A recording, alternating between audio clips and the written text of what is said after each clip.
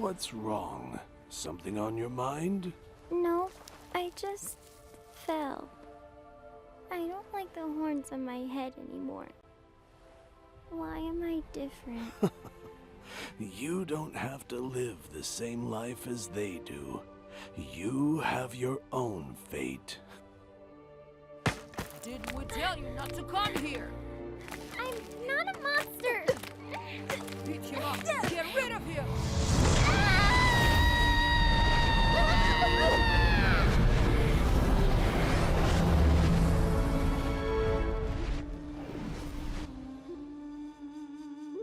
Why do you always play this song? This is a tune from our homeland. When we hear it, it reminds us of where we come from and who we are, so we don't become lost.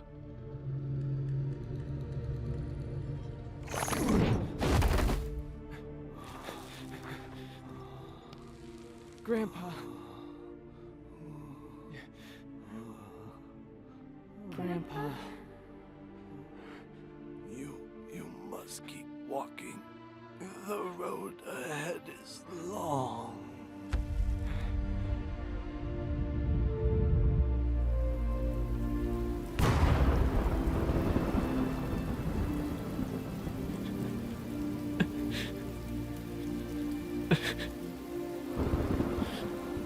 You hear that? Your ancestors are crying for you.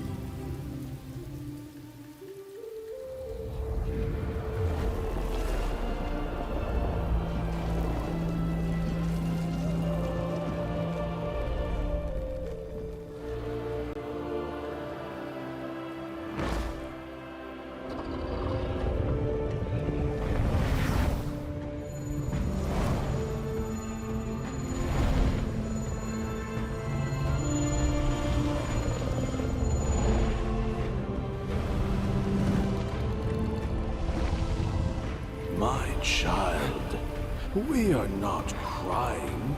Dragons don't cry. This is our war song. Our war song.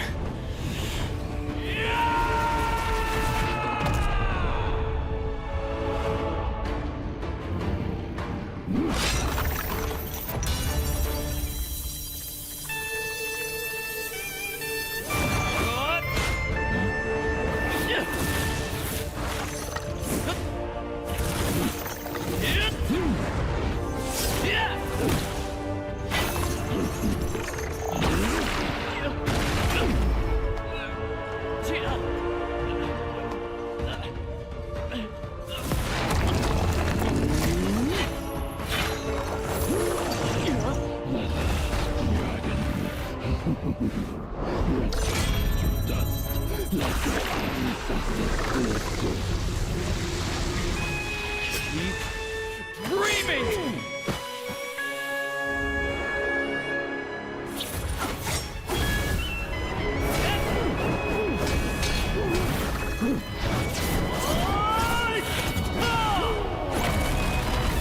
Let me show you what dragons are capable of.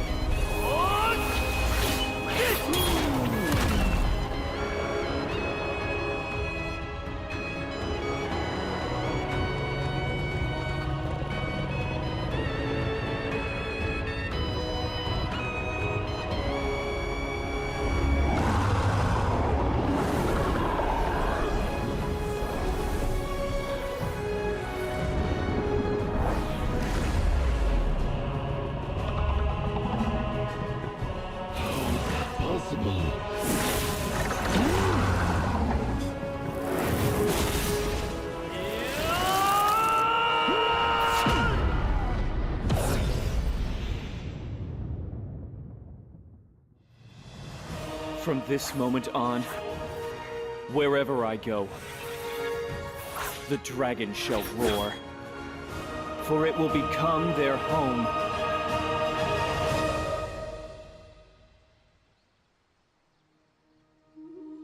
Grandpa, I will keep walking.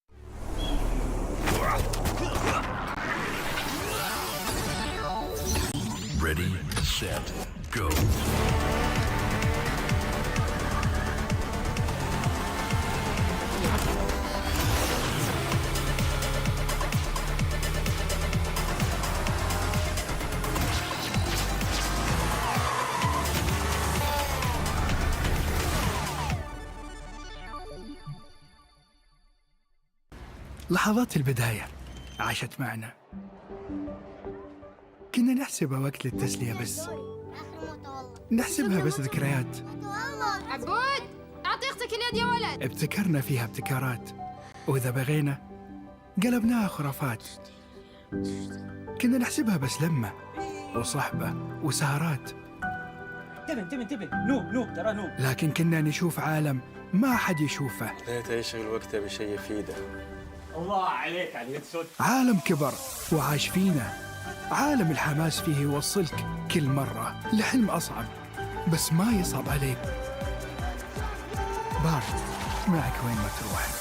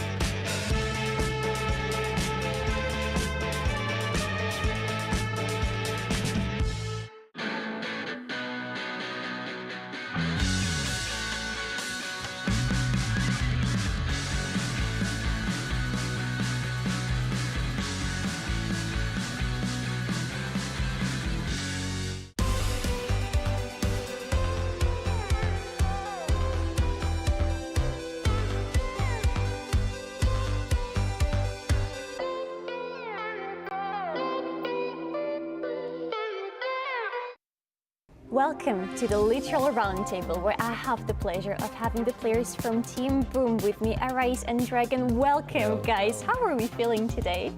Feeling great because I slept 8 hours. That's more than... Right, you did win the SEA qualifiers yesterday. Up until yesterday, we didn't know if we would see you at the Esports World Cup, but now we have the pleasure of having you.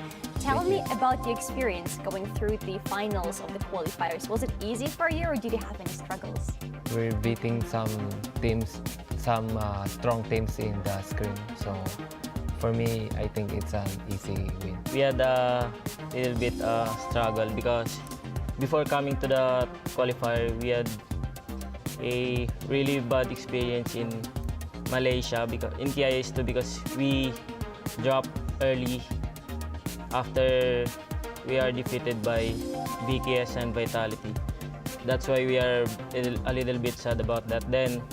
But after that, we really hard work and we come back stronger. And then we were back in our momentum coming from qualifying and beating our team. You are going to meet both VKS and Vitality in this tournament. Do you think you're gonna have your revenge this time? If we met on the playoffs, then we're gonna surely crush them. We hope that VKS and Vitality go to playoffs because we want to meet them there. We are working so hard to go to playoffs too, so that we can take revenge on them. Can you tell me a little bit about your team? How are you guys? Because you have the players, you have the coach, you have some other staff, I assume. Are you all on good terms? What is the energy in the team? For me, I think for the team, I think what matters the most is the outside the game, like how you treat your team. It's like you need to treat him like a family. So in game, you can synchronize your strategy and your moves. That's what's most important for me. It's all about friendship, because the more you have connection with your teammates, the more you understand each other and inside the game. If you had a bonding outside the game, it's really easy to communicate and connect with the teammates. And how much time do you guys spend outside of scrims and pro games? I mean, if we're going to lunch, we're going to eat together. Because some other teams don't eat together, but we teams are going to eat together. Is it important for you? I mean, for me, it's important because we build a bond that it's also important in game. We had a lot of time together because before going here, we live in the same roof. How hard is it? Not even living all together, but the fact that you have to play the game all day long. It has to be pretty hard. Not really, because when you love the game, it seems not really tired because you're enjoying the game the more you play. Yeah, that's why I don't feel pressured and tired playing the game. Yeah, because I love the game. It's the same for you? For me, it's a mix because it's hard because there's a expectation, especially you are a pro player. You need to become the best of the best, especially in your country. But at the same time, it's fun because you're enjoying what you're doing because I'm enjoying what I'm doing. Looking at Esports World Cup, what is the team that maybe you feel a little worried about playing against? Probably KPL Dream Team because yeah, they are the best and we had watched their game a lot of times.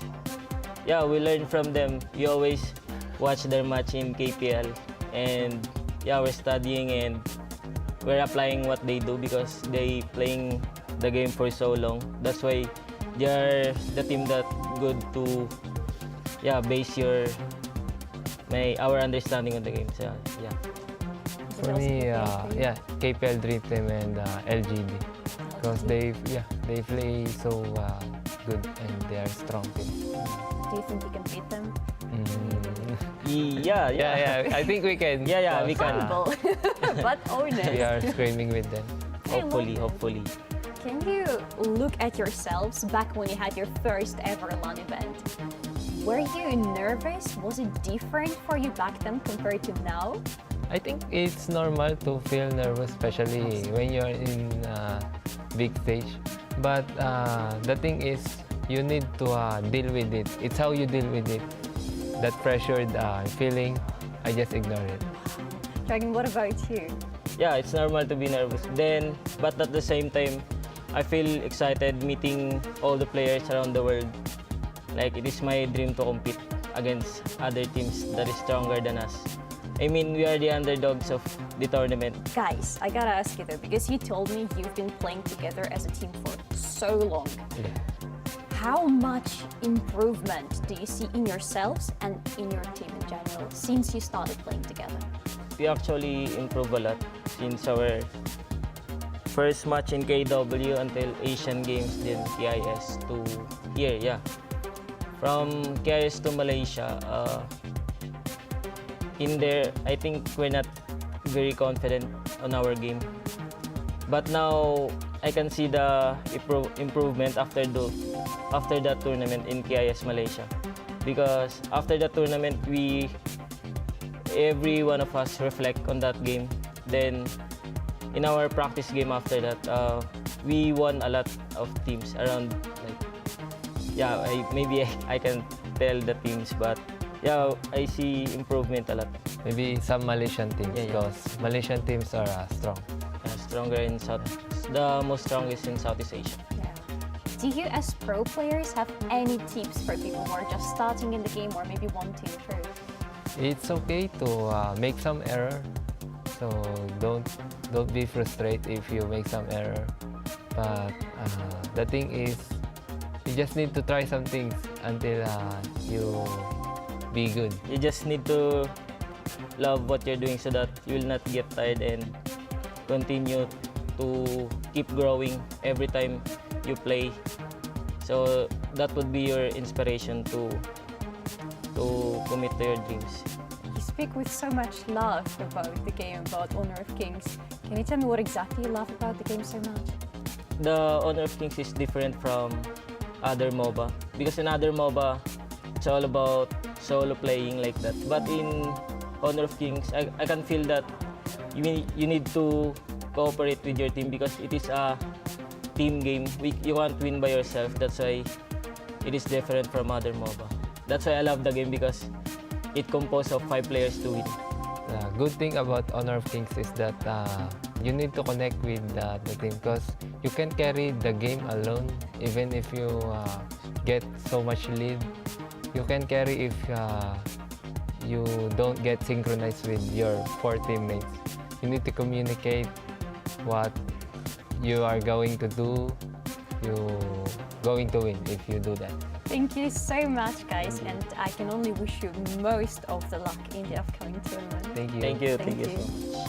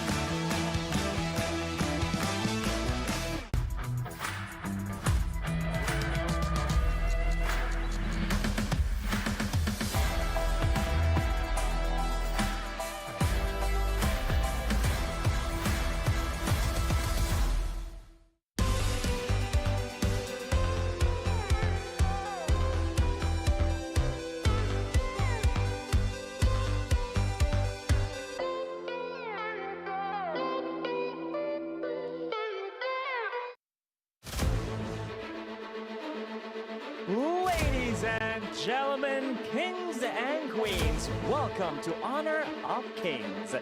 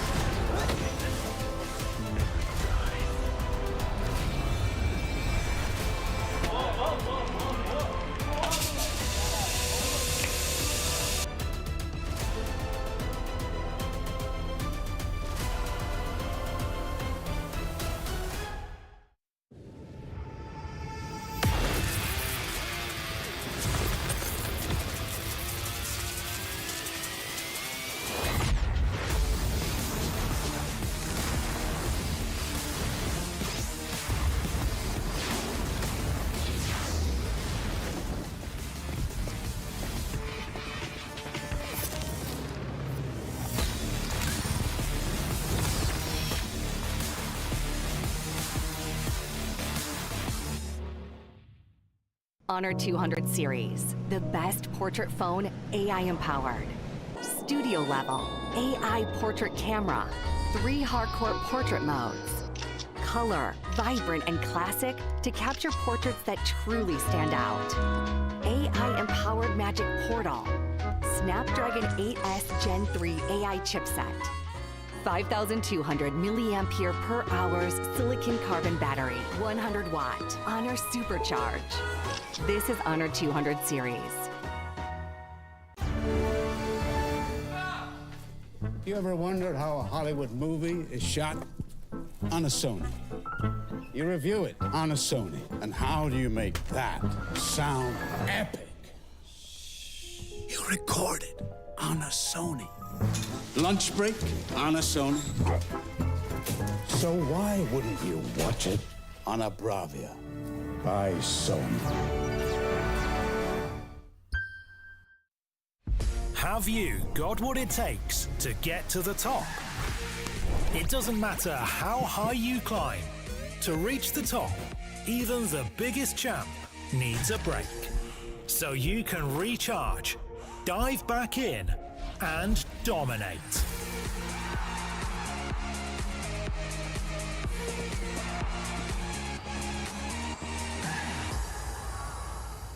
Have a break. Have a Kit Kat.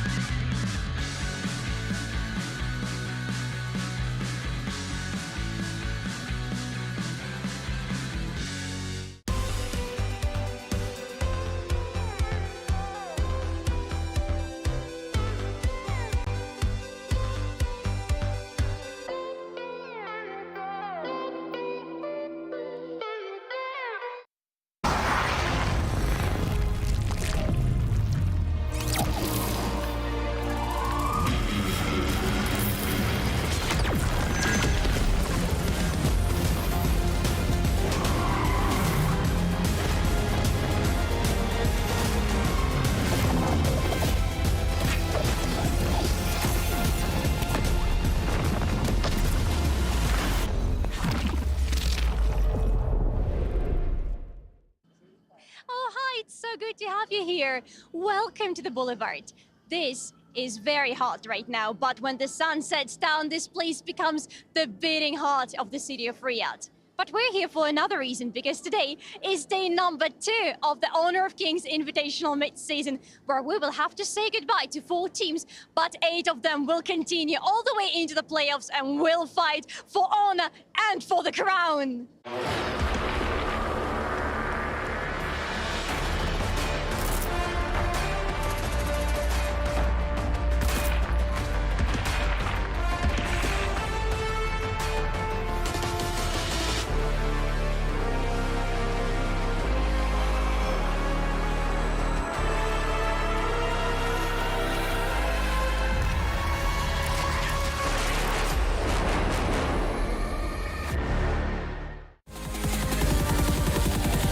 We the Kings, it's our honor showtime.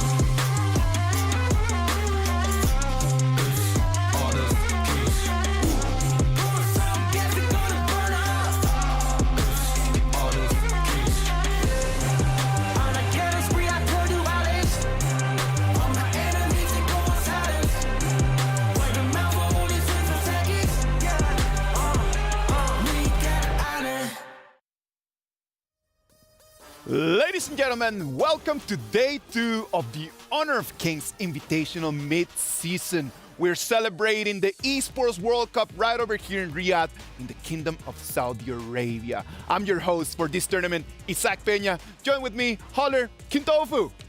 That's right, it's your favorite kind of tofu. Am I excited to get this day started? Holler, how about you? Oh, I'm super excited. I mean, 4 teams are going to go home today. We're going to find out who moves on.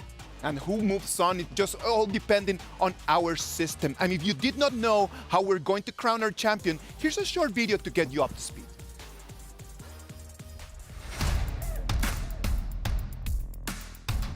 Get ready for the highly anticipated Honor of Kings Invitational mid-season at Esports World Cup. The top 12 teams from the qualifiers and the invited teams are set to converge in Riyadh, Saudi Arabia for a live showdown from August the 1st to August the 4th. All vying for their share of a massive $3 billion prize pool. Let's dive into how the tournament will unfold. The tournament kicks off with an intense group stage over the first 2 days, featuring 30 matches. The 12 teams will be split into 2 groups of 6, battling it out in a round-robin format with best-of-1 matches. Each group will compete in 15 matches to determine the top 4 teams advancing through to the knockouts. The excitement intensifies as we head into the knockouts over the next 2 days, starting with the quarterfinals. The top 8 teams from the group stages will compete in a best-of-3 single-elimination format. The winner of each of these matches advances to the semi-finals the following day to face their opponents in a best-of-5. The semi-final winners will then face off in the finals, where the ultimate victor will be crowned champion, claiming the trophy and eternal glory. Additionally, the champion will have the opportunity to smash 3 of their rival keys and add them to their trophy. Mark your calendars for August the 1st and don't miss out a moment of action as your favorite teams go head-to-head in a live competition on stage.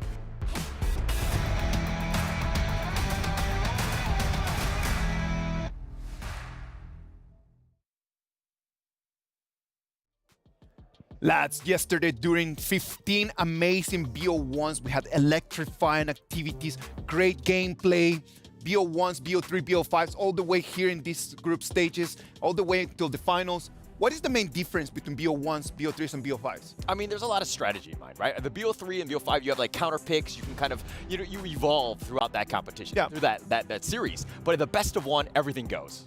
That's right. So you get to have the killing blow, but you have to think through a little bit more in the BO3s and the BO5s. It really comes down to that big strategy. What's the overarching view you have of your opponent?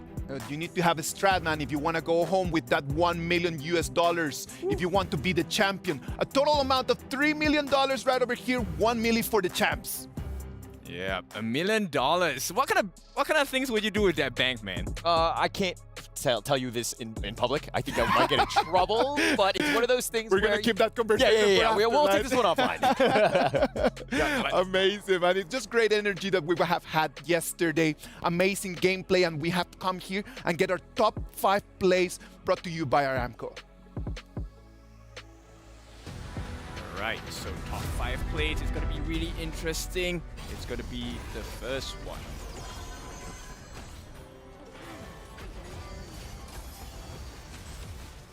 First one right over here, man, the way that Fly comes in. I know that most people are just thinking about how Ogren is just taking all the kills, but actually the way that Fly started the whole fight, that was precious. Yep, and this was the opening game of yesterday, so this was a very strong display, and the standard set by the KPL Dream Team of how games will have gone for the rest of the day. Yeah, and KPL, it was one of those things where they were playing for the first time on the international stage. How were they going to play? And it looks like they had no rust. They knew what they were going to do, and they just completely dominated that first game. Completely dominated indeed, the same as LPS right over here against Boom. The Brazilian Kings doing so well for themselves, really working out the strategy to win this best of one very cleanly. Yeah, very clean. I mean, no real chance. Boom Esports right now, they were on the defensive from the beginning, and they were just kind of reacting to what Loops was doing in that game. Very difficult game for them. Boom Esports, really, they kind of need to step things up. I'm kind of worried about them going to this tournament here. Stepping things up right over here, Team Secret and LGD Gaming. Yeah, this was the spicy one of yesterday, and boy, did LGD entertain. Putting the Da Xiao back into the shelf here, you know, Team Secret has to show up somehow today. Yeah, a lot of strategy with that one, and it was the Team Secret special, and it looks like LGD had all of the counters for that. Right over here, KPL Dream Team one more time against Boom Esports right over there next to the Crystal. Yeah, this was the cherry on top, right? Because this was the fastest game yesterday on the side of KPL Dream Team. Not even 9 minutes, man. Yeah. That was a complete show. Yeah, and it was one of those things where it's the highlight reel for the KPL team, because we can kind of see them quite a bit on that one. And our top play is going to come from LGD against Kagendra. Yep, this one was spicy. I mean, they put up a fight on the side of Kage, but LGD was just too strong. Too strong, too smart. They were completely baiting them out, especially in this team fight, which ultimately ended the game. LGD playing with their food almost, and Kagendra, they thought they had an advantage. Look at them. They're now on the run, and they got completely wiped out. And that was it, man. That was the last push that LGD needed just to take the crystal and just to take the dub. Kagendra thought that they could counter, but no. It was just lights out for them. Yep, so that sets the tone for today. That's a lot of games we have to go through with all the different teams for the rest of, what, 4 or 5 hours? Yeah, exactly. Thank you to Aramco for bringing us the top 5 plays from yesterday. And the players were actually really alive. They were feeling a lot of nerves, man. Like, they won. And we have over here the top reactions brought to you by Doritos. Yep, can you imagine coming all the way here into the kingdom and having a play in front of a huge crowd? Yeah, I don't know if it can. I mean, but look at these guys. They're completely, the camaraderie's there, the seriousness. I mean, the ecstaticness. Like, he was incredibly happy. Everybody was on another level in terms of just making sure that they were showing up and having a great time on this group stage. Yep, and if you felt that they were locked in yesterday, boy, do I have some news for you. Today, they're gonna be in the zone. I hope that they're gonna be in the zone, man, because I just want more of these reactions. Today is do or die, man. You either are gonna end up laughing or you're gonna end up crying. Yep, I mean, it's the stakes are high. So what kind of flavoring do you like your steaks? Well, Dorito flavored for sure. I mean, that's definitely gonna help me out, no? That is gonna help you out for sure, man. That is going to help you out for sure. Thank you very much to Doritos for bringing us the top reactions of yesterday. We had 15 BO1s, and that set us up to how Group A and Group B are looking on the stands, right? We're gonna start first with Group B. KPL Dream Team, Weibo Gaming, 3 games, 3 dubs. Yep, this was surprising, right? So KPL Dream Team, with the performance, we already know how they operate. But Weibo Gaming coming out 3-0. That's a huge one for today. Yeah, I was kind of not really expecting a 3-0 from Weibo. And some of the games, they were definitely playing from behind. So the fact that they were able to kind of come back and to make sure that put a statement on their name, so to speak, by going 3-0 speaks volumes about this team. Like, nobody was expecting this, right? And their hero picks was one of the reasons why they actually were able to turn things around. Yep, exactly. There was a lot of funneling on the side of Weibo Gaming. And with the help of the Clash lane in the jungle, they funnel all into the farm lane. And when you get the farm lane on the side of Weibo Gaming, all that farm, you know what he does with that money. Yeah, a lot of money. And Guyu was kind of running with most of that money. He was kind of carrying that team from the Clash lane. He was doing quite well. Very impressive play by him.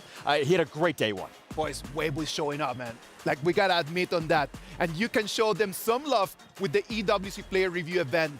Remember to search for HoK Camp to enter the player review section where you can rate and share your opinions on the participating players.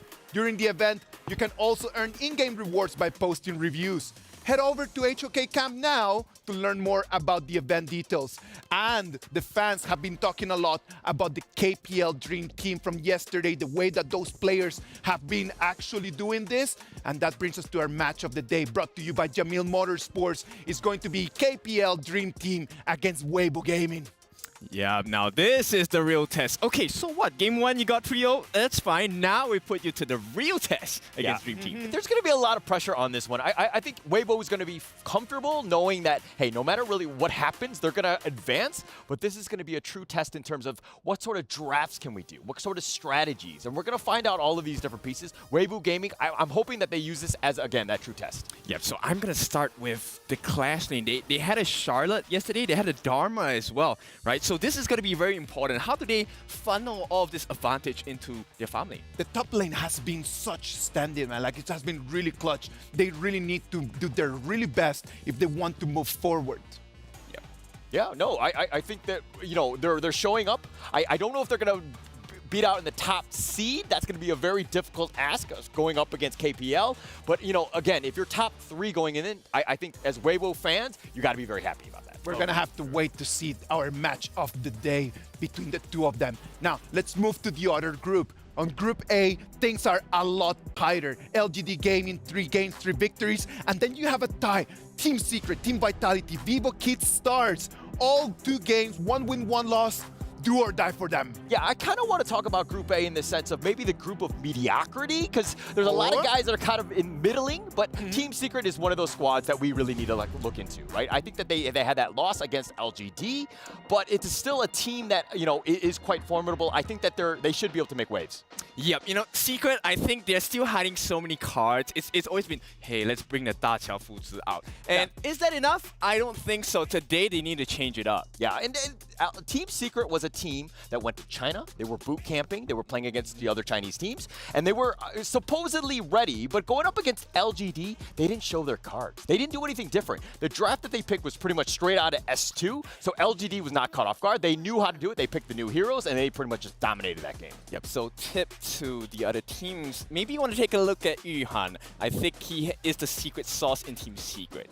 Yeah, let's wait and see, man. They're going to be fighting against VKS in order to actually move forward, right?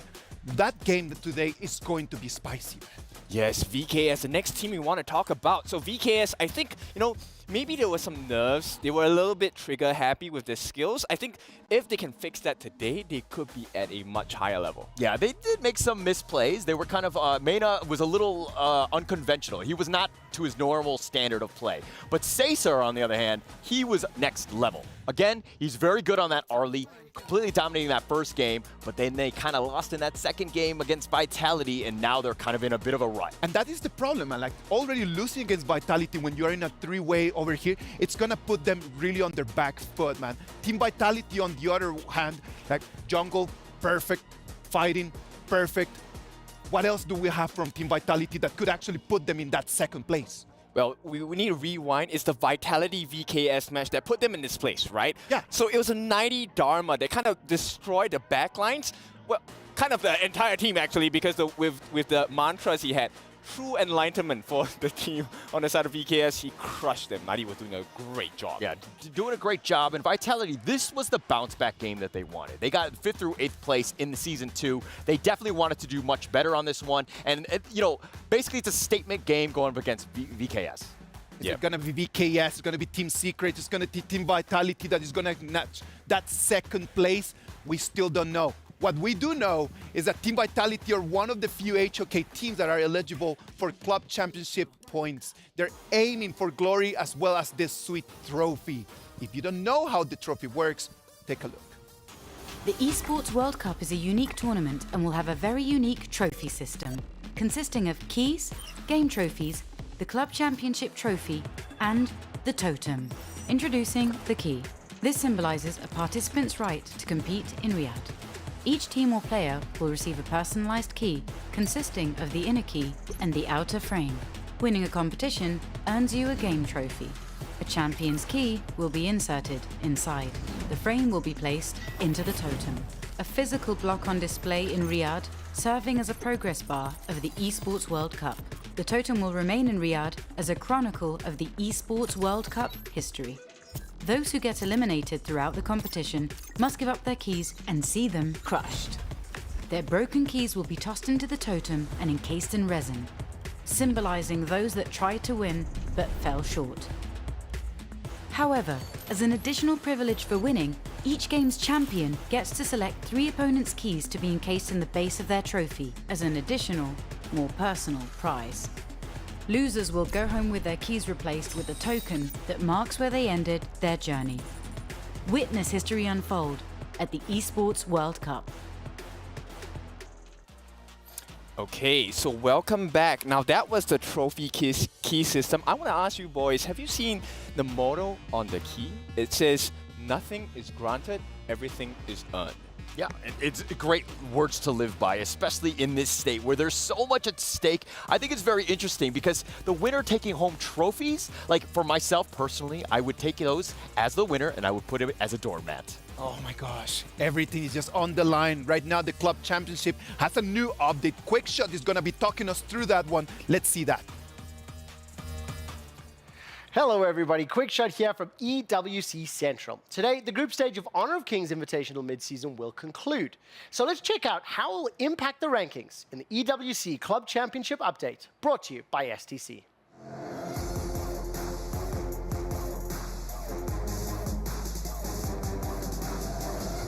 Now to start with for the HoK standings here in Group A, LGD Gaming has been undefeated throughout day 1 and a playoffs finish is a much necessary conclusion for this club.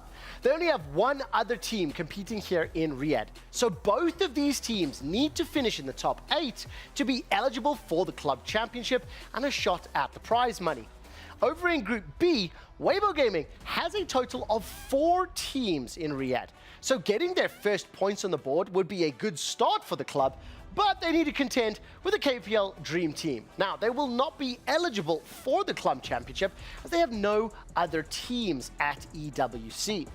Crucially in Group B, Team Falcons are struggling. They may be in trouble, but when you look at the top of the table, they're currently in the lead with 3,500 points. This could see their team eliminated from HoK Invitational mid-season, but with the current lead and many more teams left in the EWC events, they are probably looking likely to take it. Will anybody be able to upset Team Falcons when the other squads catch up? You'll have to find out, and the place to find out will be here on EWC Central. For more updates on that club championship, as well as all the other games, as well as teaching mini games, and just hanging out for a good time, you can join us every Thursday to Sunday from 4 until 8. Twitch.tv/EWC. That does it from me and the EWC Club Championship update brought to you by STC. Team Falcons locking in, man.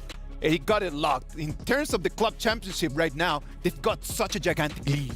Yeah, man, it's a huge amount of money. I would like that bank, man. Yeah, of course, 7 million. Yeah, I don't think they're sharing, by the way, but it's still one of those things where they still have a chance. This is the local team. Obviously, we've seen, the audience. We went to the stage the other day, and we just saw how much support that they have. And Team Falcons, their HQ is right next by. It's one of those things where a lot of the supporters are there, but can the team really step up today? Team Falcons are going to have an opportunity today just to keep counting more and more and more points, as they're going to have their first match against Boom Esports, right? We can see over there on your screen, Stream A and Stream B, we're gonna have 15 more games. And in case of a tie, we're gonna have tiebreakers right after all that. Lots of emotions for you guys to be over here online. But let's move on to the first game, man. Team Falcons against Boom Esports. Yeah, it's going to be a spicy one because both of them have pretty high stakes in this. They want to get some points on board. If I'm not wrong, Boom did not win a single game yesterday. Yeah, they didn't win a single one. They snuck in, so to speak. They got that 3-0 in the RRQ and the SEA showdown, so that's what got them here. But their presence or their performance yesterday, not great. They're 0-3. They are on the bottom looking up. Very difficult situation for Boom Esports. I like the way they're walking in, though. That's a walk of confidence. At least, they have some foundation to start. The problem in here, man, is that whoever that loses this game is going to be our first team eliminated. Because mathematically, not being able to take one more win in here is just going to kick them out of the tournament. Yep, and it's painful, right? Imagine your key getting crushed right at the second day. That's a painful experience. Yeah, road to the airport directly. Do not go past go. Like, do not collect $200. Go directly to jail. Unfortunately for them, they might be in that situation. Not a great situation for either of these teams. Boys, let's talk about this. Let's be realistic. For them, it's a learning experience. Oh, for sure. They come here, they're going to get more experience. It's important for them to learn. Yep. STC play predictions. Let's predict what's going to happen. Who do you guys believe is going to win? I actually think Falcons learn really fast, so I'm going to go with Falcons. I was gonna go with Falcons. All right, just to make it interesting, I'm gonna go with Boom Esports. I wasn't too impressed with their play yesterday, but again, I think we just need that divide, so to speak, and I'm gonna go with Boom Esports on I'm gonna go Boom Esports as well. Boom. I'm gonna go Boom Esports as well because yesterday, after seeing them playing and after looking at the fans, they've got a gigantic fan base right now that they're really rooting for them. Back home, everyone's got their hope on the fact that they're going to make it through, and I hope that they're not going to make their fans just a little bit sadder, man. Well, 15 seconds for us to move to the Amazon Arena. We're going to start our 15 games of the day. The stage is set, the lights are on, the players are ready. What about if we go to the Amazon Arena?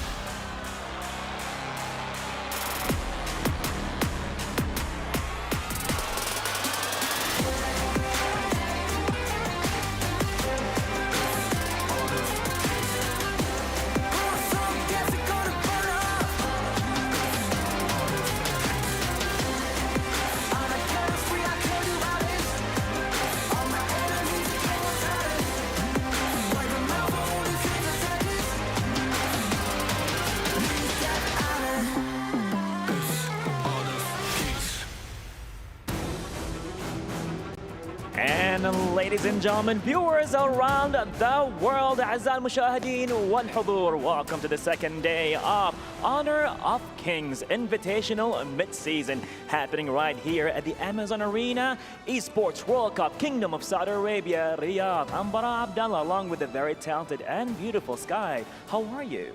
Thank you, ladies and gentlemen from all over the world. It's my honor again for the second day of our group stages to standing right here. I'm feeling excited, but at the same time a little bit sad because today we have to say goodbye for 4 teams in total because we only have 8 seats left in the playoffs. You got that right, and I think we are definitely ready for the first match. We're gonna see some Kings rising and Empires clashing. You ready, Sky? I think the both teams are ready for this. Let's get the party started. Let's welcome, give it up to Team Boom Esports.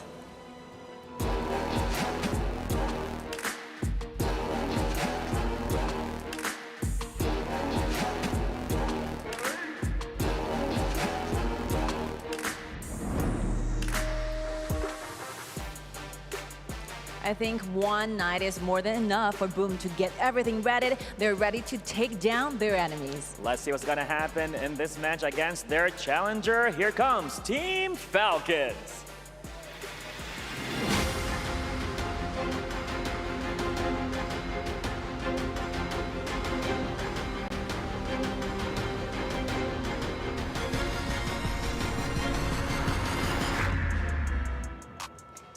Team Falcons are ready to fly with victory. This is gonna be a survival match, right, Sky? It's super important because none of the teams have been experienced a taste of victory so far. So this is it, do or die. You have to earn this because nothing is granted. It has to be earned, right? You got that right. And more details with our amazing talents at the studio. Ready, Sky? On 3, 2, 1, yalla. Welcome everyone, my name is Stuart. Joining me for the first 6 games of today is Blam, and as the analyst said, it is do or die for our teams here at the Honor of Kings Invitational mid-season. The first series of the day, as you saw, Boom Esports against Falcons. Both of these teams at the moment, Blam, currently sitting at the bottom of the standings, Boom 0-3, Team Falcons 0-2. This might actually be the most important game of today. Yes, definitely. In terms of stand-ins, and I think it's more important for Boom because, like you said, they are 0-3.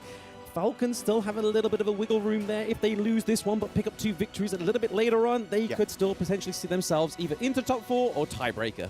Yeah, that's the big thing is that, as you mentioned, Falcons still have to play AG Global later, which is also going to be a very, very big game, which is going to be happening on the B stream. Of course, we have loads of games on the A stream and also on the B stream as well at the same time. But Falcons yesterday was on the stage for game number 1 as well, was the opening game of day number 1. They're hoping for a better performance this time. Against the KPL Dream Team, it was a little bit of a struggle, but here we go, starting off the draft. Things are Falcons banning away that Athena. We did see it against Boom. It didn't work out very well, but this is something that every team is banning away against Boom.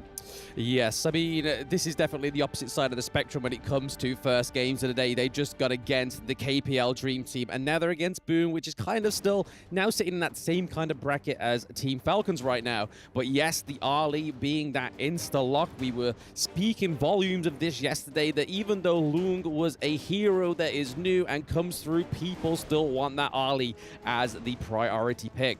And we see the Mai and the Chow getting banned through there. But Zhang Fei for Clue is huge, and we've seen Nabil go on the Lady Shen yesterday. Yeah, for sure. I mean, Zhang Fei, we haven't seen too much of. A lot of players have been prioritizing the Lian Po over the Zhang Fei, trying to go for more crowd control with the Lian Po. But as you mentioned with Ali, one of only 3 heroes yesterday that had 100% pick and ban rate. The other 2 heroes, Dolia and Lady Shen. Dolia being banned away this time around, but we still have the Lady Shen, as you mentioned, on the bill, and also we have the Ali on the side of Boom. So no long again. So a lot of these teams prioritizing Ali again is probably for more comfort, but the first round of picks have been finished, which means we're going to the second ban phase, and a lot of Clash laners are being banned. The Main banned away, the Elaine banned away, so Wawa and Miggy are going to have to try and go lower down in their champion pool to try and find some other picks up their sleeve. Yeah, I mean, we've still got the likes of the Byron to come through. They could still go for the Lian Po in the top, and there goes Dharma as well. So, as you were saying, Stu, that pool in the Clash lane is looking mightily low, but Migi still has his Charlotte available.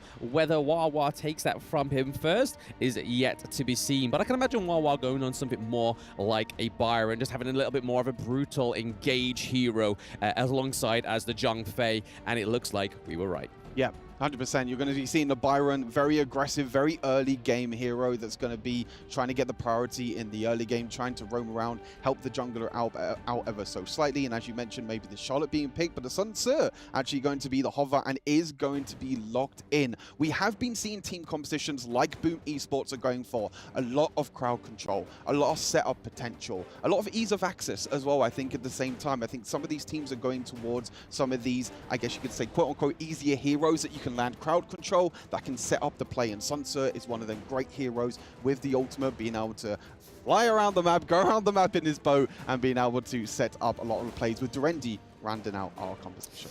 Yes, the RNG there, so no Lung ban, no Lung pick up, which is super duper interesting. I'm pretty sure if there's any other teams on that stage today, they'll be like, hey, that is my boy, I am taking that from you. But to have the Durenji at the end, rounding out that team comp, is probably a good thing for Falcons because, again, Durenji late game has some great damage potential. But I think that Mutsu pick coming through is all trying to mitigate that Byron engage, because if we can land those skill shots, it kind of slows him in his pace. 100%. I mean, you have the Zhang Fei as well that's also going to jump in. Did also get that change, if you remember, in the recent patch notes as well. When he goes into his bigger form, when he goes into his ulti form, his abilities can now knock up, so now he has even more crowd control for him. So it's a bit of a secondary pick to the Lian Po. But here we go, game number 1 of today, of a lot of games today, and this is probably the most important one. Boom Esports against Falcons. Whoever loses this game is most likely going to be out of the competition. We're going to be seeing our first elimination for today. Finally, very strange enough, though, that the Ogryn actually wasn't banned by either of these teams either. Yes. But still, we see counter picks like the Masashi come through, the Motsu as well. But we may not be waiting too long for some kind of action. And there we go, Nabil getting the first blood onto Boom Dragon. So this is something that I took away from my prep yesterday, that Falcons generally have a great early game. And it's currently showing here with that first blood for Nabil is huge for Team Falcons. The big thing here is actually Clue starting up in the top side. We don't normally see this a lot from supports. We normally see them starting in the mid lane, trying to get that mid lane priority. But with Lady Shen in the mid lane, with the huge amount of wave clear that she has, it allows the Xiangfei to start on top side. And you saw, because they got the pushing priority on top side, Sansa was stuck underneath the tower. It allowed Wawa and Clue to roam down into the mid lane. That's exactly what they were able to do to secure that first blood. But as you mentioned, Falcons' early game, even yesterday as well, their game against, I believe it was Loops. Yes. They had a really strong early game. They had a really strong gold lead. But when it comes to them team fights, their coordination are just not there yet. So they're going to have to try and improve that in this game. Yeah, I think with Ray on the Monkey, it's probably going to be a lot more easier for him to get to these team fights, because we saw him on the likes of the Masashi yesterday, where you kind of have to exhaust that dash over the wall, and it means that you don't have as much as a steadier engage after you use it just to clear some sort of terrain. But whereas Monkey, he can circle around, use that ultimate, and he's there. But speaking of Ray, taking a lot of damage there from Dragon in the mid lane. That's something you don't want, as we see Boom and Falcons come through into the mid lane. We see that the Masashi shield does not connect onto the Lady Chen. But again, such great brawls happening from minute 2.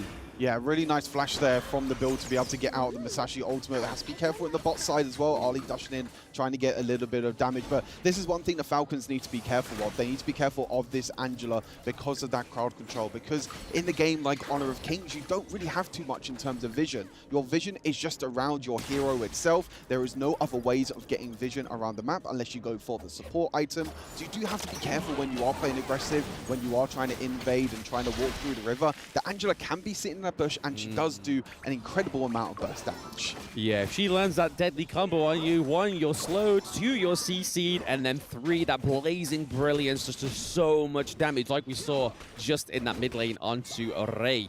But here we are. There is a potential 2v2. Oh, that's what I was talking about. Going heavily in Boom's favor. You just called it out there, Stu. That Angela does sit in those bushes, and she is phenomenal, which was a great play by Boom. Really nice rotation as well by Dragon. I was talking about maybe her sitting in the river, maybe her sitting in the mid lane.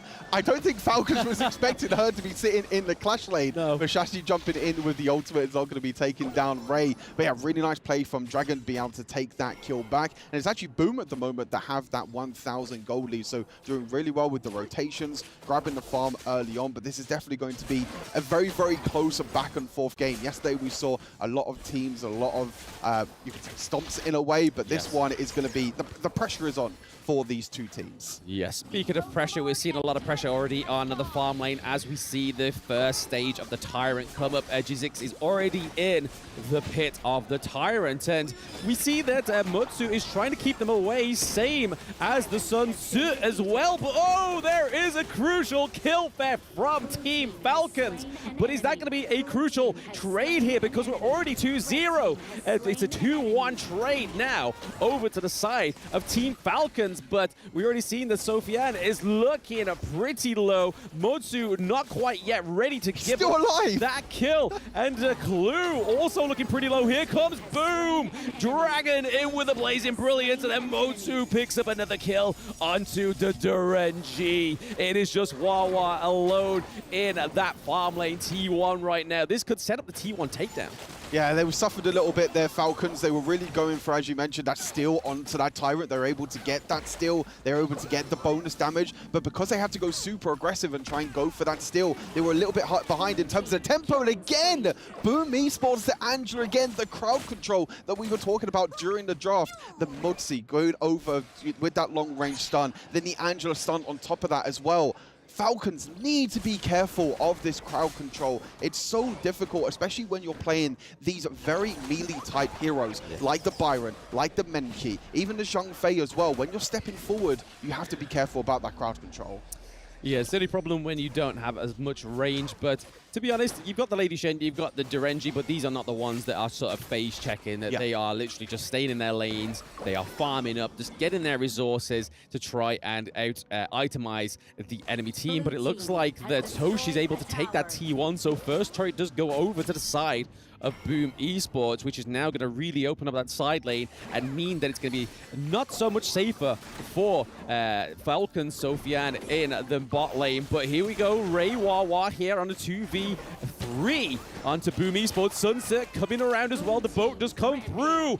Boom taking another kill thanks to the blazing brilliance, and this is going to be a T2 at 6 minutes. They're really struggling at the moment, Falcons. It's just the grouping at the moment from Boom Esports. Like I said, it's just that ease of the composition, you know, being able to easily get the engages, easily get that first kind of engage onto the side of Falcons. And because they're the first ones that are being proactive, the ones that are actually going in for the engage, Falcons are on the back foot at the moment. You know that Menki is normally a kind of a late game scaling jungler, has to kind of get a few items, has to be able to get tankier, but needs to get into the mid and late game before he can actually get tanky. And at the moment, nowhere near that point at the moment. So you're seeing that Angela, the burst damage from Dragon at the moment, doing an incredible job. Yeah, Dragon and Impressive are doing fantastic efforts setting up these engages, and they don't have to be anywhere near these enemy heroes to set them up. They just pop skill 1 and 2, and then the setup's already there, and then allow Miji or allow Jizix to go in and just clean up with that close quarter combat. We've seen a lot of pressure going onto Sofian in the back lane, but there we go. Jizix goes in with the ultimate onto the monkey there, and Sofian looking pretty low, but Ray takes another L in the team fight. Boom Esports actually 8 kills to 2 right now, and that 23k to 8k goal, 18k goal difference is something that Falcons need to start to worry about.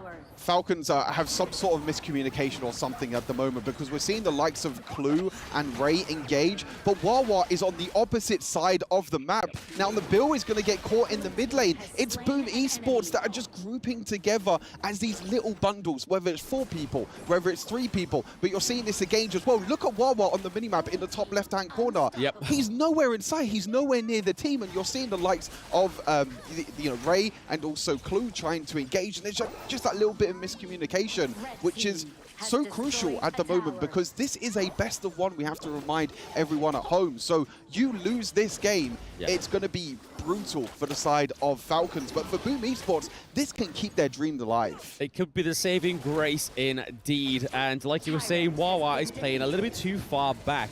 You can kind of see where he's coming from. He's trying to sort of hope that the backline gets damaged a little bit. But like we were saying in the earlier game, they don't really have the range into the backline, because it counts on the Zhang Fei to get in. It counts on the Monkey to get in. And if they can't get in, then Lady Shen or Durenji aren't going to be the ones to start that engage. So we already see him there just kind of trying to stalk, and it's just not working out for Falcons. But Boom already looking like they're going to pretty much solidify their place and get their first victory. But Wawa sitting in that brush there, not looking like he wants to clear the minion waves. Toshi's just being given a free T2 there. I'm not too sure what's happening here, Stu.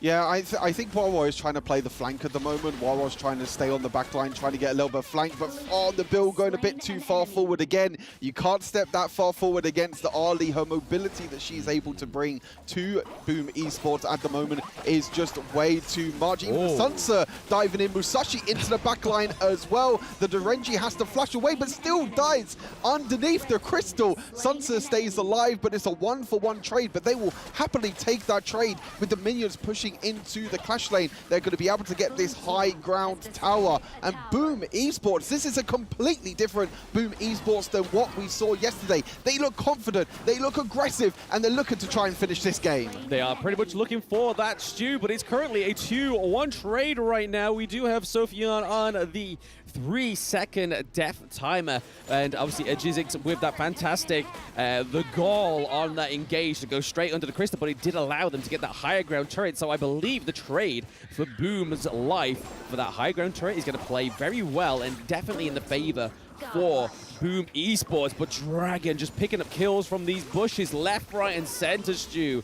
They are using this Angela brutally, and we are going to get no, they do deny the kill theft onto the Shadow Overlord this time around. So this could be what Falcons need to try and give some pressure into these side lanes. But we do see that Ray falls down once more, not quite escaping these jungle objectives, getting out of these neutral objectives alive. Yeah, I don't think really this Overlord is going to do that much. You know, just using it straight into the mid lane. Yeah. They're trying to slow the game down. They need items ASAP on the likes of Clue and Ray because they are not tanking any of this Angela damage at the moment. Angela is so far ahead in terms of tempo, in terms of items, the gold as well. And Clue and Ray cannot tank any of this damage at all. They're supposed to be frontline tanks. They're not even tanks at the moment. They're as squishy as anything, and they're playing super aggressive, as you can see. Now, with Boom being able to take the Tyrant, they're now going to try and look to get that one last team fight to try and win this game. Yeah, we got a very valiant effort here from Wawa, trying to get the T2 onto the side lane in that clash lane, but Ajizix knew and is going to go here to try and shut down the Wawa, but currently already taking a big beating is Wawa, and there we go. Midget is coming around with a little bit of a helpful hand to take that 2v1 and able to stop the Ajizix falling down on the side of Boom Esports, but 14 kills to 5 right now, Stu. We're seeing that 5k goal difference, almost 6k. There it is. Ding, ding, ding on the bell. It comes through for Boom Esports. But like you were saying, Stu, the Zhongfei, the Monkey Pig are just all playing behind the Lady Chen. It's kind of like they're like, oh, don't let me go in. Just tell me when. Tell me when. They're not taking the initiative themselves, it seems. Yeah, exactly. I mean, Boom Esports have been the proactive one. You know, Falcons at the moment are playing reactionary, which is not what their composition wants. You know, as you mentioned, they want the Zhongfei to go in. They want the Menki to go in as well. And it's so difficult to be able to do that when they're so far behind, not only in gold, but also in tempo as well. I mean, they're struggling to even go into their own jungle. You can see they're worried. They're all just standing around. They're all super worried to even face check, because even with the face checks at the moment, which is supposed to be Ray and Clue, and look, you can see here, perfect here from the observers, just toggling the vision control of both Boom Esports and Falcons at the moment, and they're just realizing that every single time Dragon is looking to step up, look at that, always trying to go into bushes, always trying to play around the vision, and he's playing incredibly well so far in this game.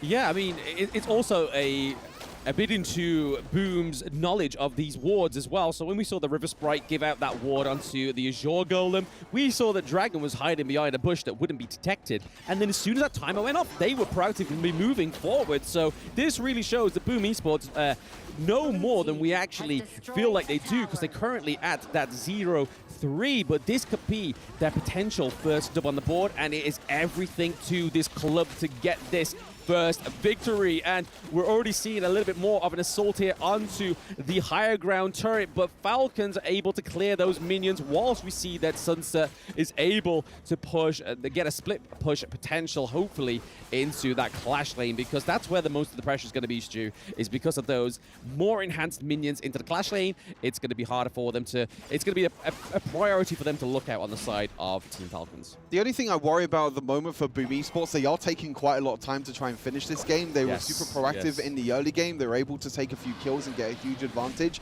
They're probably just playing with I guess, a little bit of worry in the end, because they're like, okay, this is probably the most important game in our group. We need to win this game to keep our hopes alive. So they're not willing to take any risks. But the problem for Falcons is they can't even go out of their own base. They're trying to now to try and take this Shadow Overlord, but it might just get engaged on and lose the game. Yes, we see a great bit of a bait there from Midget. He's just trying to keep them from that Shadow Overlord, but here's Ray. He is not able to get in to the Shadow Overlord camp, so this is going to be very fruitful for the side of Boom Esports. But like you say in there, Stu, a great observation is that Boom are taking their time to finish this game. They had to the 9-minute mark where they got the high ground turret. It's been 5 minutes since we've seen any sort of other advancements. But here we are. They are still trying to contest and take the Shadow Tyrant, even though they have that jungle debuff. They are all working on it as a team.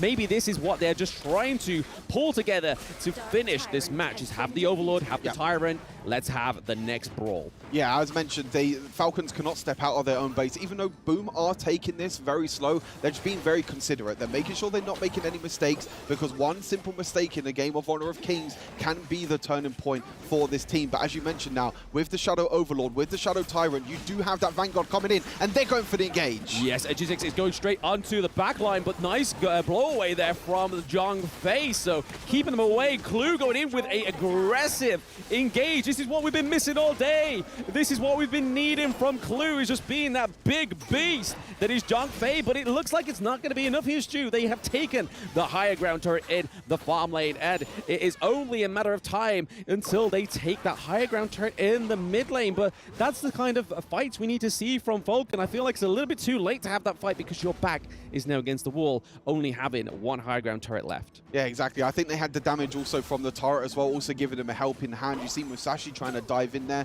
trying to do a lot of damage, trying to get that one kill that they need to try and finish this game. Nabil playing super aggressive, has to be extremely careful. Nabil does not want to be there. Nabil is not the tank of the team, but I think job done at the moment for Boom Esports. They were able to get the bottom high ground tower. They got the top high ground tower. They're now just trying to push in this mid lane, trying to get that third high ground tower, which pretty much seals the deal for Falcons, because at that point, and there you go, at that point when 3 high ground towers are taken down, it's so difficult now for Falcons to even leave their base. You have minions pushing in the top, you have minions pushing in the mid, you have minions pushing in the bot lane. How do you defend this if you're Falcons? I mean, they're showing it right now that they're defending it pretty well here, Stu. They're able to mitigate that wave there, because it just didn't seem that Boom was able to have their footing in, because all three lanes are splitting 5 players there. So even if we saw like the engage from the Motsu come through, I feel like it wouldn't have been as fruitful as some of these previous team fights would have been, or previous engages would have been. So again, we could be seeing the first 20-minute match of this mid-season invitational.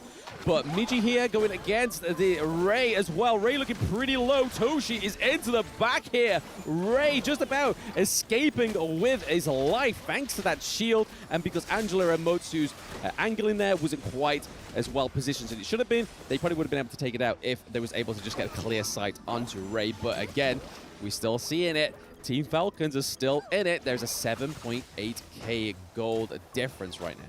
Yeah, you can see that Ray's starting to get a little bit tankier. You can see that he's starting to tank quite a lot of damage. Menki is now scaled a little bit into this late game. The problem is, as you mentioned before, I think it's a little bit too late. I think they've just lost so much in terms of momentum, in terms of just pure map control. You know, Boom Esports have the whole map control. I think they're just waiting at the moment for these next major objectives to spawn. As you can see, the Shadow Overlord has been spawned. Falcons are trying their best to try and step up and try and defend and try and take away this Overlord, because if that Shadow Vanguard comes in, it could be the end for them. It's going to have to be a very well-played team fight here by the side of Team Falcons. Already been down 8k gold, but they are trying to waddle down the health of Jizzix, but he does have the Sage's Sanctuary. War is down, so it's already a 5v4 matchup here. We see that Michi's gone straight into the back of the line there, trying to do some damage onto Sophian, but he still has that Sage's Sanctuary. Nabil goes down as well. This could be the potential end here, the curtain call for Team Falcons, as we see both the side lanes have the minions here, Stu, and Jizzix still has that Sage's Sanctuary. He's able to bait those abilities. We see that Boom Esports are probably looking for the final strike here onto the side of Team Falcons, and click, click, boom! Esports getting their first dub on the board today. Boom Esports keeping their dreams alive. A much-needed victory for them, but the road doesn't end here as well. They still also need to try and win the next game as well against AG Global. So there's no time to rest for them. They have to go back. They have to prepare for AG Global, and they need to also try and win that game as well. But you can see the faces of Falcons at the moment. This could be the end for them. There's a slim chance that there's a possibility of a 3-way tiebreaker between Falcons, between Boom, and also AG Global. But Falcons have to play Weibo Gaming still, whereas Boom Esports and AG Global face off against each other. So really, really strong performance. This is the Boom that we was expecting, you know, coming into this from the SEA showdown. Dragon, I have to say, MVP of this game on that Angela. So many picks. Impressive as well on that Mozi. Yes, I mean, just showing clearly a different playstyle of what we've been seeing to Boom Esports. Dragon just being absolutely a ninja on a mage. We never thought we'd have those same things in the same sentence, but a mage being a ninja, very selfie, just basically being the intel, the main intel on the side of Boom Esports really showed the difference and the victory meaning of it. Yeah, for sure. Boom Esports keeping their dream alive. They need one more game to try and win, to try and do it as well. But incredible victory at the moment for Boom Esports. We'll have to try and see what they're able to do. But that's our next game as well. That's the crazy thing. Yes. Boom Esports have got AG Global on the A stream in our next game as well. So it doesn't even stop there for Boom Esports. You know, it's absolutely crazy to see that they have to also try and beat AG Global afterwards. We also saw AG Global yesterday also have a bit of a shaky start. They're also 0-2. So this Group B at the moment is like KPL, Weibo, and then everyone else underneath at the moment currently struggling, and every single game matters in this best of one. Yeah, speaking of struggling, we saw that Falcons was trying to struggle there as well. But we are going to be going over to the winning interview of Boom Esports. All right, good to be back, and we are side with Miggy from Boom. Congratulations on that game. How do you feel right now? I think I'm feeling that we have a chance to make it to top 8 right now. Okay, confidence it is, because you guys have a quite rough day on first day. So do you have any change when it comes to gameplay, when it comes to strategy? What would be the changes? I think more on mental, because before yesterday we want to win, but now we want to just have fun and showcase our practice to end result will come out. Of course. Just have fun and let's go with it. So, you're not done yet. We still have another match happening here back to back. You're ready for that? Yeah, we are ready and we are preparing for that right now. Ready, prepared, and confident. How you feel about that, Sky? Of course, I strongly trust you can do better in the next round. You don't have enough time to rest. Okay, thank you so much. This will be the end. And let's get our time back to the studios. Let's go. Congratulations to Boom Esports taking their first win of the tournament. We called it. We called it. You did not call it. I have to defend myself here. I think later we'll have a short clip of what I was doing yesterday.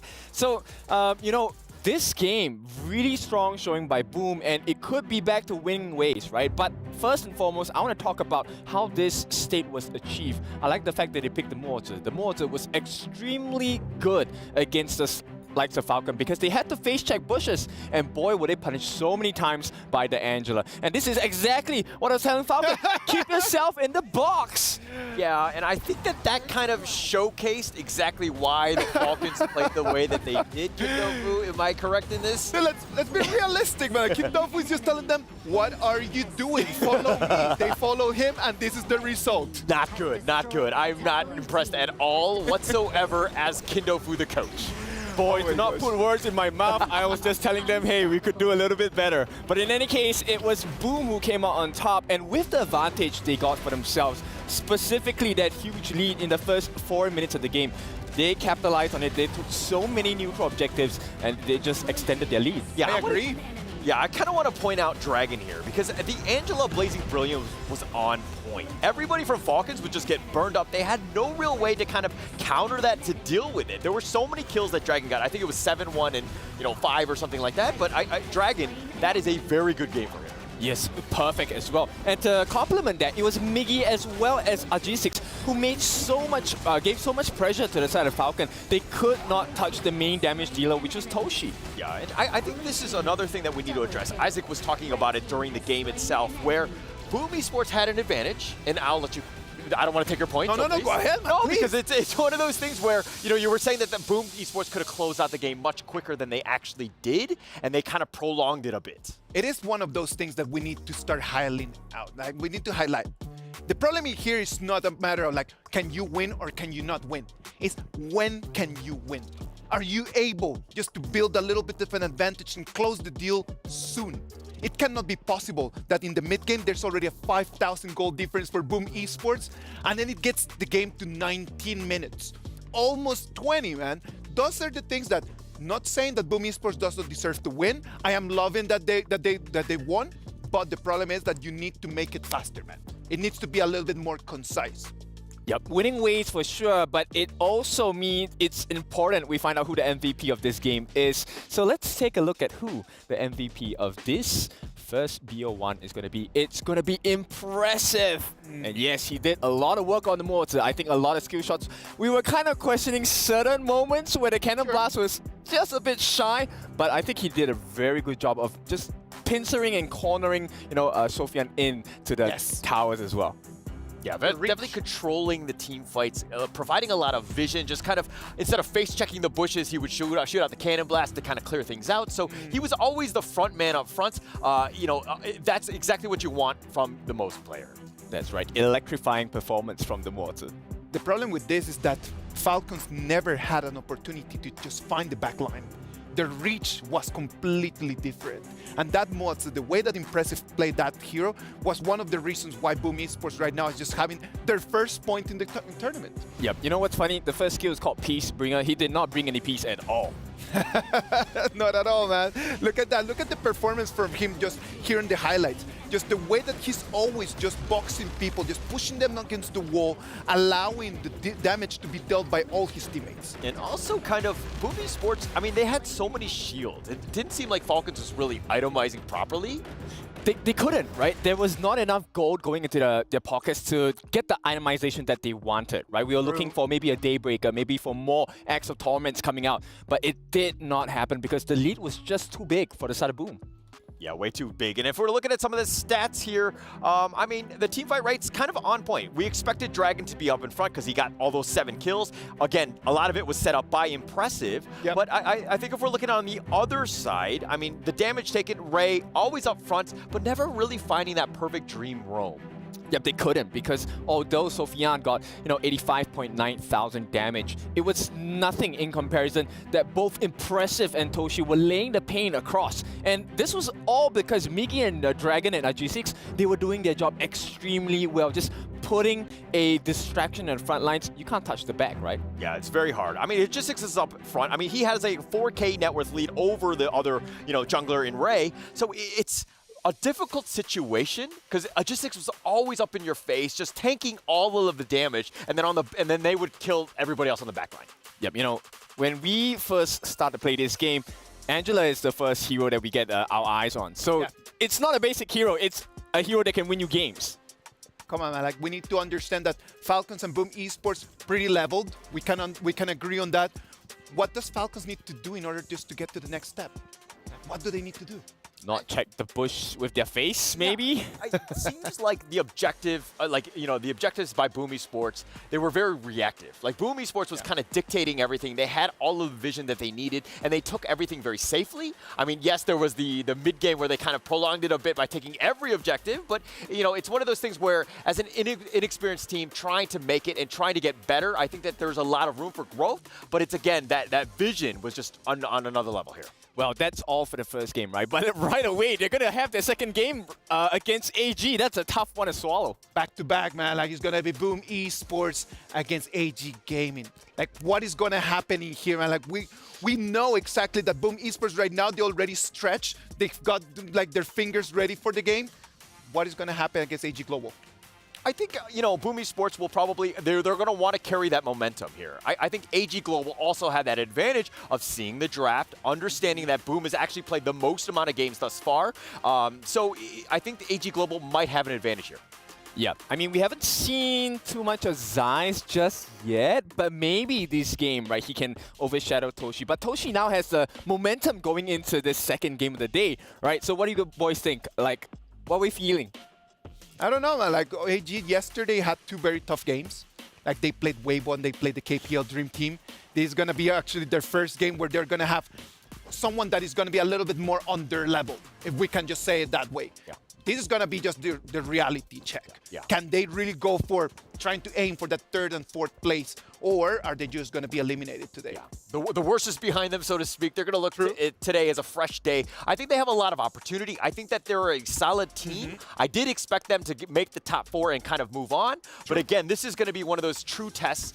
Are they able to compete with this Boom Esports team? Yep, for sure. And I think one of the main matchups I want to talk about is Snow going up against Miggy, right? This Clash lane, it has a make or break games for a lot of teams. So I think we should take a look at the Clash laners for both teams and see how they would impact both teams' performances. Let's wait and see, man. STC play predictions for this game.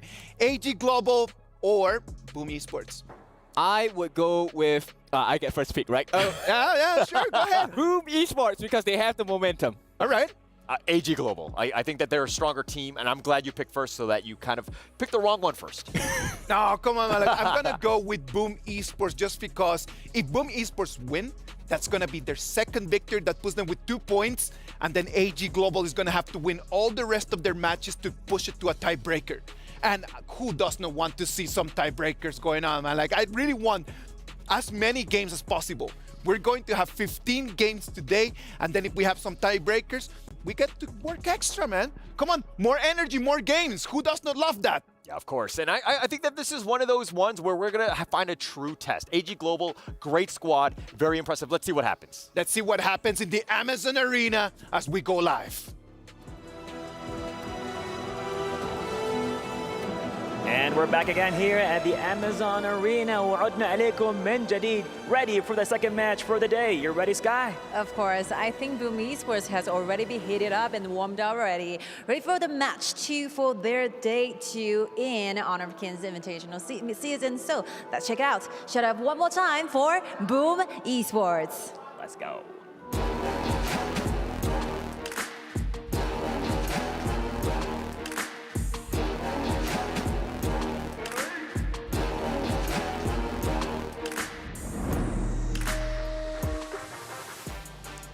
It really surprised me of how fast they can get things done, get every preparation done before everything happens. So just sincerely hope that their opponents are ready for this. It should be an exciting one against their challenger. Here comes AG Global.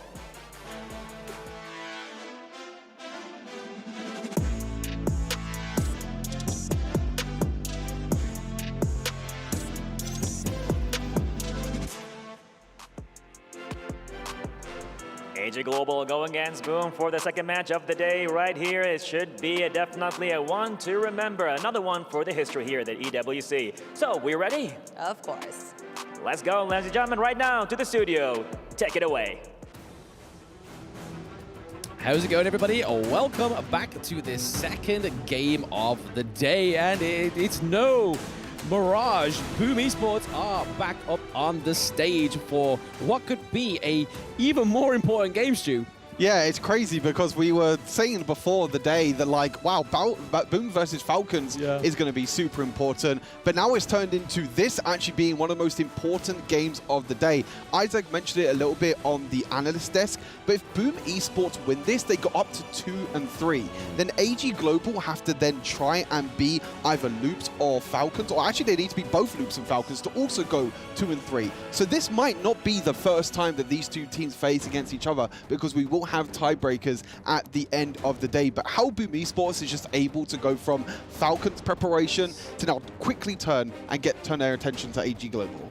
Yeah, it's quite a feat, to be honest. I don't think I'll be able to do it. I know back-to-back ranked games don't quite go in my favor, but hey, I am not the pro. I am just the voice. But here we are. We're seeing some priority bans that are very similar to what we saw in Game 1. So that the Chow and the Mai Shiranui as well. And then if you look over to the side of AG Global, they're banning out Toshi's Ali. So we could potentially get that.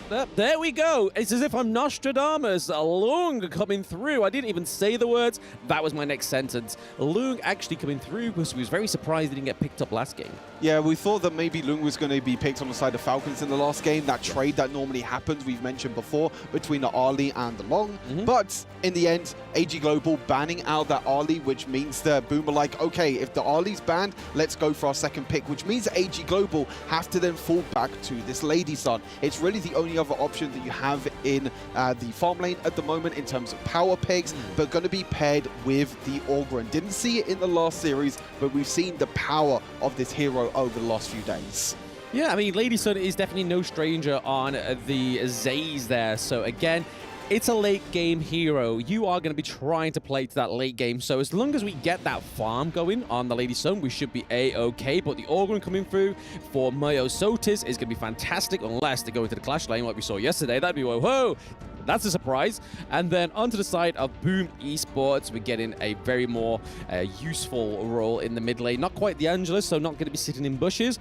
But if there's any kind of engages from the Orgren, the Lady Shen's going to be the one to be able to just knock him out of the lane and keep himself safe. But then the Musashi is the direct counter as well. For sure. I think Lady Shen still acts as maybe kind of the same way as Angela. Not much in terms of like being able to sit in bushes and get that huge amount of burst damage, but she still has also the same crowd control. Yes. Musashi for the second time, back-to-back games for Boom. But AG Global going for, in my opinion, one of the strongest farm lane and support duos at the moment in Honor of Kings, the Lady Sun and Ming. The Ming being able to chain to the Lady Sun, giving her that little bit of extra damage, also being able to chain to the enemies as well. I think this is a very scary duo to come up against for Boom Esports. I mean, AG Global may have just been watching KPL Dream Team yesterday because they did exactly the same thing, right? If we start to see the Lady Sun and the Ming go into the enemy's jungle and just help themselves to that farm, then we know that they're literally trying to mirror the biggest competitor in this tournament thus far. But Princess Frost coming through, so we're already going to be knowing that not a lot of gold is going to be going over to that mid lane. So Lady Sun's also going to be having a lot more resources from that mid lane there, Stu. But just picking up on those final little touches of the bands, we see in the support endurance there on the side of AG Global. Mutsu, Zhong Fei come through. They go for the Lian Po. So such a prominent duo that we see when Orgren comes through. Musashi, Lian Po, but no, the Monkey. So it is going to be Orgren in the Clash lane again. Back-to-back casting of Orgren in the Clash lane, Stu. I feel like we're being given just so much presence here. I feel like this is definitely something that they have been learning from the KPL. You were mentioning it with the Lady Sun and also the Ming. Now they're like, okay, let's put the Orgren in the Clash lane. Let's try and get that pushing power in the Clash lane as well. It's going to be super exciting to see. Again, just to kind of look out a little bit, AG Global, must-win game. Boom Esports, even more a must-win game. This is the last game of their group stage. If they lose this, they are most likely going to be out. Unless AG Global also lose their last two games, then that means we're going to get a tiebreaker at the end of the day. So this is the most important game right now in Group B. Let's head on to the Gorge and let's see what these two teams have cooking up. Yeah, I'm really excited to see the Orgren once more go into the Clash lane, because we were given a little bit of advice here from the KPL casters as well yesterday, saying how well it does work and how fast the wave clear is right now. And we're already seeing that 1v1 clash already going on, and Miggy looking pretty low. Oh, the flash being exhausted this early on, and a recall. AG Global are definitely playing aggressive in this one, and we're already seeing like enemy jungle invade. Oh my, I was not expecting that much early damage from the Orgren. I'll be totally honest with you. Nearly solo killing at the start of the game, and they're looking to try and invade, but Musashi being able to clear them two camps in time was very, very smart. But again, this is kind of like what KPL were doing, putting the Lady Sun and the Ming in that mid lane, getting the pushing power in the mid lane, and roaming into the enemy jungle, trying to get that little bit of advantage in the early game. And Boom Esports at the moment have to be the ones that are going to have to be reactive at the moment. We're seeing Snow right now. Snow, I think, one of the highlight players on AG Global. We were casting him over in the EMEA scene for the wild card. His playmaking potential on this on the Clash lane is absolutely insane. You know, the Mayin was one of his pocket picks, was a really, really strong pick for him to go for.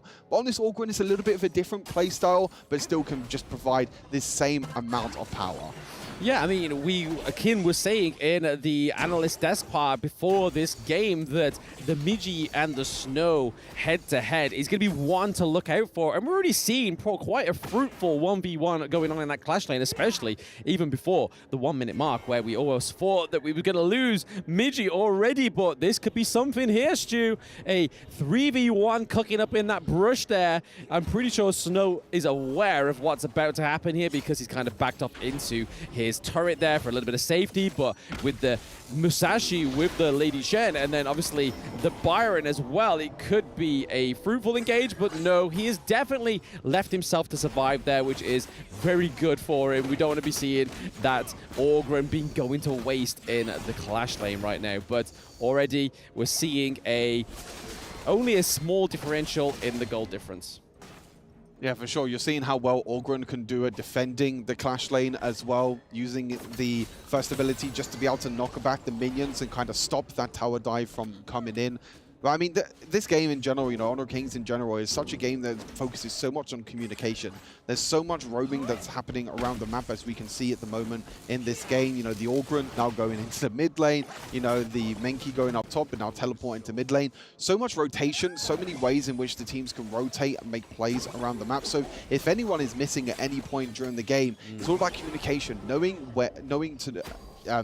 actually telling your team when someone is missing. Say Liam Poe has gone missing, the Menki's gone missing, anything like that. The communication is so key to make sure you don't get caught out, which is exactly what we saw from Falcons last time. But Liam Poe going for an engage here. Yep, it's not quite the engage he was hoping for. First blood for Zaze, which is going to be super helpful onto that Lady Sun. Give me those resources coming through, baby. Those items onto Lady Sun is just going to make it such a more prevalent pick for the side of AG Global. And they're not just quite done yet. They've forced Dragon out of the competition. We saw the fruitful expectations of that rotation from the mid lane, because they're trying to set up this farm lane in order to get an easy Tyrant, but it looks like AG Global have definitely countered that strategy. Oh, they might be looking for engage, though. They're trying to get that bot lane tower. They're not going to be able to, in the end, Miggy using that teleport from the top side to be able to get there, but they can rotate straight towards the Tyrant. This is such a huge objective at this point during the game. We're already seeing Snow trying to zone away with the Orgrim, just being able to ignore all that terrain with the ability. But this is going to really come down to a 50-50. Oh, and Boom Magizix gets the Tyrant. So first Tyrant of the game going over to Boom Esports in true fashion, back-to-back, back-to-back Tyrant acquisition, but they lose the T1 in the mid lane. That, to me, is not a good trade.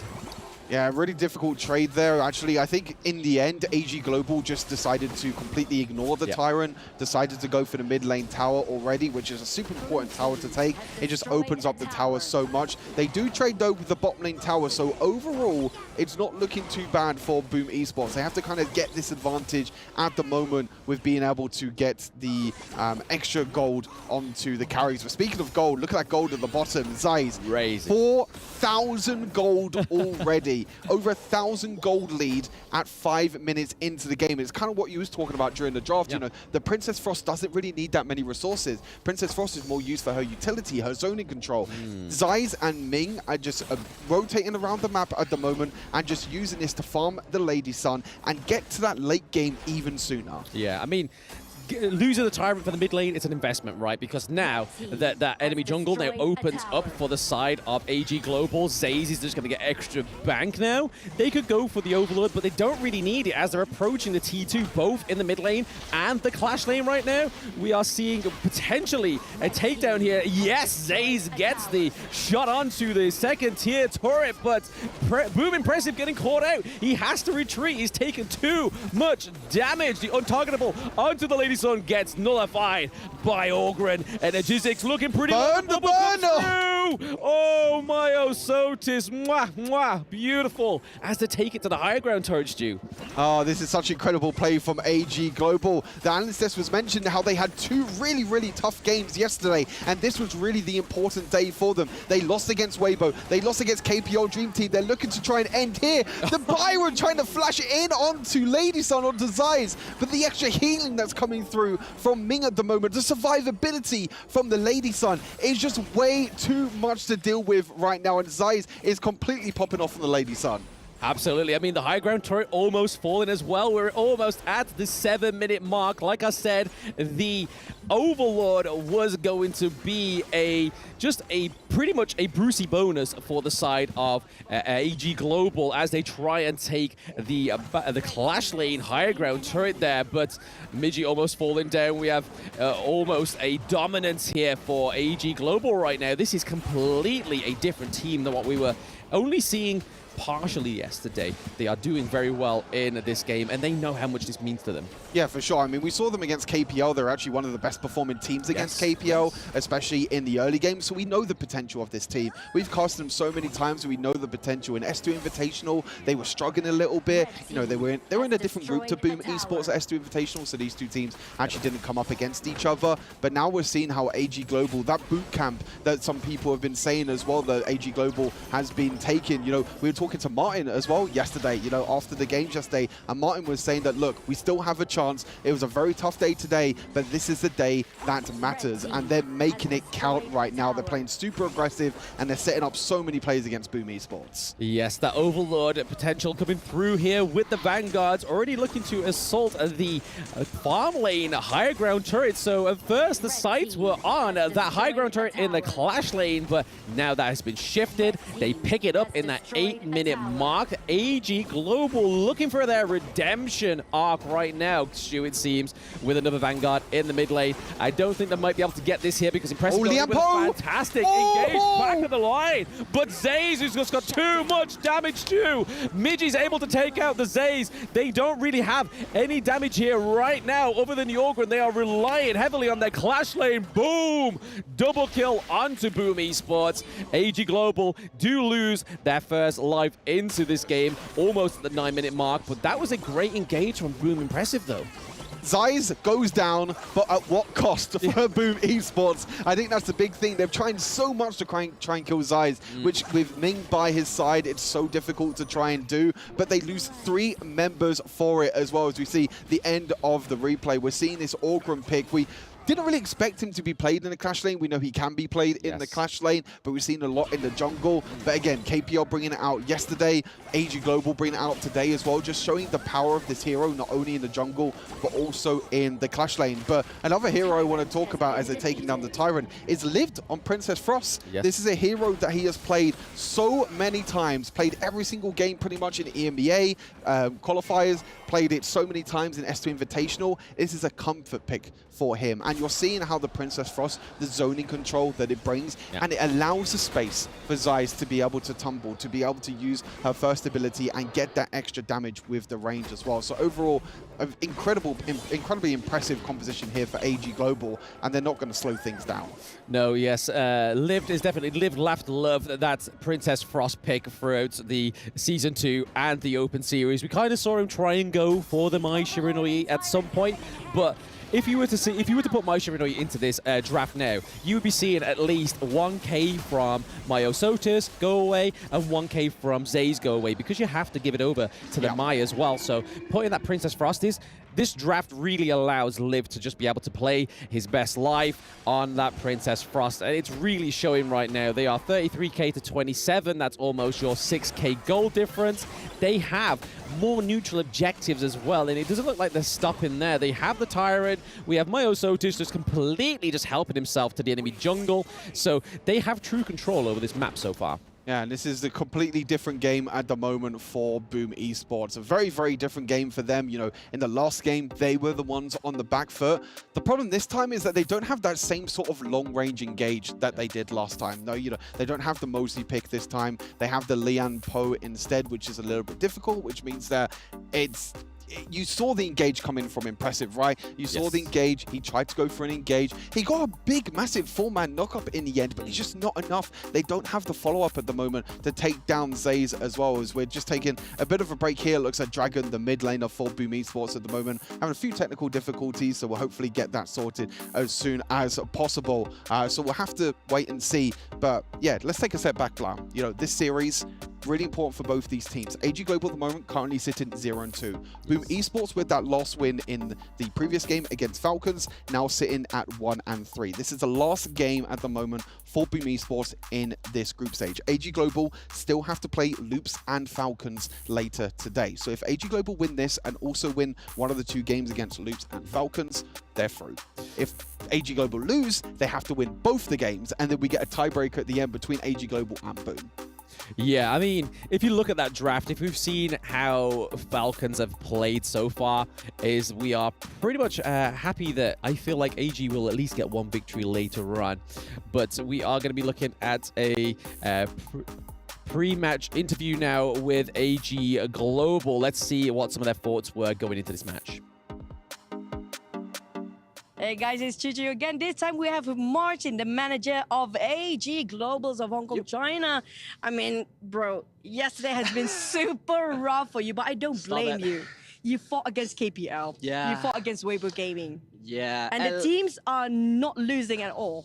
What happened yesterday, really? Actually, in the first game, we play against Weibo, and then we got the advantage in the first 10 minutes. But at the last 5 minutes, I don't know what happened, but still, I think it's some mistake made up by our teammates, and then so yeah, things happen, and then we lose it. But we still got the 6K income ahead, but we still lose it. So, but it's okay. But we're gonna tune it up last night, and then we train a little bit more, and then we just watch the replay, and then hopefully today we won't let it happen again. So you talked about a lot when it comes to your first game yesterday, but when it comes to KPL, actually for now we are the best one to place the performance. It's the best one against them, right? I heard you guys were having a discussion like we at least got a kill or something. And then we got 2 kills, and we got the first blood from Elor. Oh, that's pretty good. And then we tried to make the game get into 12 minutes. Oh, no, not 12. Around 11 minutes. Oh yeah, the longest. Yeah, the longest one. So we are happy for it for the second game. But the first game, yeah. What's done is done. I gotta cry. But it's 2-0 for you. It's 0-2 for you right now. You have 3 more to go. Which gonna be Loops, which gonna be Falcon, and which gonna be Boom. I think. What are your thoughts when it comes to the next few games that you have to finish off today? Actually, we got confident for these 3 teams. So I think Loops gonna be the biggest nightmare for now. Because in the season 2, we lose to them to 2-0, I think, in the BO3. So we got a nice plan, like revenge time. Yeah, revenge time for them. So waiting for us, Loops, and then we will try our best to beat you down. Oh, look out, Loops! But last and AG is waiting for you. Yeah. But last but not least, there's so many supporters for AG as well. Say something in any language. English, any language. So yeah, because I'm from Hong Kong, so let's go for the Cantonese first. Sure. Hello， 咁多位，我哋係 AG Hong Kong， 係 AG Global 啦，依家改咗名，咁啊，終於都嚟到 Riyadh 呢一邊打呢個嘅電競世界盃，咁啊都所以想就大家都如果係能夠支持到我哋 AG Global 嘅話咧，都多多睇我哋比賽啦。Okay, so turn to English, right? Oh, go ahead. Yeah, and then that's it. Finally, we get into EWC here in Riyadh, and then we are so hyped for this competition. So, fans of AG or even AG Global, please keep supporting us and watch the stream, and then be with us. I really need your support. Ho, yeah. Okay. But that's it. Thank you so much. It's always a pleasure to have you, Martin. See you guys on stage, and good luck, AG. Yep. We always love hearing from Martin, don't we, Stu? We saw him yesterday after their first day at the EWC mid-season invitational. He was a little bit deflated, but was trying to big him up with the, you got 2 kills, you lasted the longest, let's go. And he was like, yeah, but the coach wasn't happy. So, but yeah, thank you for the interview there with Martin. We do love Martin. He's such a character. Yeah, he's such a nice guy to be around, and he lifts the spirits up, I think, as well, which is going to be such a huge thing, I think, for this team after yesterday. Again, they were against 2 of the strongest teams in this group currently at the moment, KPL Dream Team and Weibo. Even against Weibo, though, when we were talking to him yesterday, even though it was in the B stream, he was saying how, like, AG Global played pretty well. Like, his team played pretty well during the early game. It was just kind of the mid and late game they kind of struggled. It was one team fight that Weibo were able to win that game. So they've gone neck to neck against Weibo Gaming. They've had the best performance by far against the KPL Dream Team. Yes, they lost, but we know how strong strong KPL Dream Team are in general. So coming into today, and even just going back to this game as well against Boom Esports, they're looking incredible to try and take this series overall. So we'll have to wait and see about that one as well. But yeah, when we go back into the game, we'll have to see how AG Global try and close this out. It's not done yet. You know, AG Global do have a very, very strong lead, but they have to try and end the game. They have to finish the game, because one simple mistake can turn the whole game around. Yeah, I think that's a good thing about AG Global. I think this best of one format actually just enhances them, because we saw in Season 2 they lost 2-1 to Loops and stuff like that. So having that best of one, even though yesterday doesn't really show or prove what I'm saying right now, but they went against two of the best teams. So going against KPL, going against Weibo Gaming, but also being the closest matchup for both of these two teams is a phenomenal feat. Yeah, for sure. I mean, it's incredible so far for the side of AG Global, just being able to, you know, kind of take yesterday and kind of reset from yesterday as well. I'm sure they probably would have been playing scrims after yesterday, just would have been practicing and kind of rethinking about their strategy as well. You know, I think Lived going back onto the Princess Frost, as we mentioned during the cast, you know, him playing his comfort pick, you just see the potential that this mid laner has. If, for those who don't know, he was called Devil before in EMEA qualifiers for Season 2 Invitational. So it's really, really exciting to see him back on the Princess Frost as well. And Zeiss as well, and this Lady Sun has been popping off this entire game, and they're funneling so much gold into him.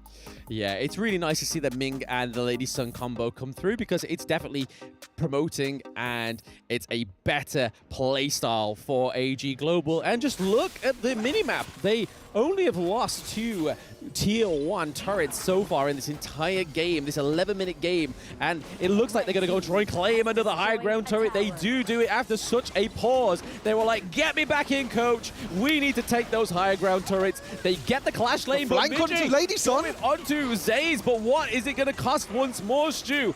Boom Esports lose Miji. They lose Impressive. That is 2 impressive front lines gone. Lack there better words. Musashi goes down. They take down Snow. It's a double kill for AG Global. They got back in there and they get their first victory. Boom Esports not quite getting that back-to-back, Stu. Not getting the back-to-back, and AG Global are now on the front foot in this group. Group B is theirs to take. They win one more game, they are able to go into the playoffs and into the quarterfinals. Incredible performance. This is the AG Global that we were expecting. It feels like a throwback to the EMEA finals that we were casting. This aggression, the crowd control, the Princess Frost, the Lady Sun. Time and time again, Boom Esports were trying to jump onto Lady Sun, trying to deal enough damage, but the positioning from Zeiss, I have to say, that's one of the cleanest Lady Sun games I think I've ever seen. I mean, we saw Yinyo playing Lady Sun yesterday. That was also very clean, but that's definitely the second best. Yeah, second best to KPL, and I think that's definitely a big thing, a big giveaway to give to AG Global. But like you were saying, a fantastic performance for themselves. Season 2 Invitational wasn't their greatest, but seeing them back at their prime is amazing. And I'm definitely going to be dabbing up Martin when we see him later. I'm pretty sure he's very happy with that result. Yeah, it's going to be pretty exciting to see what he has to say, but we're going to be seeing and hearing what AG Global have to say after that impressive victory. Hello guys, welcome back. We are joined here by Qingling from AG Global. Congratulations on the very first victory. How do you feel right now? 还是蛮开心的吧，就是拿下了首胜，但是对我们来说，这首胜应该昨天就应该拿的。不过没关系，我们打好接下来的每一把比赛就好了。 All right, we're really happy and excited because this is our first victory, but I think that this should be coming sooner. But everything, it's okay. We can accept this as long as we can make our best efforts in the following series. And more to that, let's talk more about the in-game executions. So you're behaving extremely aggressive. You actually invaded the first round of the jungle. What happens? It is a spontaneous thing or is pre-planned after the draft. 我们第一局的前期打得非常有进攻性啊。第一波其实你跟孙尚香清完中线。 就直接入侵了，这是一个你们在 BP 之后就已经做好的决定，还是说，当场发生了一个立即的判断？这就是我们预料之中嘛，就是我们开局也聊了很多，如果他那个打野就是不是蓝开的嘛，我们直接把他蓝反了，然后如果说我们他在的话，就戳他状态呗，因为我们下路其实都看到就是有线权嘛，那所以我们就很大胆的去做出进攻，因为我们发现我们就比赛场上平时就是太怂了，然后昨天聊完之后，今天打得更有侵略性了吧。All right. Everything is under our predictions and controls because if the jungler does not start jungling around the blue buff, this is our first move into that blue buff. Or if he's around the blue buff area, I think our first move is kind of trying to steal those HP away from the jungler because after yesterday's performances, so after discussion, we found ourselves we have to play more aggressively, more confidently so that we can get good scores. So yeah, pretty much they are very happy of the performances they gave us today. Gotcha. Pretty much, hopefully another win, and you're gonna go to the playoffs. You're confident for that? 有信心吗？那肯定有信心啊。Definitely, 100%. Then let's go and back to the studio.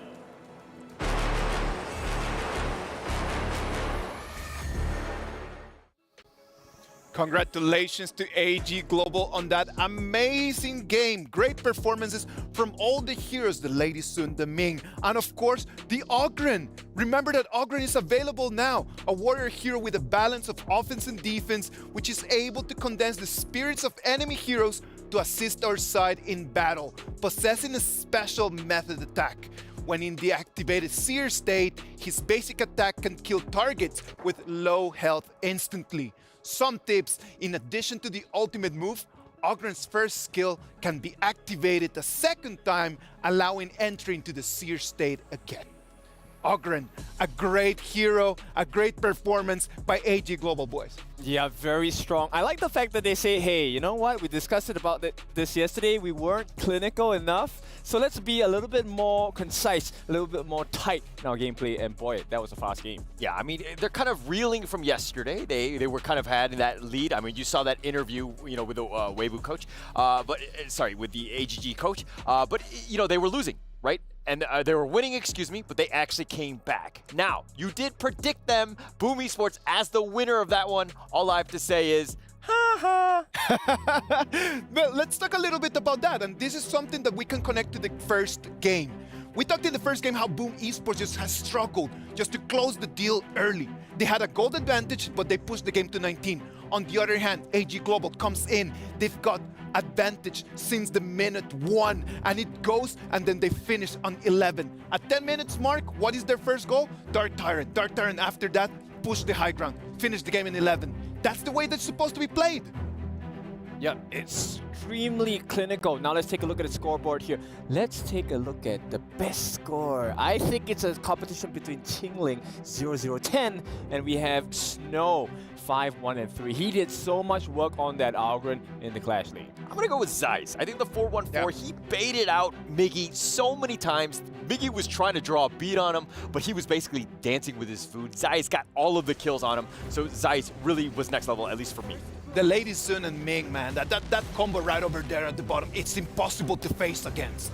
Yep, exactly. You know, with the health given with the ultimate from the side of Ming, that was the first problem they had to deal with. Second problem, they had to deal with the Ogren as well. And more importantly, I think probably the MVP of this game for me is going to be Liv. This Princess Frost with the Shattered Eye with the Frigid Prison did so much work against the likes of Boom. Yeah, definitely. And I think AG Global, I mean, they had a huge advantage because they saw Boom Esports pick a lot of these heroes and they kind of had that counter pick in mind. They understood what Boom Esports were going to try to do, and having that second game ended up being a bit of an advantage for them. And it has been amazing. Like the way that the Princess Frost was played, I agree with you that AoE damage, crucial in order for Ogren to be able to come in and really start taking heroes down. Because that's the thing about the Ogren, man. Like you need to first chip down their HP bar in order for Ogren's ability to just completely, just instantly kill them. Yep, and it's not one person who gets damage to 4%, it is the whole team. Yes, exactly. It is a team effort when you are playing on that. All right, now we get to choose, okay, not us choosing, but we get to see who the MVP is. But my guess is going to be Liv. I think he made the most impact in that game. Okay, let's wait and see. Is it going to be that? Nope. I'm so sorry, buddy. You're not catching a one victory today, Kin. I'm sorry. It's going to be Ogren Snow. Snow is going to be our MVP for this game with a 5-1-3 KDA. Yeah, completely dominant in that one. And that's exactly what you want as your Clash laner. He was just kind of a menace. He was always there to kind of clean up. I mean, he had the most amount of kills on his team, but AG Gamers Global are just really sticking well together and playing like a team. That's right, team effort here. And I think, you know what, you guys are putting a lot of pressure on me today. Yes, we have the wins, but the L stands for learn as well, okay? So you're learning, is that what you're saying? Yes, Because you've been doing a lot of losing. No, I've done doing a lot of learning, right? And that's exactly what AG has done with this. I mean, take a look at the timing they have on all the different things they were trying to achieve, right? So besides pushing out the lanes as well, they were really selective of which particular buff they're going for. A lot of the times you see them go for the Tyrant instead, which means they want to fight all the way. Yeah, I'm gonna take that. L is for learning, not only for losing, and people should go out there and really learn how to play that Ogren, because the way that Snow played it, it was top, man. Like, you can see it over there from the numbers. I mean, look at the damage, he did, right? If we're looking at Snow himself, he had 45K, third on the team or whatever, but it's still kind of racking up. I mean, he was cleaning up a lot of what Maestosis and Zeiss was doing. Who were kind of in the front, shooting from people from afar. This Lady Soon was very difficult to deal with. And one thing, if you take a look at the team fight rate, it's pretty high on the side of AG, right? But what makes it really difficult for Boom is that 1, 2, 3. 3 of them were fighting the entire time, which means they had no time to farm. There was no way to come back without the finances. Yes, of course. Like, you need to really try to use the jungle resources if you want to be able just to kind of like fight back. But if you never have time, if you're always just defending yourself, what do you do? Like, what is the way out of there, man? I mean, the strategy to begin with, it's not great. I think it's one of those things where if you're getting pushed, you got to split push. You got to create space elsewhere. Maybe you invade the enemy jungle. Maybe you try to find whatever farm you can find on the map, because literally you're starving. Yep, they need to buy time, and they need a lot of time because this time they're in a not so good position. They wanted that win. Now they are 1 game down on day 2. That's a tough position. Well, that's going to be tough for Boom Esports right now, as they are going to be already done with their participation in our Honor of Kings Invitational mid-season, right? They're going to go home with a 1-4. It's not the best, but on the other side, for AG Global, man, like, it's going to be amazing for them. They already like picking up the pace. Okay, and I think we heard something about Secret and VKS. Secret beat VKS. Okay. So not a great situation for VKS. Secret, we kind of expected that, right? Going into this one, top 2 team, I think we expected them to do very, very well. VKS, we were hoping, we were kind of praying that they would kind of be able to kind of put up a good fight. But, I mean, losing on that one might be heartbreaking for those fans. Yep, it's a huge uppercut. So that's one Brazilian team at risk now of dropping to the bottom 2 of the It is really difficult, man, because they already lost to Vitality. They lose right now to Team Secret. What can they do right now? It's very likely that they're going to try to fight for 4th place, for them at least to have a chance to make it to the top 8. Yeah, they got to have a chance. I mean, they got to play harder.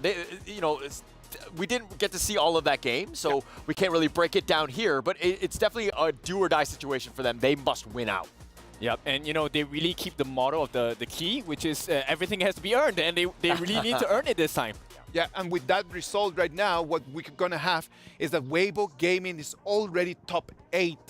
Like, it's going to be, Weibo Gaming already officially is going to be on the top 8 teams that they're going to move into the quarterfinals. Yeah, I'm super curious. I mean, I've never been in this position, at least for today, but I wonder what it feels like to have a guarantee that we're winning. No, I think Weibo, the fact that they were guaranteed top 8, moving on, I mean, the qualifying team getting into this one, the 3rd Malaysian squad, is making some serious waves. I think that they were really underrated going into this one, and seeing them succeed on this level is what Honor of Kings Esports is all about.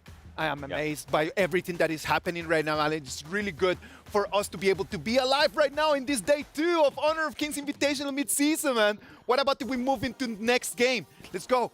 It's going to be day 2 or game 3. It's going to be Team Kagendra against Team Vitality. Yep, all the points matter. Now, the 3-way tie is actually going to be also decided by a Kagendra match, right? Because all 3 teams, VKS, Vitality, and Team Secret, have to play against Kagendra. So these games are points you do not want to miss. Similarly, for Kagendra, these are potential points to get you into the top 4 position. That is true, man. Like, we cannot just take Kagendra out of the conversation, right? Like, mathematically, they still have a chance. So hopefully, they can just make things harder for everyone right now just by coming in and then just beating Vitality maybe, and then just putting this again, one more time, a little bit more confusing for everyone right now? I mean, Kagendra was 0-2 yesterday. They were winless, right? But they have 3 games. They're going to be all on this stream, and this is the one you want to watch. This is a team that has a lot of potential. Can they get into this one? Can they kind of, you know, maybe play a little party pooper for some of the other teams getting into this one? Yep, it's all about the Indonesian pride at this point. But of course, I think we need to figure out what the prediction is like for this game as well, right? All right, STC Play predictions from the two of you boys. What do you think? Is it going to be Team Kagendra? Is it going to be Vitality? What Want me to do you go think? first this time? Because you've gone first every single time and you've lost. No, I'm going to take first pick. I'm going to go with Team Vitality. I wanted to go Team Vitality. Okay, nonetheless, I'm going to go with Kagendra. I think we're going to see some serious, maybe a bit of a shock upset on this one. Okay, everyone wants me to learn today. With the L. Why not, man? I'm going to go with Team Vitality. The way that they've been playing the game really needs us to give them the respect to say, like, they do have the upper hand right now. Hopefully, Team Vitality and Kagendra are going to be up to the standards and they're going to bring us an amazing game. So what about we just pass it over there to the Amazon Arena and let's see what these two teams are going to bring. And we are back to the battlefield to welcome our warriors who journeyed far just to battle it out right here at the Esports World Cup. Sky, let's go. Since the third matchup for today is about to kick off, and let's get ready for all those crazy things that is about to happen. So give our hands one more time to Team Kagendra. Welcome.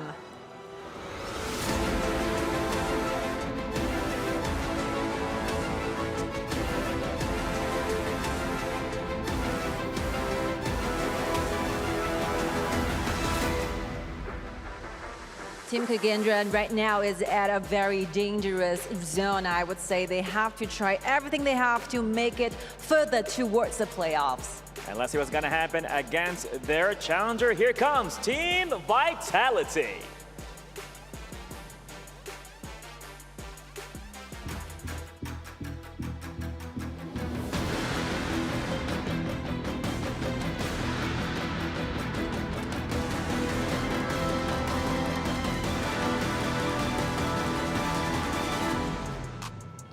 They're all warmed up for a vital match indeed. I think we got to have a lot going on this time.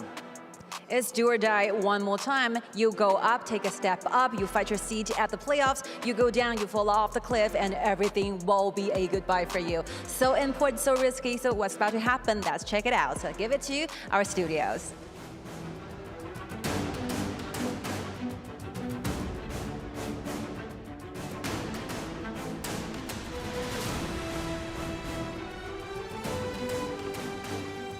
Team Vitality, Kagendra, we're going over to Group A. And as we saw on the analyst desk as well, Team Secret beat HoK off stage. So this is still a very important match for these two teams. Can Kagendra make the miracle run, Bram? Can they beat every single team above them and qualify into the top 4?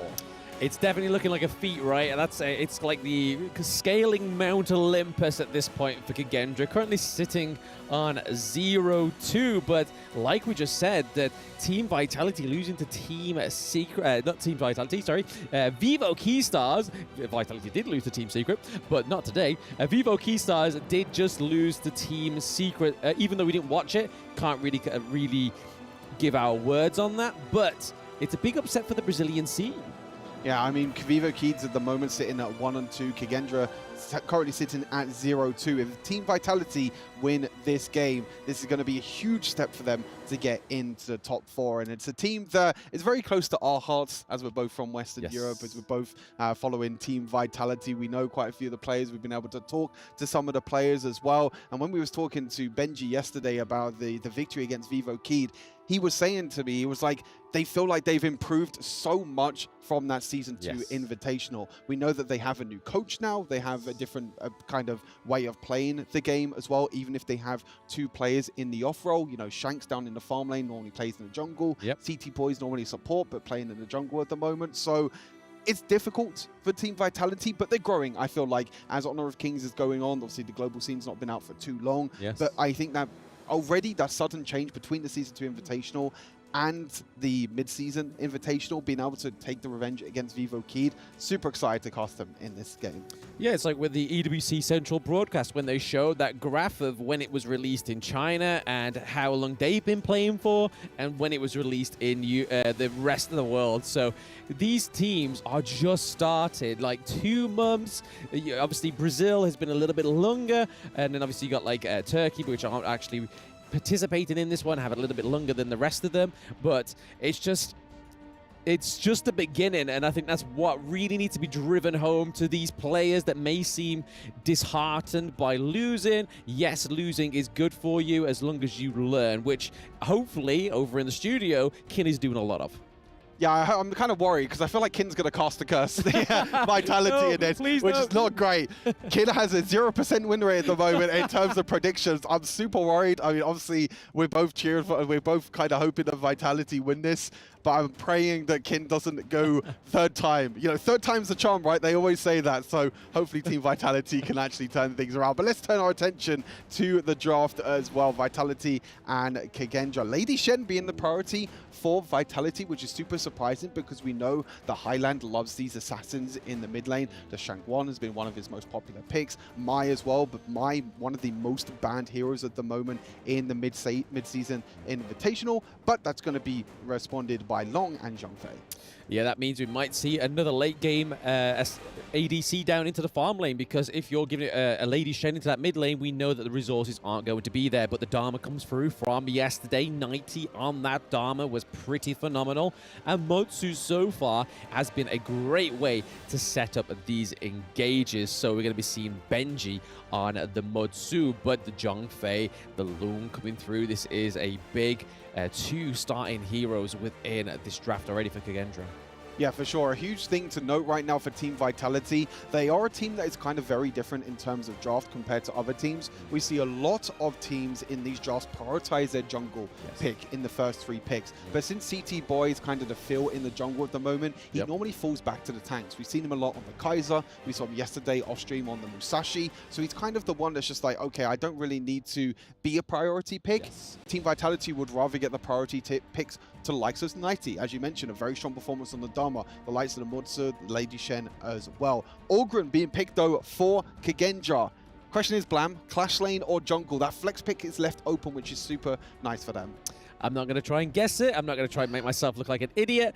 But with it being in the middle of that draft, I can assume that it's only going to be a flex pick just to keep Vitality guessing. But they do ban out the Lady Sun. So I was really thinking that Shanks was going to go for that Lady Sun there. But with the Ali gun down, Lady Sun, we are seeing a very, very small ADC pool now in that farm lane for Shanks. But there, it's all going to be Byron being taken out into the Clash lane. So if the Ogren is in the Clash lane and Byron gets taken out, it's a bit of a non-starting ban there, and then Princess Frost in that mid lane. Yeah, for sure. I think that's a huge point to point out about Shanks as well. Shanks has kind of been the main carry for this team. Yesterday against Vivo Keed on that Ali was one of the highest priority picks for this team. Obviously, Ali getting banned in the first rotation. But what does Shanks fall back on? We've seen him fall back on Derenji a few times, but we know that Derenji is not as much of a carrier as someone like Ali, for example, is going to be going up against the Long. But the Hino as well.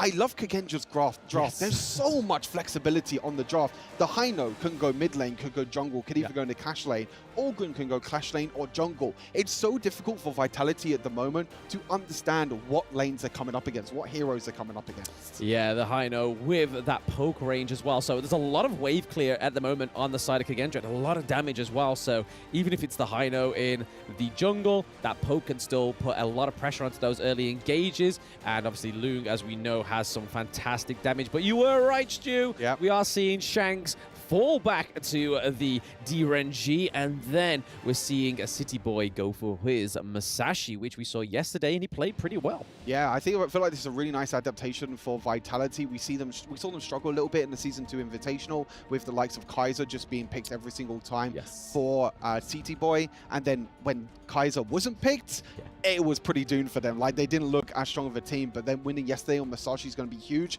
I'm really curious how this game is going to go, though, because Derenji, as as we mentioned, is not as much of a carry as Ali. I think that they still have to funnel a lot of gold onto Shanks. They have to prioritize getting that gold onto Shanks because he is the main carry for this team. But with the sort of build that gets done with Durenji, sometimes we get tank items, more utility items, like the lightning chain effect. It's going to be super interesting how Vitality adapts with them not playing as much of a carry in that farm lane. Yeah, it's going to be really interesting to see. We can only really hope that City Boy gets his big boy boots on the Masashi and really carries this game as well. But like I was saying in that draft, the Lady Shen is not going to be the one that's going to be taking a lot of gold going into this game against Kagendra. But Kagendra has such a feisty roster right now with the Lung, with the Orgren, with the Haino as well, Zhongfei with the Engage, and even now fleshing that out with the Luna. So the Orgren goes up into the Clash lane, and Haino is going to be building those magic damage items.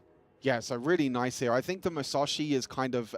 everyone knows that Masashi is a really good counter to Orgren with that lockdown. So they're like, okay, we don't want to put this Orgren in the jungle because we don't want it to really come up against CT Boy and the Masashi because it's going to be a counter pick. So let's flex that Orgren. Let's put that in the Clash lane. Haino, as we've seen, has been played a lot more in the mid lane as more of a carry rather than a tank. So that flexibility of putting Haino in the mid lane. And now we see Kagendra, their jungler, on more of a carry jungler in the end for Ruwa in the jungle. So it's going to be super interesting to see how they adapt in terms of that flexibility. But again, it all comes down to the game itself. It all comes down to the rotations around the map, as we've seen already from the first 2 games. But in terms of Group A, this is a really important game. If Kagendra lose this, they're pretty much out. I think it's going to be very difficult for them to actually come back. They do still have 2 games after this as well, but I feel like for Kagendra, sorry, this is a must-win for them to keep the momentum. But at the same time, Vitality as well, they still need to win this as well. They're against Team Secret and Impunity afterwards. Team Secret is going to be definitely a bit of a struggle game for them. Impunity maybe is going to be a bit of a 50-50. So even them as well, it's also a must-win. So it's a super important game in this Group A. I think we should just ditch the super important narrative. It just seems to be every game. Every game's important. Super important. Super important. Yeah. Super important. It's just like every game is pretty much, it's got some weight behind it. It's all got some pretty hefty consequences if you lose. If you win, it's all about maintaining that momentum for in day 2, which obviously you're going to be wanting the most. Yeah, for sure. I mean, Kagendra still has a few other games as well where actually we're going to be seen on the A stream as well. So if they want their comeback to start, it has to start now as well. And as you mentioned, I really like the look of their draft as well. I think that flexibility in the draft is such a good thing to have in a draft. You know, being able to pick Orgren on the first rotation in the draft and say to Team Vitality, like, hey, you have to guess where the Orgren's going. Then they pick Haino, and then they're like, hey, now you have to try and guess where Haino's going. And in the end, they pick the Luna, and Vitality have to pick the whole composition before Kagendra actually finished them off in the end. But we'll have to see if that does make the difference this time around. Yeah, I'm really a little bit worried here about the Durenji on against the Lung. We've seen quite a few times that this matchup is happening so far within the EWC mid-season invitational. But it's just because how much aggression Lung has. He has that ultimate that is able to engage, disengage. If you don't want to get targeted, you just go straight up to the sky and become a dragon, which most people probably wish they could do in real life. But you can if you play Lung. If you main Lung, you can make that as much as a realistic expectation than you would normally have if you weren't playing Honor of Kings. But already we're seeing a very slow pace, beginning match on this Vitality and Kagendra because the past 2 games have been pretty aggressive. Yeah, for sure. I mean, we're seeing a lot of priority onto this bot side. You're seeing the Mozu and the Zhongfei really prioritizing this bot side. There's not that much rotations this game by the supports. We normally see the Zhongfei and the Mozu roaming a lot. Yes. But I think there's so much priority on this farm lane matchup, 0-0 against Shanks, 2 of the main carries for both of these rosters. So making sure that they have a stable enough lane, making sure they don't get caught out. We know how much burst damage Long can do. The Renji in the early game, not that strong in terms of damage potential, but does have that utility in the end once he gets a few items and does have to stun as well with his ultimate. But you're seeing so much priority on this bot side. And meanwhile, we're seeing Orgren, I think the real kind of benefit of playing this Ogryn in the top lane means that you can get that push priority. You're seeing 90 at the moment has to play super aggressive underneath the tower, which means that Hans can actually look to try and roam around, which as you can see, he's doing at the moment. He's just rotating around, trying to get a little bit of vision around the map because he has that pushing priority in the lane. And because they have that priority in the Clash lane as well, Weero is able to just go around, as we saw earlier on, that Luna was helping herself to Musashi's jungle camps as well. So, and again, we're seeing a little bit more of a free roaming here. Weero is actually being very confident with these roams. He's already sitting in that brush there, hoping that they can kind of get a push or see if Benji and Shanks overextend.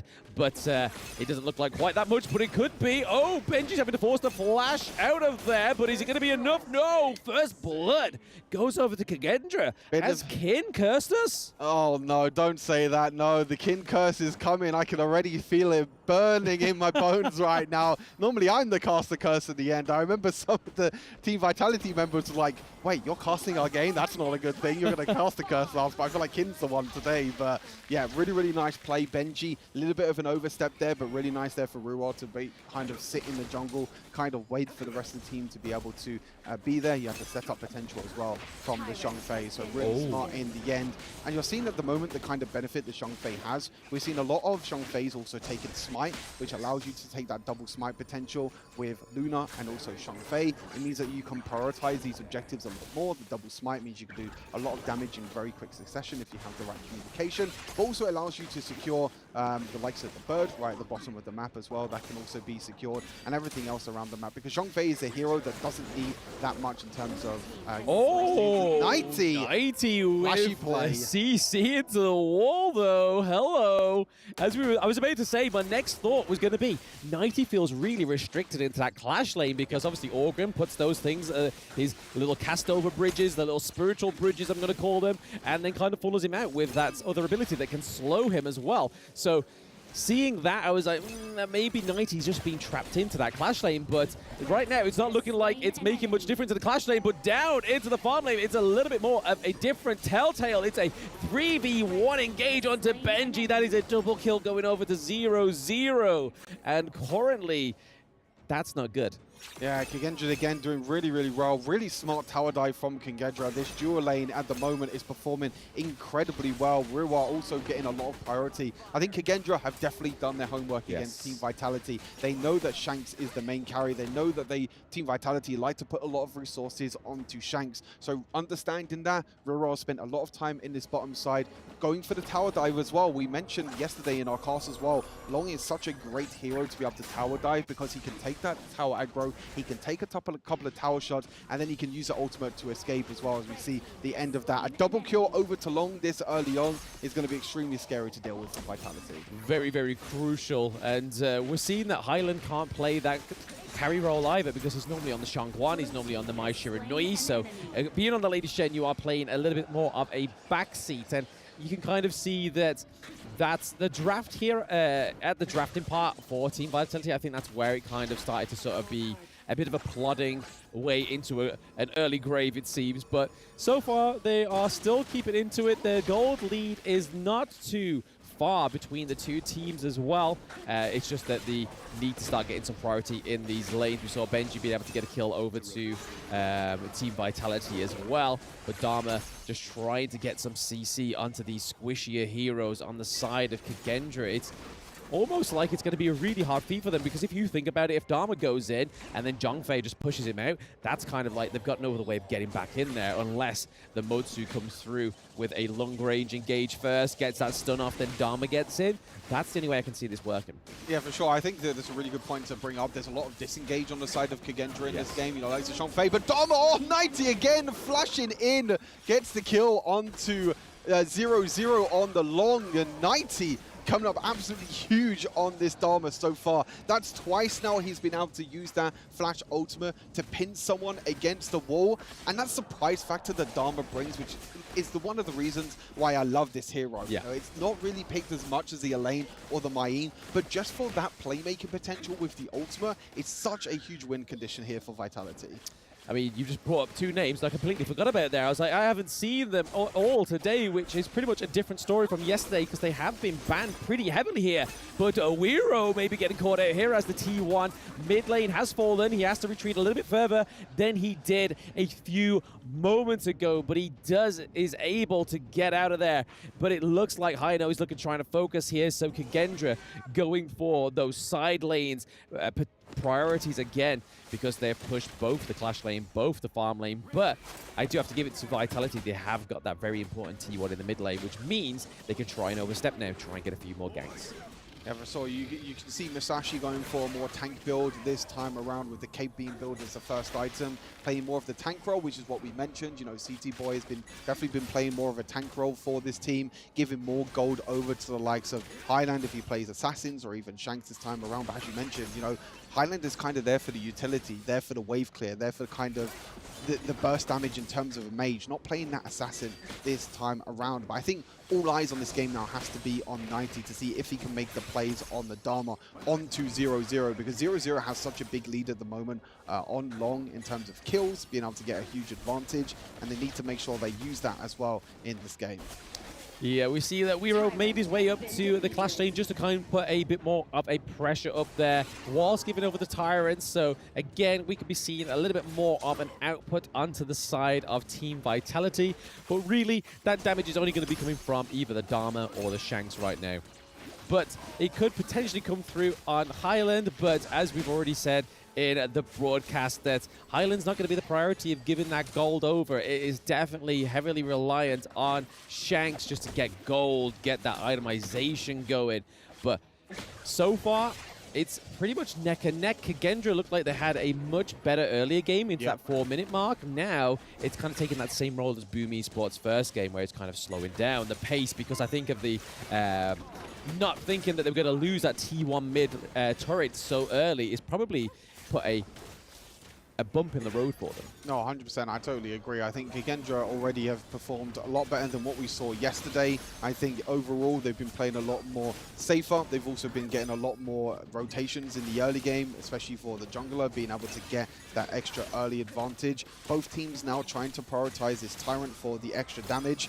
Kagendra, a little bit split at the moment, but we have to wait for that engage from 90. Is it going to come out, or are they just going to give up this objective? It looks like they're just going to back off for now. They're going to give up this objective. Vitality don't feel confident enough that they're going to be able to take this Tyrant away. Yeah, I mean, on the side of Kagendra, they're all a little bit too split, so for 90 to try and get in here, it's going to be hard, but you can see him rotating to the back line here. We saw that Senko was pretty much nicely set up by that wall. We do see the Peacemaker coming through from the Motsu there, but there was no follow-up because they decided to disengage, get Musashi that Azure Golem, and maybe play for this Overlord, because this could put them back into the game, especially these side lanes right now. Just trying to get another T, get the first T2 down, just means that if we could start seeing some split pushes from the side of Team Vitality, we could still see a victory for them. One thing I want to note as well with the itemizations that we can see on screen as well, I've been seeing this a lot, but the support items for both Benji and Zhongfei going for the Radiance in terms of vision, but looks like a fight might be starting. 90 use the ultimate already. The Overlord is going to be taken, but they're looking to try and Kagendra getting engaged, and Vitality are running for the wings. Yep, ready for the wings. Highland gets taken down early in the engage, and Kagendra is going to settle at that. They do lose the Overlord, which was probably a great succession for 90, just being able to keep 0-0 off of that object there. So keeping the Dragon at bay, but they do lose the T1 turret as well. So this could be crucial for Kagendra to get back into this lane priority plays. And again, they are going to take that T2 with ease. Kagendra having a fantastic brawl there, taking out the Highland, taking down T1 and T2 in the mid lane. Yeah, objective goes over to Vitality, but they lose 2 mid lane towers, not just 1, but 2 mid lane towers, showing how strong Long is at taking towers. But go back to my original point quickly, but yeah, Radiance support items being picked for both the Zhongfei and the Benji Genji means that you get that extra vision. You know, we were talking about in the last game about how vision is so important, about trying to make sure that you don't get caught in bushes. Thanks to these support items, the Mozi and the Shangfei are building, you get that big massive AoE vision around you that you'll be able to activate after every few seconds. And that's going to be really big at trying to set up plays for both these teams, whether it's the Shangfei engaging, whether it's Mozi trying to get vision to try and land these long-range stuns. And it's an adaptation that I've seen quite a lot in the mid-season. We didn't see it too much in Season 2 Invitational, but in this mid-season, these teams are definitely prioritizing vision more than anything else. Yeah, it's also used for like a counter engage as well, because they got the likes of the Dharma, so it makes sense for Zhang Fei to take it, because we can see Dharma as a very much sit in the bush kind of guy. But then at the same time, we have Weiro on the Luna, which we know from previous matches. Luna generally sits in those bushes before those neutral objectives, so again, it's a huge counter engage for themselves, for support to give themselves a little bit more functionality within this fight. But it's looking pretty much like a stalemate so far going into the 14-minute mark. The goal difference is not that far apart. It's only 2k difference, which is not a lot at all. And if you look in terms of level, there's just not much disparity in that option as well, because they're just very equal in this game, which going into it, we thought Vitality would maybe get a stomp on their hands with Kagendra already sitting at 0-2 right now. Oh, this is what happens in the best of one. You know, anything can happen in the best of one. And Masashi trying to use the ultimate on the backline. Long using the ultimate to disengage is just going to escape in there. So just a trade of ultimates in the end. As you mentioned, pretty much a stalemate at the moment. Both teams not willing to take any risks. Both teams just trying to take as much farm as possible. Try and get the items that they need towards these next objectives. And speaking of the objectives, that Shadow Tyrant is going to be spawning now as well, which is going to be a huge fight for these two teams. But again, Kagendra are the first ones to this objective. They're the ones that have the control over this objective. But Vitality are like, okay, we need to step in and we need to make our mark on this Tyrant. And it's going to be a huge fight. Yep, Shadow Tyrant is looking pretty low. Stolen! Weiro with the steal. The crucial kill theft comes through. But not only that, Stu, it is crucial crowd control. Double kill, triple kill over to the Ogryn as well. This could be the end for Vitality. They have the mid lane. They are at the higher ground. Sorry, Stu. What is going on? Kagendra beating Team Vitality. We did not think this was going to happen. The miracle run is still alive for Kagendra. 1 down, 2 to go. Kagendra beating Team Vitality, making this an extremely exciting and spicy group going into the rest of today. Yep, and that is probably the biggest upset of the day for me so far, to be honest. The Kagendra coming through and taking it from Team Vitality, but I have to keep beating this one back home. It all happened in that draft. They knew. They've done their homework. Yep. They've sat in the restaurant at the hotel. They've gone to the player lounge. They've literally sussed out who the carry is on Team Vitality and really aimed at Shanks. 100%. I think definitely going back to the draft, the flex picks as well in the end for Kagendra. I think their draft was so well planned, and you can see that, as you mentioned, they've done their homework. They've been able to take this victory. And now this, I don't know what to predict with this group now. Vitality beat VKS, they take revenge there. Kagendra now beat Vitality, which means that Kagendra are now 1-2. Yep. Vitality are now 1-2. Vivo Kids are 1-2. And Impunity are 1-2. So we have a 4-way tiebreaker at the moment in Group A, which means this is wide open for anyone to make it into the top 4. Yeah, I mean, it's looking like a bit of a similar story what we saw after the end of day one. A lot of people on that 1-1, and it looks like Kin's curse came through. Vitality have lost to Kagendra. Kin, why? But first, hearing from the winners. And we are writing more history right here as the first win for Kagendra. How are you and how do you feel about it? I feel really amazing. We feel so amazing today.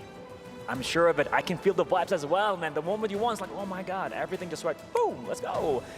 What's happening here? I mean, the very last team fight was wild and crazy. What actually happened? Who seized that opportunity to have that very eventual hit?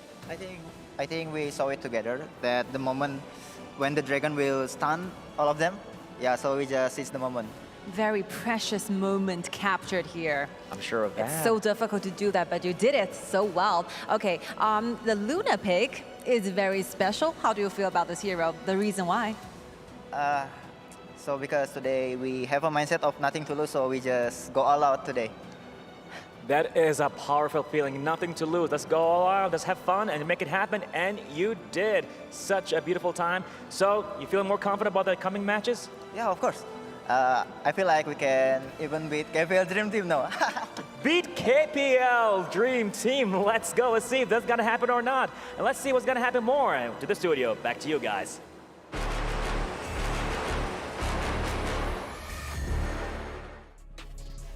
When you have nothing to lose, that is the moment to really show up. And Kagendra is really writing history right now. Yeah, that's right. Feeling confident to the point where they feel like they can take on KPL Dream Team. And why not, man? Why not? They come in today and then they start thinking like, okay, we have nothing to lose, man. Let's just go for it. Let's just really try our very best to enjoy this whole thing. And when you have a player that is at its top, enjoying the game, that is a dangerous, very, very, very dangerous thing. Yeah, it's like an animal that's cornered. Yes. You know, they're going to fight back. And they're going to fight back, especially since Kendofu was predicting against them as well. And Kagendra striking back. I love the confidence. I love the fact that they were able to go in. Can they take on KPL? Might be a little ambitious, but it's still funny nonetheless. Well, let's take a look at the scoreboard. At this point, it is a victory for the Kages. And I want to focus on to We Raw here. It's such a wonderful game. You gotta admit that the whole thing, for me, it just happens from the BP. The BP is just the reason why Kagendra is just winning this. The way that they just really were able just to push Shanks against the corner and really neutralize that farmer laner. Like, that is the key to why Kagendra is taking the dub. Yeah, very good movements. You see the ganks that were happening. They were just making everything uncomfortable for Vitality. They were not able to play the game that they wanted to have done, and they were playing defensive from the beginning. Yes, they came back at this point, but it was one of those things where the team fights were far superior for Kagendra. Yep, it was more difficult to execute on the side of Vitality because you are depending on Benji to land those cannon blasts in order for Shanks to get the kills in. But for Movers, it's a different kind of concept. It's about the Leaping Savior. Give the shields to 0-0, let him work his magic. Yeah, and working that magic, it's kind of a copy off of KPL. You were talking earlier about the fact that this draft is actually very similar to what they ran before. Yes, exactly. And you know, when you draft such a monstrous type of I don't know. Van pick.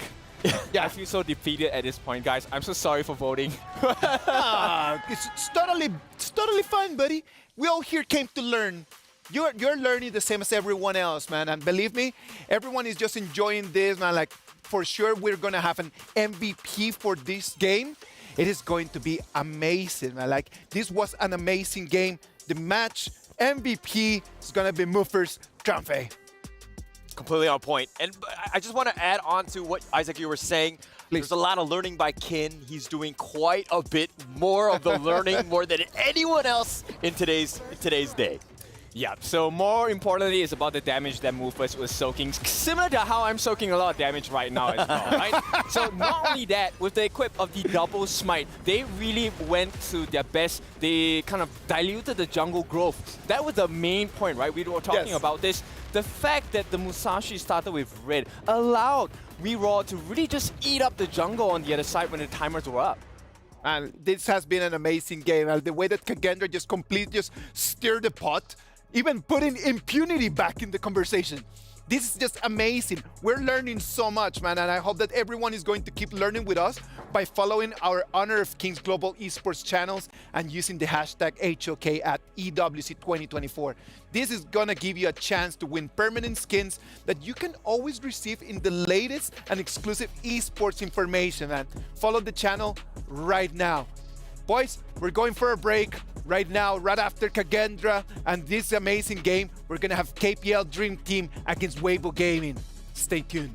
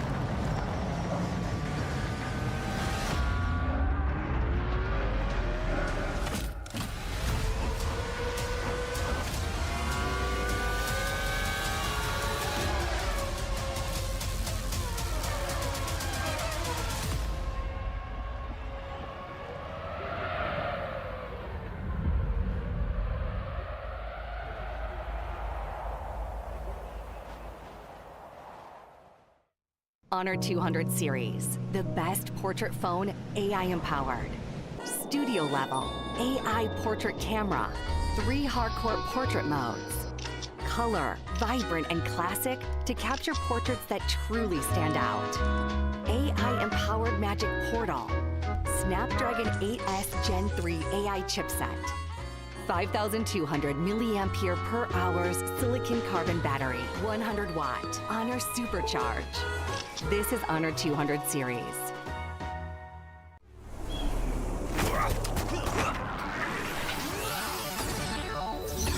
Ready, set, go.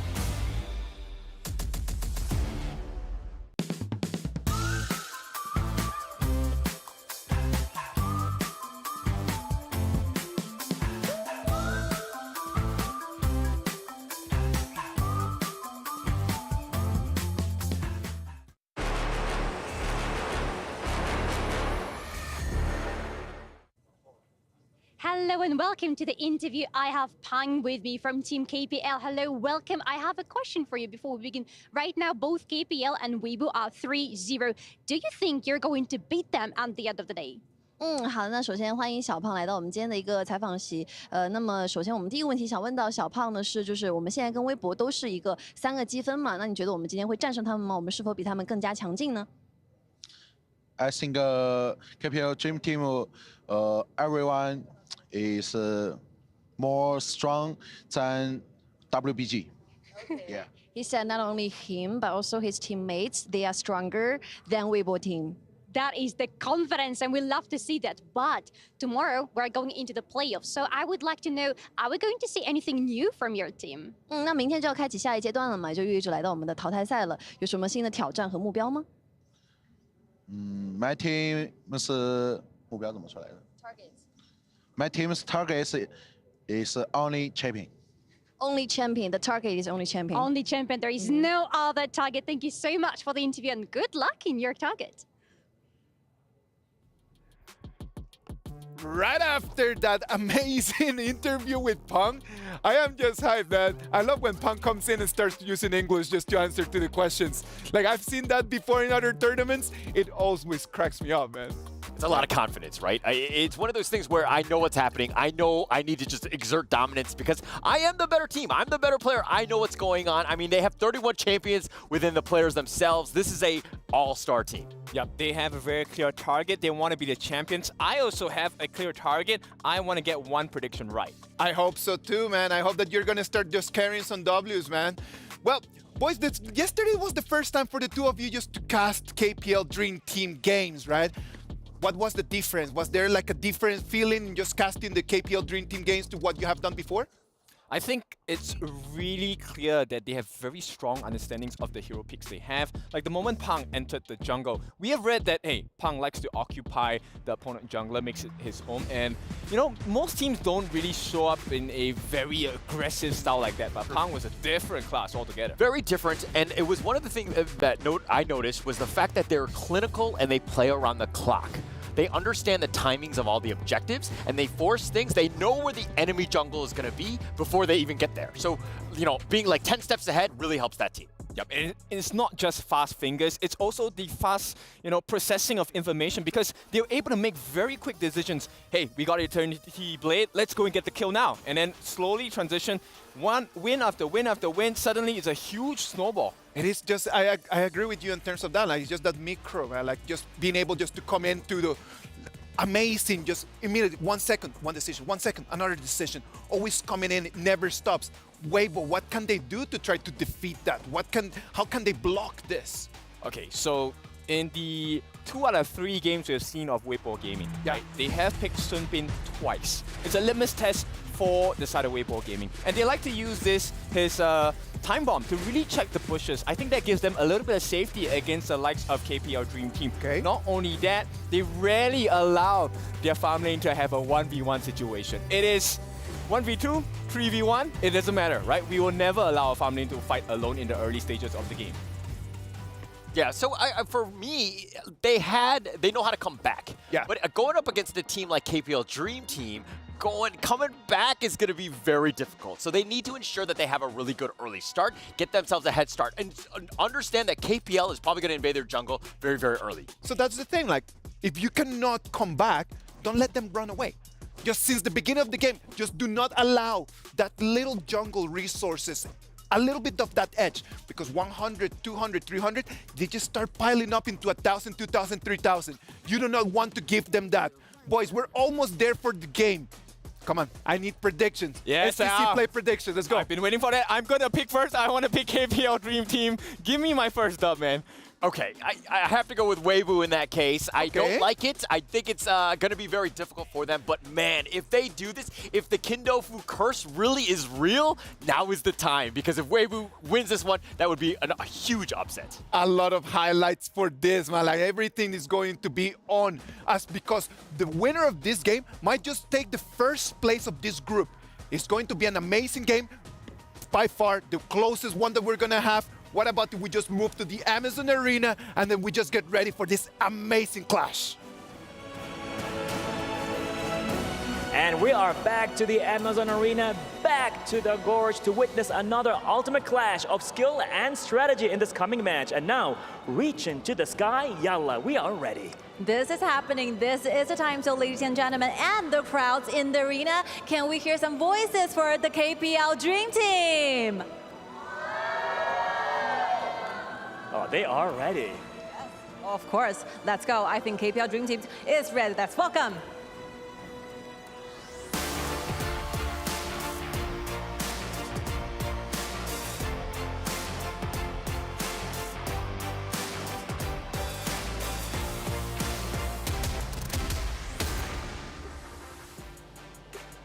I think yesterday, KPL Dream Team had become so powerful, so dominant and monstrous. So we was wondering, what are the secret weapons they've been hiding from us? And I think this is showtime. Definitely it is showtime against their challenger hailing all the way from Malaysia. Let's hear for Weibo Gaming.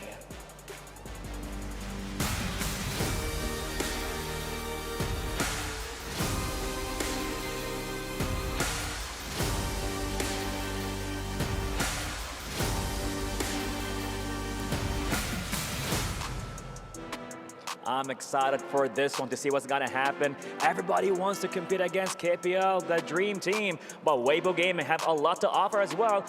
Their combination of mechanical skills and in-depth gaming, pretty much, they are here to dominate. Of course, so ladies and gentlemen, please summon your heroes. The battle for the Honor of King's crown is upon us. I believe this will be the time we headed to the studios.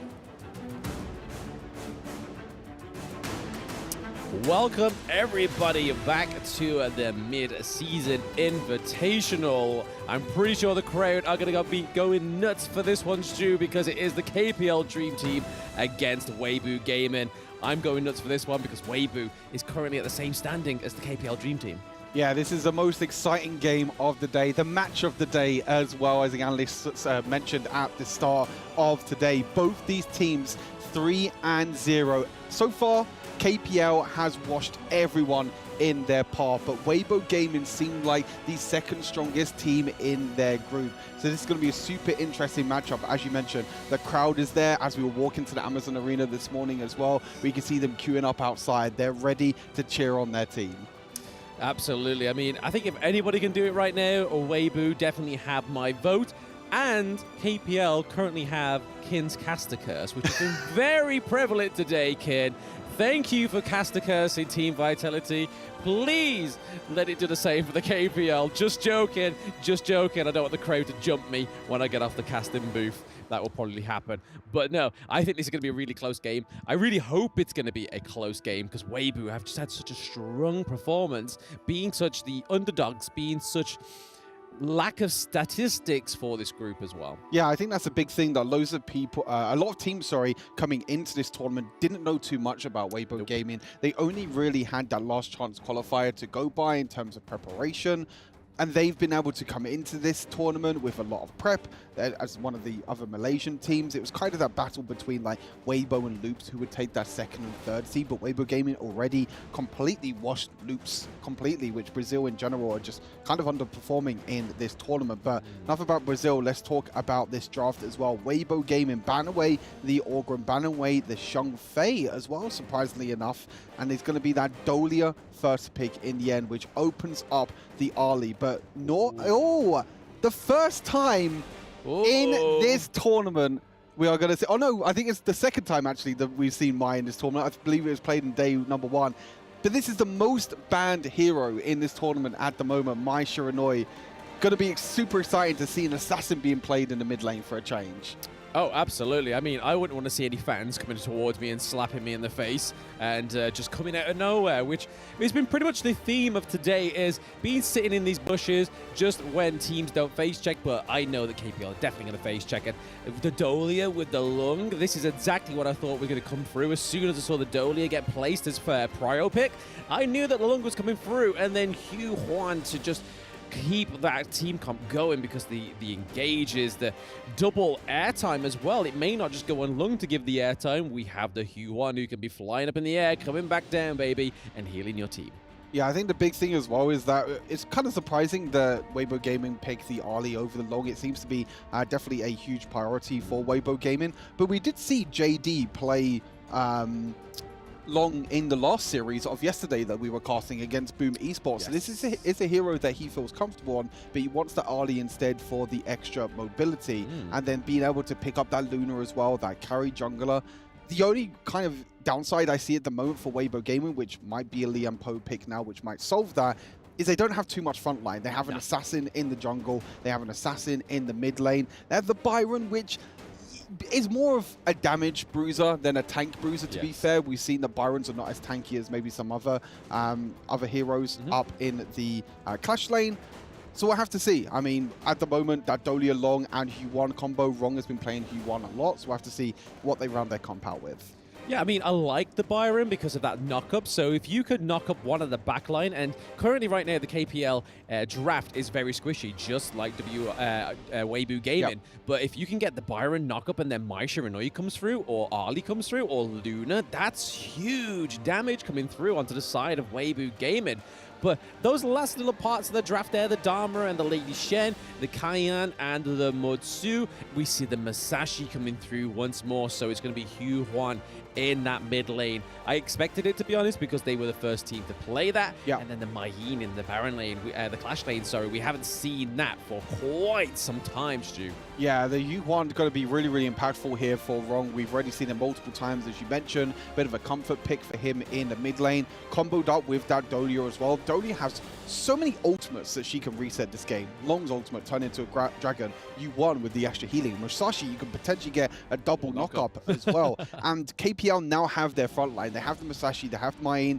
Super curious to see what Weibo pick here. I would say potentially the Liam Poe. I did mention it before. Liam Poe, they needed a frontline tank. They already banned out the Shang Fei. Liam Poe is the next in line, which rounds out their comp, in my opinion, really, really well. They have the Liam Poe and the Byron in the backline. They also have the Mai and the Luna with that extra bit of mobility with the Ali to try and get into the backline. But this is going to be, Blam, a super explosive game. I cannot wait to get into this. I expect nothing less, Stu. I expect nothing less. But this is probably my favorite thing about the EWC mid-season invitational. It's just the amount of times Liam Poe's coming out. It's one of my favorite heroes. It's fantastic for those engages like we saw with Boom Esports earlier. Didn't quite work as well against AG Global just because Zaze was so fed.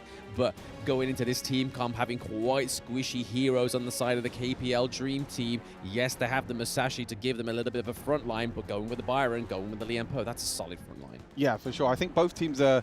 you definitely prioritize like the tank on the support for the Liam Poe. Definitely going to be building more tanky. I mean, if if the Musashi goes the same as the CT boy from last game, again, going to be going for the cape, the more of the tanky build. We'll have to see, because we've seen Pang on so many like carrier jungles as well. We've also seen him on the tanks like Menki as well. So it's going to be super interesting as we get into this incredible clash. And oh no, the fights have already started, Bland. The blood has already been spread. KPL Dream Team, the aggression that was going to come out already. And look at this, the invades come in as well. I think KPL have shown so many different styles of them. They've played the super aggression that they're playing now and against Falcons. They've shown the respect against some of the teams as well. But in this game, they are showing no respect over to Weibo Gaming. Yeah, they definitely want that top seed in their respective group. But the Mai Shirin Oi there with a great knock up onto Wrong, but nothing came out of it. But that is just showing that Weibo's like, hey, if you want to play aggressive, guys, we can play that just too. But there is so much AoE going on right now on the side of the KPL Dream Team. But First Blood going over to KPL Dream Team, learning that from the game with All Gamers Global, they didn't want to lose that First Blood this time around. Yeah, incredible play there. Again, a kind of surprise factor in that clash lane. You know, being able to get the extra advantage in the clash lane is super important, especially in this Main versus Byron matchup. The Byron definitely having the early game advantage over the Main, but now Main has a little bit of an advantage early game. That's definitely going to help out Fly here in the top side of the map. And Wrong has used the flash in the mid lane as well, but honestly, I'm super excited to see Yinyo on Long, because we know that in China, Long has been out for quite some time. It's been the most played pick over there in China for the likes of Yinyo and also Chance, the other farm lane carry that's in this tournament for the KPL Dream Team.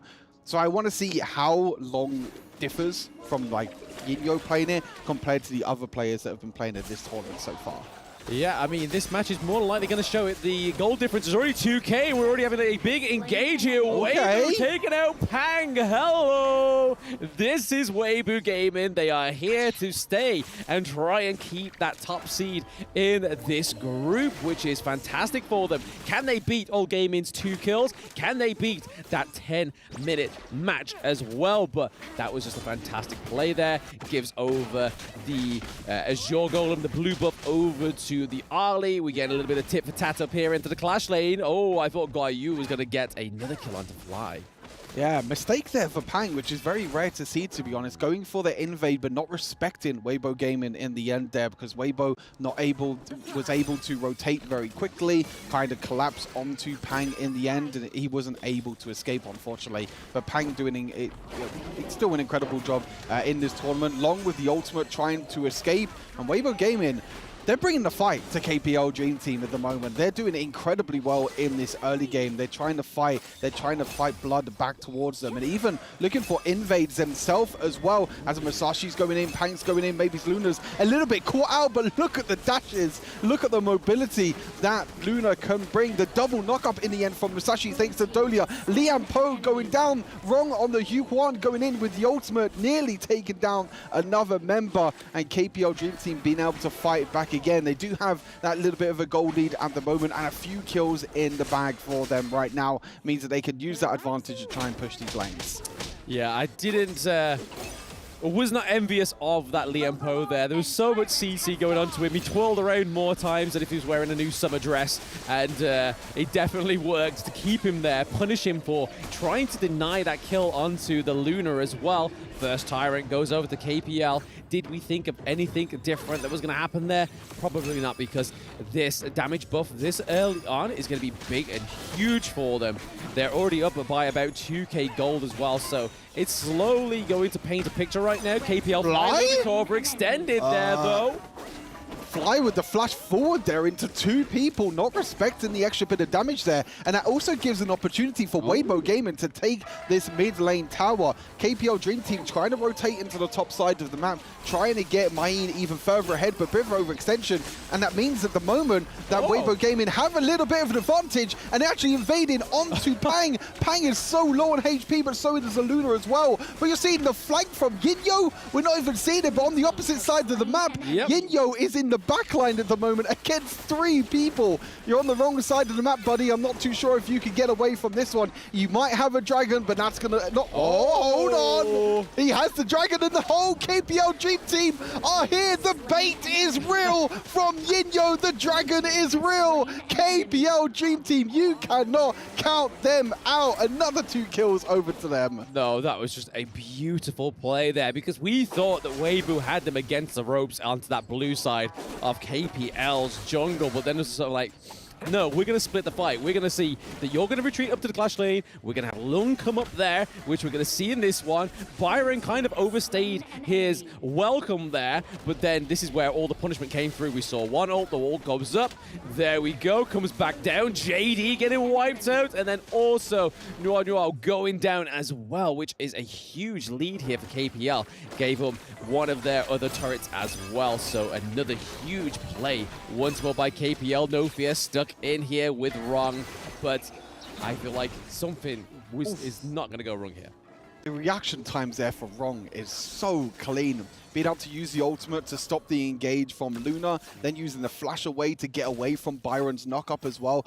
You can just tell by the reaction times of these players. They've been playing this game for so many years, and they know so much about this game as well. Again, Wrong, one of the only players in this tournament at the moment that's playing this Yuquan in the mid lane, but it's working out so well for the extra sustain. That double sustain from the Dolia and the Yuquan, and also the ultimate as well, being able to surprise factor the Weibo game inside, but KPL Dream Team, they're looking to play even more aggressive. Yep, Pang's in there. He's doing a lot of damage. He's going to get that second kill onto the board. That is a 2-0 trade over to the KPL Dream Team, and we could see Byron getting caught out here. There's a lot of low health. He does have his ultimate. The shield is not going to be enough. Dolia and Mai Yin gets the kill onto the Byron, so 8-2 Stu, and 5k gold difference right now onto the KPL Dream Team. Yeah, I feel like Weibo Gaming, they had a little bit of a chance in the early stages, like the first few minutes. But man, KPL Dream Team, every single time that they get that little bit of an advantage, every single time they can see Weibo on the back foot, they're going in. But like, look how aggressive Yinyo is playing. He's playing super aggressive in that front line, using the different elements, using that extra bit of splash damage as well, just pushing the lane and just not allowing anyone from Weibo Gaming to try and defend that tower. They're really focusing on this mid lane at the moment, and no one on Weibo Gaming is here to defend it, with Musashi going in the back line. Yes, Musashi trying to focus the back line of Weibo Gaming. They do take down the Mai Shirunui, and Byron is able to escape into the turret, but is it going to be enough? All he has there is Luna, but no, the damage coming from Loon is just too much. And then the Liam Poe may have overstepped and given another kill over to Loon here. Can he get enough damage off? The CC coming through. No! Again, another kill being given over to KPL. They are being punished for overstepping, Stu. You know, I was mentioning about how I want to see the KPL play long compared to everyone else. This is what I was expecting to see. The aggression from Yinyo this game is absolutely insane. He's playing so far up. He's basically playing in the front line as a farm lane carry, which we do not see a lot. We know that Long does have the ultimate to get away to safety, but you could just see the confidence from KPL Dream Team here, as well as the Tyrant actually gets stolen away. But it does mean, potentially, Luna gonna actually stay alive in the end. Fly gonna try and jump over the wall, try and flash in, but no. So the crucial theft in the end towards a Tyrant and being able to escape. So a little bit of extra damage here going on the side of Weibo Gaming, but I'm not too sure that's going to actually even out with that 6k gold lead that KPL have at the moment.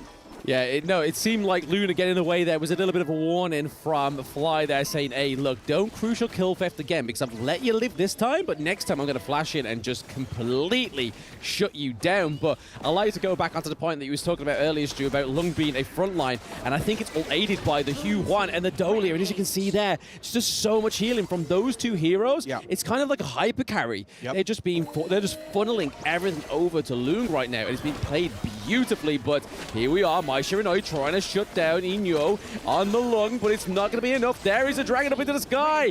We see Yuan get a kill onto the Liam Poe, and then Fly punishing Mai Shiranui.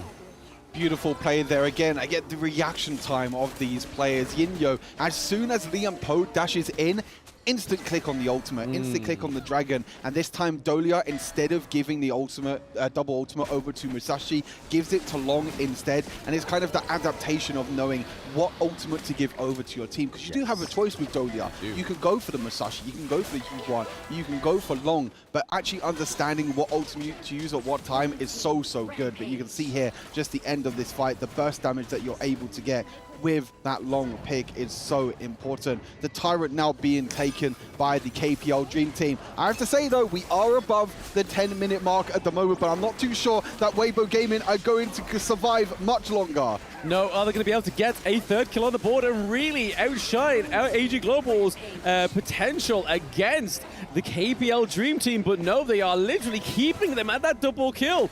That's it. It's like, no more kills for you, Weibo Gaming. We are going to get 17 kills. We are almost up ahead with 11k gold difference. Luna almost getting a dash in. They do. They get the third kill on the board. So far, Weibo Gaming, who did beat All Gamers Global, are currently looking like they've lasted longest and done the most bloodshed to the KPL Dream Team.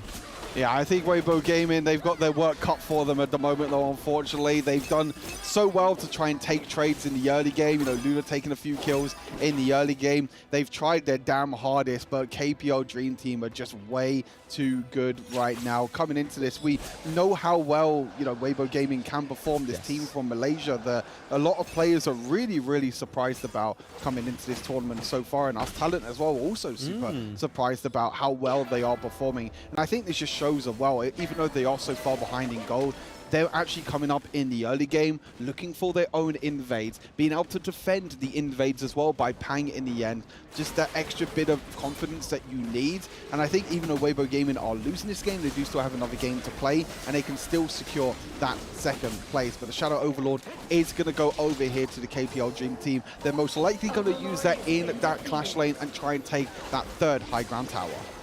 Yeah, or they could just stop Byron's effort down there into the farm lane as well, because they're kind of pushing that one and just kind of just like, it would negate it. But I do have to give it over to Weibo. I believe that this is probably the furthest in the turret game that they've gotten against any team as well, because that's a second tier turret gone down for KPL. I don't think we've seen that yet, but there is a lot going on here. There's a huge engage. There we go. Musashi onto the Moi Shiranui, and then Ino is not quite done yet. Ron gets a kill. Is this going to be a 5-man wipe? It is a KPL going in with a triple kill at the end there, Stu, solidifying that first seed.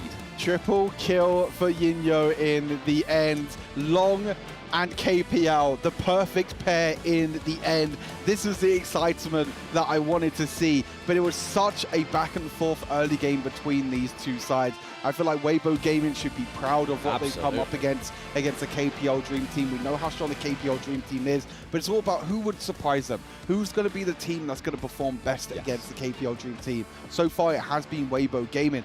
And it gives me a good sign, because we still haven't seen the KPL Dream Team come up against the likes of Team Secret, the likes of LGD, which means that with this game being as close of an early game as what it was, yes, they were able to, you know, kind of roll away with it in the late game with how aggressive Yinyo was playing with the flashes forward. But it makes me even more excited for the rest of this tournament, knowing that the KPL Dream Team can draw a little bit of broads.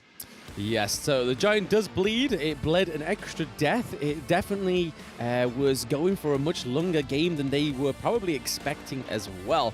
So I do have to give it to Weibo Gaming. I mean, did I expect anything less than that? Probably not. I think that's probably superseded my expectations of them in that matchup, because they just did so much better than I feel like that everybody was expecting.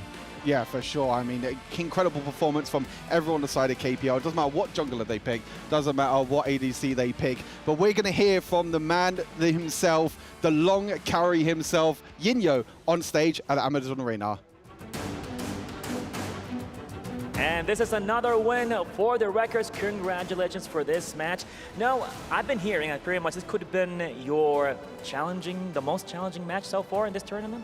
首先呢，一诺选手，恭喜你们再次拿下了这局比赛的胜利。但是在对局当中呢，感觉比起之前的比赛，好像今天的对决会稍微有一些困难。在对局当中，你是怎么看待这件事情的呢？是的，今天的对手相比于昨天，我觉得打得更好了，所以我们今天就打得更久了。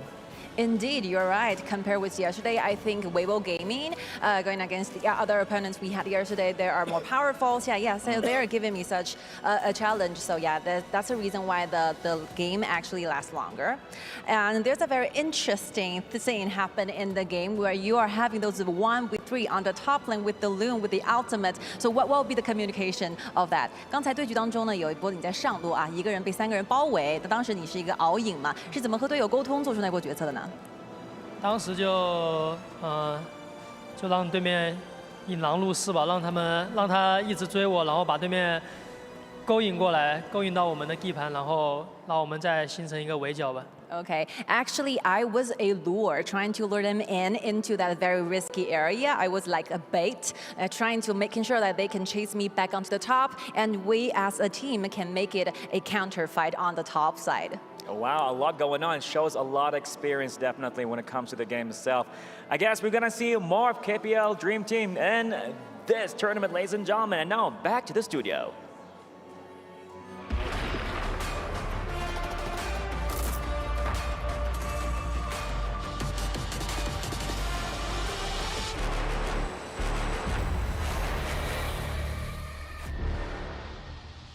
Normally, I would say congratulations to the KPL Dream Team, but boys, let's be realistic. Let's congratulate Weibo Gaming on bringing this to a moment where we didn't know exactly what was happening. Yeah, I mean, they had a great early start. That was kind of, not really the norm of Weibo, who tend to have played from behind from some of the other games, but they actually took it to the champs, or the dream team that we're talking about, and they made them a little uncomfortable. Yep, the draft was pretty spicy. I really like the Luna pick. It did show up pretty well. And they also created a lot of space for JD to take advantage of the map. So this was a much stronger showing from the rest of the teams, at least for today. Come on, man. I do believe that the Luna was a great pick. On the other hand, I don't know about that Lienpo, man.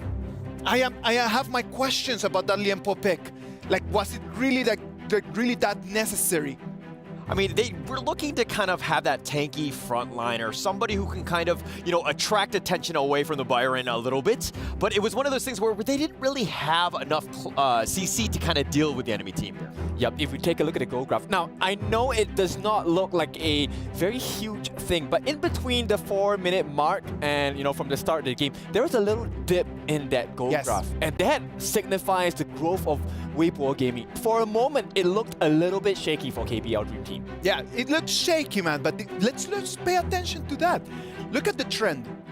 It is very clear that Weibo Gaming was really in the game, but they never actually were able just to turn the goal to their advantage. And that was the key for KPL Dream Team, just to being able that even though they didn't look that superior, they still took the victory. Yeah, it seemed like they were actually winning, but the goal graph says a completely different story. Exactly. Again, KPL was like understanding that, hey, actually, we're still going to get our farm. That's not going to be an issue. Yeah, we'll give up a couple kills or whatever, but at the end of the day, I'm still ahead. Yep, exactly. And this brings us to the point where Yinor was talking about, hey, let me be the bait, let me be the lure, right? It's always this situation where Weibo was kind of lured in, hey, we might have the chance to win this fight, and suddenly the entirety of KPL Dream Team is there. I just kind of feel like they're not 100% comfortable playing against the Loom just yet. Yes, I think the more experienced teams have been like, actually, he still has his infinite vastness. He can get out of there at any moment. He has his Uber, so to speak. Yes. But it's one of those things where they're not really comfortable yet. And boys, let's just share with everyone. My key words for this while I'm watching this match is like, no need, just push back. Push back, there's no need. Sometimes I just feel like Weibo Gaming really wanted just to finish the fights when they did not have the HP for it. Yep, it's like, marriage advice? Pick your fights wisely, right? Not every fight is meant to be fought. And at the same time, right, I would like to highlight No Fear. Right, No Fear made it really difficult for this side of Weibo Gaming because the ultimates that he refreshed were always different. Yeah, no, they did a really good job of just balancing that one out. I think that this is still a team that you're seeing them in their stride. They're finding that momentum. They're undefeated at this point for a reason. And my only concern is that they really haven't been tested. And going into the playoffs, are they gonna, you know what I mean? There's like the first time you bleed your own blood. Of course. Like, how do you react to that? Come on, man. Like, the KPL Dream Team played really well. All the players from all the different lanes and different positions were at the top level. There's got to be an MVP. I believe it's going to be Inuo because the way that he played that, it was a great show of skill for everyone at home. Like everyone at home knows, look at that. Everyone at home needs to understand how to play that Loon just by watching this man play. Like he's one of the best farm laners in KPL, and he's demonstrating right now to the whole world how to play these heroes. Yeah. 909, let's take a look at the highlights for Mr. Eno here. I mean, if you're talking about learning from the best, this is the best example. I mean, just doing all the damage, the farm, and the fact that you were just baiting it out. You had like a sliver of life, and Weibo Gaming were like, you know, they wanted it, they were chapping at their lips, they were kind of just thinking about going in. Yes, just outplaying them. He was just dodging them out. He was like a Houdini. Yep, exactly. And one of the things is, as a farm lane, there is a chance that, you know, you will be focused on him, and he actually used that to his strength. Like, one of the things about that, man, like, not only Eno, like, the Yuhuan pick as well. Because some people might just start believing, like, oh yeah, it's all Eno. But wrong on that Yuhuan allows Eno just to be able to jump in with a big confidence boost, knowing that Yuhuan can actually just get you out of trouble if necessary. Yep, not only soaking in the damage, right, but also healing the team. And take a look at how much damage they're able to do as a contingent against the likes of Weibo Gaming. That's kind of what we expected. I mean, I think going into the draft, the Yuan as well as the Loom, I was kind of like, hey, they're going to be super elusive. The fact that they have the Dahlia as well, just kind of, you know, just rounding up that draft, that is a tough 3 picks to deal with. You do need close CC to deal with. Yep, and of course, we never forget you, Mr. Fly. He did not have that high of a team fight rate, but simply because he was an open ward for the team. He was consistently giving information by the lack of people in certain lanes. Majin, man, like that Majin just coming in and just being able to lure Weibo Gaming into fighting him. Because a lot of times that's what happens. Weibo Gaming just starts just fighting Fly, believing that they can actually take him, and then there's 4 members of KPL Dream Team coming in to try to put them down. Ladies and gentlemen, thank you very much for being here with us. We're halfway through all our games of the day. We hope that you guys are having as much fun as we are, but we need a little break, the same as you guys. Stay online, and we'll be coming back after that.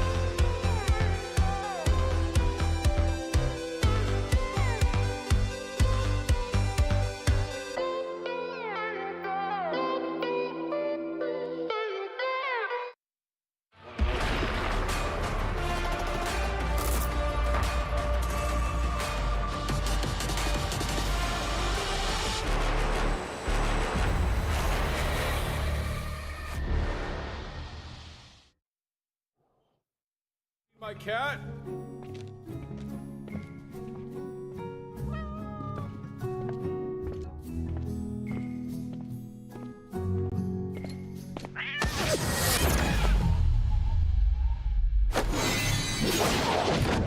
Long time no see, hey no!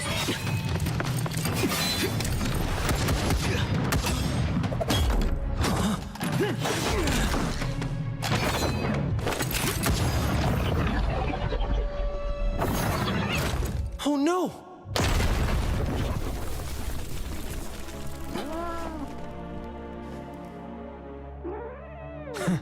I don't like harming the innocent.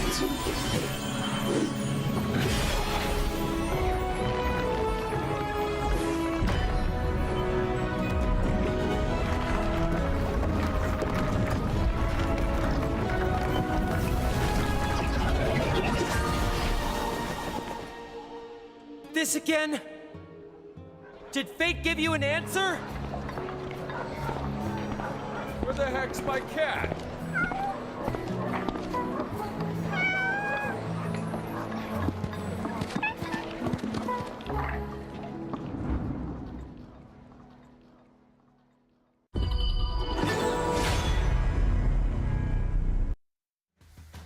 Ladies and gentlemen, we have some exciting news to share with you. We're launching the EWC exclusive skin, Heaven Blade Elaine. From today, August 2nd to August 8th, you can purchase this skin at a special offer price of 710 tokens instead of the full price of 888. What's even more exciting is that if you spend tokens to purchase this Heaven Blade Elaine through the in-game new skin event page, you have a chance to participate to get limited time tokens back. This is an amazing opportunity that you do not want to miss. Elaine, are you guys good at that hero?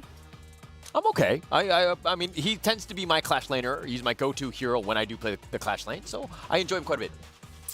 I'm not too good at it. It's all right, man. You're here to learn, kid. Remember that, man. You're here to learn. A lot of learning happening. What about if you just keep learning from what's going on the B stream? Chuchu has a lot of information she wants to share with us.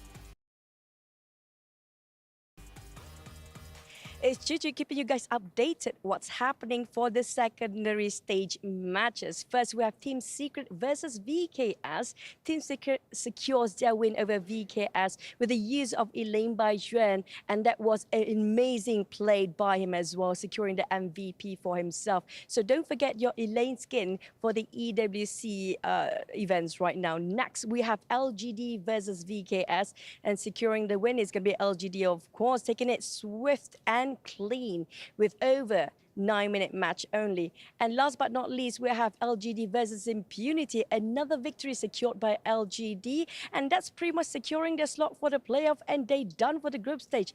Whilst LGD actually secures their slot for the playoffs, problem is VKS, are they exiting during the group stage? Can they still make it for the playoff? That's it for the update for the secondary stage. Thank you very much, Chuchu, on that update from the Stream B. LGD Gaming, man, total clutch, 5-0. That's it. They're going to lock in that first place on Group B.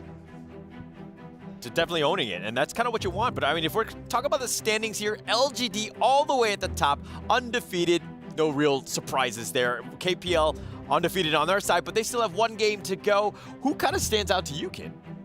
I think it has to be Team Secret at this point because they want to secure that second place and keep that safety net of going against LGD Gaming. Yeah, look at the bottom though. VivoKid Stars, Impunity Esports, both of these teams really struggling throughout the day. I mean, they really haven't found their footing, but going into this one, I did not expect VivoKid Stars to be on the bottom of, day 2. Yeah, it was a very difficult one to see over there, man. Let's hope and see what's going to happen with them. Moving forward to our next match, clearly we're going to have Team Falcons against Weibo Gaming. Fighting for life, isn't it, kid? Yep, this one's for the history books here. Team Falcons, even if they can pull off an upset, they have a tougher challenge for themselves as well. Team Falcons, they cannot afford to drop another game. One more loss, that's the end of their tournament life. Like it is really difficult, and it is extremely, extremely hard.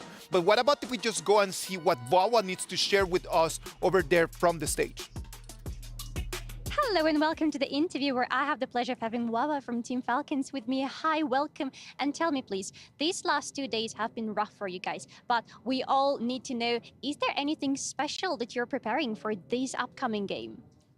We don't prepare like really special, but I hope we will be better the other game. We didn't really play like our game really well like last 2 days, and I hope we can play our game better, like as usual, like without stress, and I hope it's gonna be better than before. So yeah.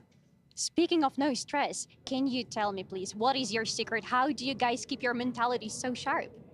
I mean, we are still in the competition. We are still not out of the group. We can still go strong and reach the quarterfinals. So why would we give up if we can still go? I love it. Yes, you still have games to play, so no time to give up. Love this confidence for you guys. Thank you so much for the interview, Wawa. Good luck in the upcoming games, and we are going to toss it right back into the action. Thank you to you. I love how Wawa has no stress about anything in this game, and that's it. Like they need to really go in with everything they have. STC play predictions: Weibo Gaming or Team Falcons?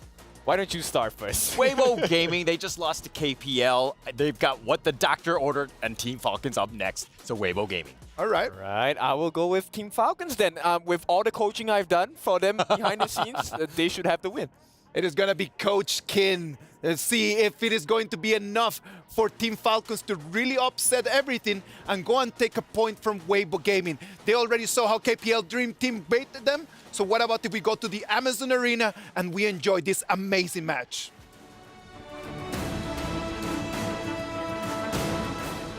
And we're back again to the Amazon Arena, back to write another chapter here at the Honor of Kings saga to see what's going to unfold before our eyes. Sky, we are ready. Of course, ladies and gentlemen, can we hear from voices for Team Falcons?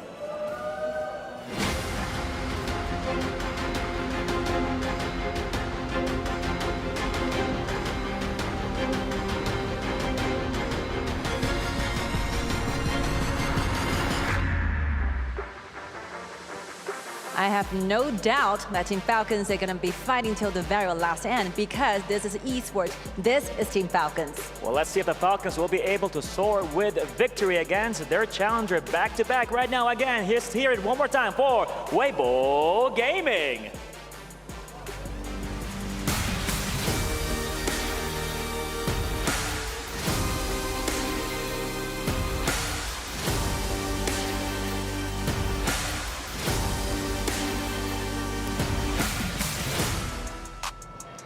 Another match for the records. I am waiting to see what's going to be the outcome of this one. The final glory awaits in the arena, and that the Honor of Kings clash commends. I believe this will be the time we give it to RG Studios. Welcome back, ladies and gentlemen, to the mid-season invitational, and we have a pumped-up, angered Weibo Gaming going against Team Falcons. They've just been punished by the KPL Dream Team. I'm pretty sure they're trying to reciprocate that onto this next team, Stu. I kind of feel sorry for Team Falcons. They're kind of like next in line at the moment. Weibo Gaming were probably fired up after that loss versus the KPL Dream Team. Again, kind of mirroring what the analyst desk was saying. Weibo Gaming definitely did look very strong during that early game against the KPL Dream Team. Falcons, they need to win this game. They have to win pretty much both this and also they got another game later against All Gamers Global, which they pretty much have to win that as well. They have to pull up a huge upset here though, because I think Weibo Gaming look like one of the strongest teams in this group. Yeah, I mean, up until literally a few moments ago, they were 3-0, and they're 3-1. So they're currently looking like they're going to be the second seed in Group B, unless Loops picks up another win as well. But this, if they do win this one, 4-1 to Weibo. If they lose this one, then it's 1-3 to Team Falcons, which is going to be everything that they need right now. But less about that. This is where the magic starts to happen. There is our little clue giving a wave to the crowd. He can't see us, but we'll wave at him back. But here we go. The Chow ban on the side of Weibo Gaming. I mean, Falcons probably would never play that, but they're going to ban it just in a case. And then the Dolia and Musashi onto the side of Team Falcons. Interesting. ban there as well. Ming also being banned on the side. Ali first pick though. This has been a pretty high priority for the team so far, and that's going to be prioritized over the likes of the Orgren and the Lady Shen, which is the 2 power picks that get picked up here by Weibo Gaming. And Falcons for themselves, they banned away the Musashi, so they kind of banned away one of the counters. So bit of an interesting one that they ban out the Musashi this time, even though that they probably didn't want to pick up the Orgren as a first pick. Maybe kind of predicting that the Ali was going to get banned away there from Weibo Gaming, kind of playing the mind games. Yeah. Didn't work out though really for Falcons this time, and it means that you have the Orgren. Oh wow, Lady Shen and Long. That is 3 of the most powerful picks at the moment in this meta, and it's looking incredibly scary. Yeah, if you could see me on the caster cams there, I was wincing seeing that the Lady Shen and obviously the Loon coming through as well with the Orgren. We've already seen it play many a times together, and it's quite a feat to see and try and beat. But hey, Team Falcons have got a lot riding on this one, so if there's going to be a team to do it, they've got the motivation to do it. It's just whether they've got the plans to execute it. But the Byron coming through and the Motsu, I think the Motsu kind of helps with the Orgren away, especially with the Peacemaker ability trying to stun him in place. But we're looking at a Zhongfei ban as well by themselves. So they ban out one of Kalu's big picks, and they ban out Musashi as well, and then the Liempo ban also. Yeah, with the Mosi being picked, we're most likely going to see that in the support, so banning out the 2 tanks, which I think is actually really clever here for Falcons. They're banning away the 2 tanks. They know that at the moment, Weibo Gaming have a little bit of frontline, you could say, with the Orgren. Charlotte now also being picked as well is pretty decent, but Weibo Gaming have to come up with a different support that is not the Zhongfei and the Liam Po, whereas Falcons already have that Mosi picked up for Clue in the support, unless it gets picked in the mid lane. We have seen the build player before in the mid lanes. There is that possibility, but we're most likely going to see a mid laner instead. We'll have to wait and see as it... Oh, interesting. Pei is being hovered here. Is it going to be locked in as well? Hino. Okay, these are 2 very new picks. This is what they've been cooking up this whole time. This is the first time that I believe in the build has played Hino, and the first time that Ray has even played Pei. That's a bit of a tongue twister, isn't it? Played Pei. But yeah, first time that we're seeing both these heroes on the side of Team Falcons. This is maybe something that they've been preparing for behind the scenes, and it's going to be super interesting because they have to leave it all out there now. All out on the gorge. They have to win this game. I mean, on broadcast, haven't seen it in EWC, but we saw it in, I believe it was one of the maybe the qualifying tournament. Ray has played it at least once. That's all I know. It generally goes well. Obviously, it's one of those really good early game heroes, very aggressive, but they're gonna just maximize their healing with the Cayenne, which kind of replicates that Dolia and Hu Huan thing that we saw earlier with Lung in the last game. So giving all the healing over to Lung, so we could be seeing Lung and Orgren and Charlotte being the main front line here. Yeah, it's one of the first times I think we've seen Cayenne in this tournament so far. Yes, I think especially with like the likes of Liam Po and Shang Fei being banned, you're kind of going a little bit down the tier list in terms of the supports. But as you mentioned, we kind of saw it a little bit in the last game with KPL Dream Team. Yep. Having that support for the long is so important because yes, he is an immobile AD carry. I mean, yes, he does have the extra mobility with his ultimates, but you need to make sure that he keep himself alive. And that is what Cayenne is going to do. But it's do or die now, really, for Team Falcons. They have to pull up an upset, and an upset they're going to have to do because Weibo Gaming are looking incredibly strong in this tournament. Incredibly strong and probably very incredibly angry as well because of what just happened there. But here we are. This is how you play. That was hard to say. I'm never going to say that again. But yeah, this is how you pay. I said it again. This is how you play Pei. Just super aggressive.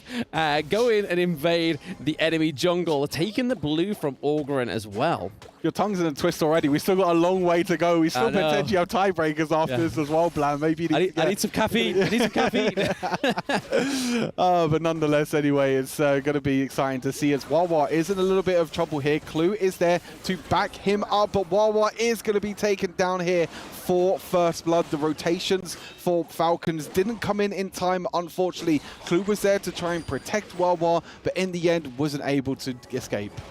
But this is what we was talking about in their last series, is that there's always seems to be, it's either a communication issue or a time and a place issue, because Ray or Wawa are not always very close to each other. They're either opposite sides of the map, Ray's probably on the opposite side of the camp or something like that, and they never quite formulate it in a way that it kind of works. So this is something I think that going from EWC, Falcons probably have to just try and polish up a little bit here.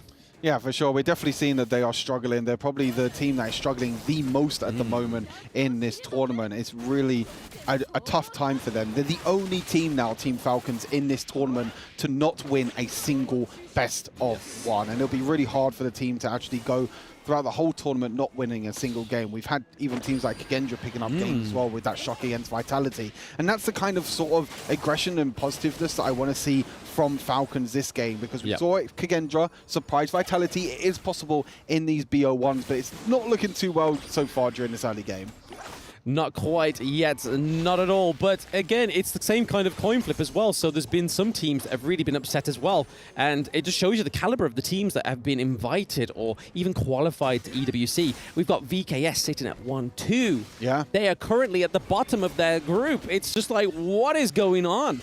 VKS are such Brazilian titans, and even Loops is doing better than them. I mean, we could argue that maybe Loops has a little bit more of an easy journey so far, but VKS have definitely, it's been a bit of a surprise, but I think it just plays onto how great these teams are currently participating in EWC. But less about the teams, more about what's going on in this game. We're currently at the 3-minute mark. Weibo Gaming clearly have one kill on the board. I believe it was over to Wawa when he had nobody around him to help him. But then looking at the gold lead, they are securing that as well.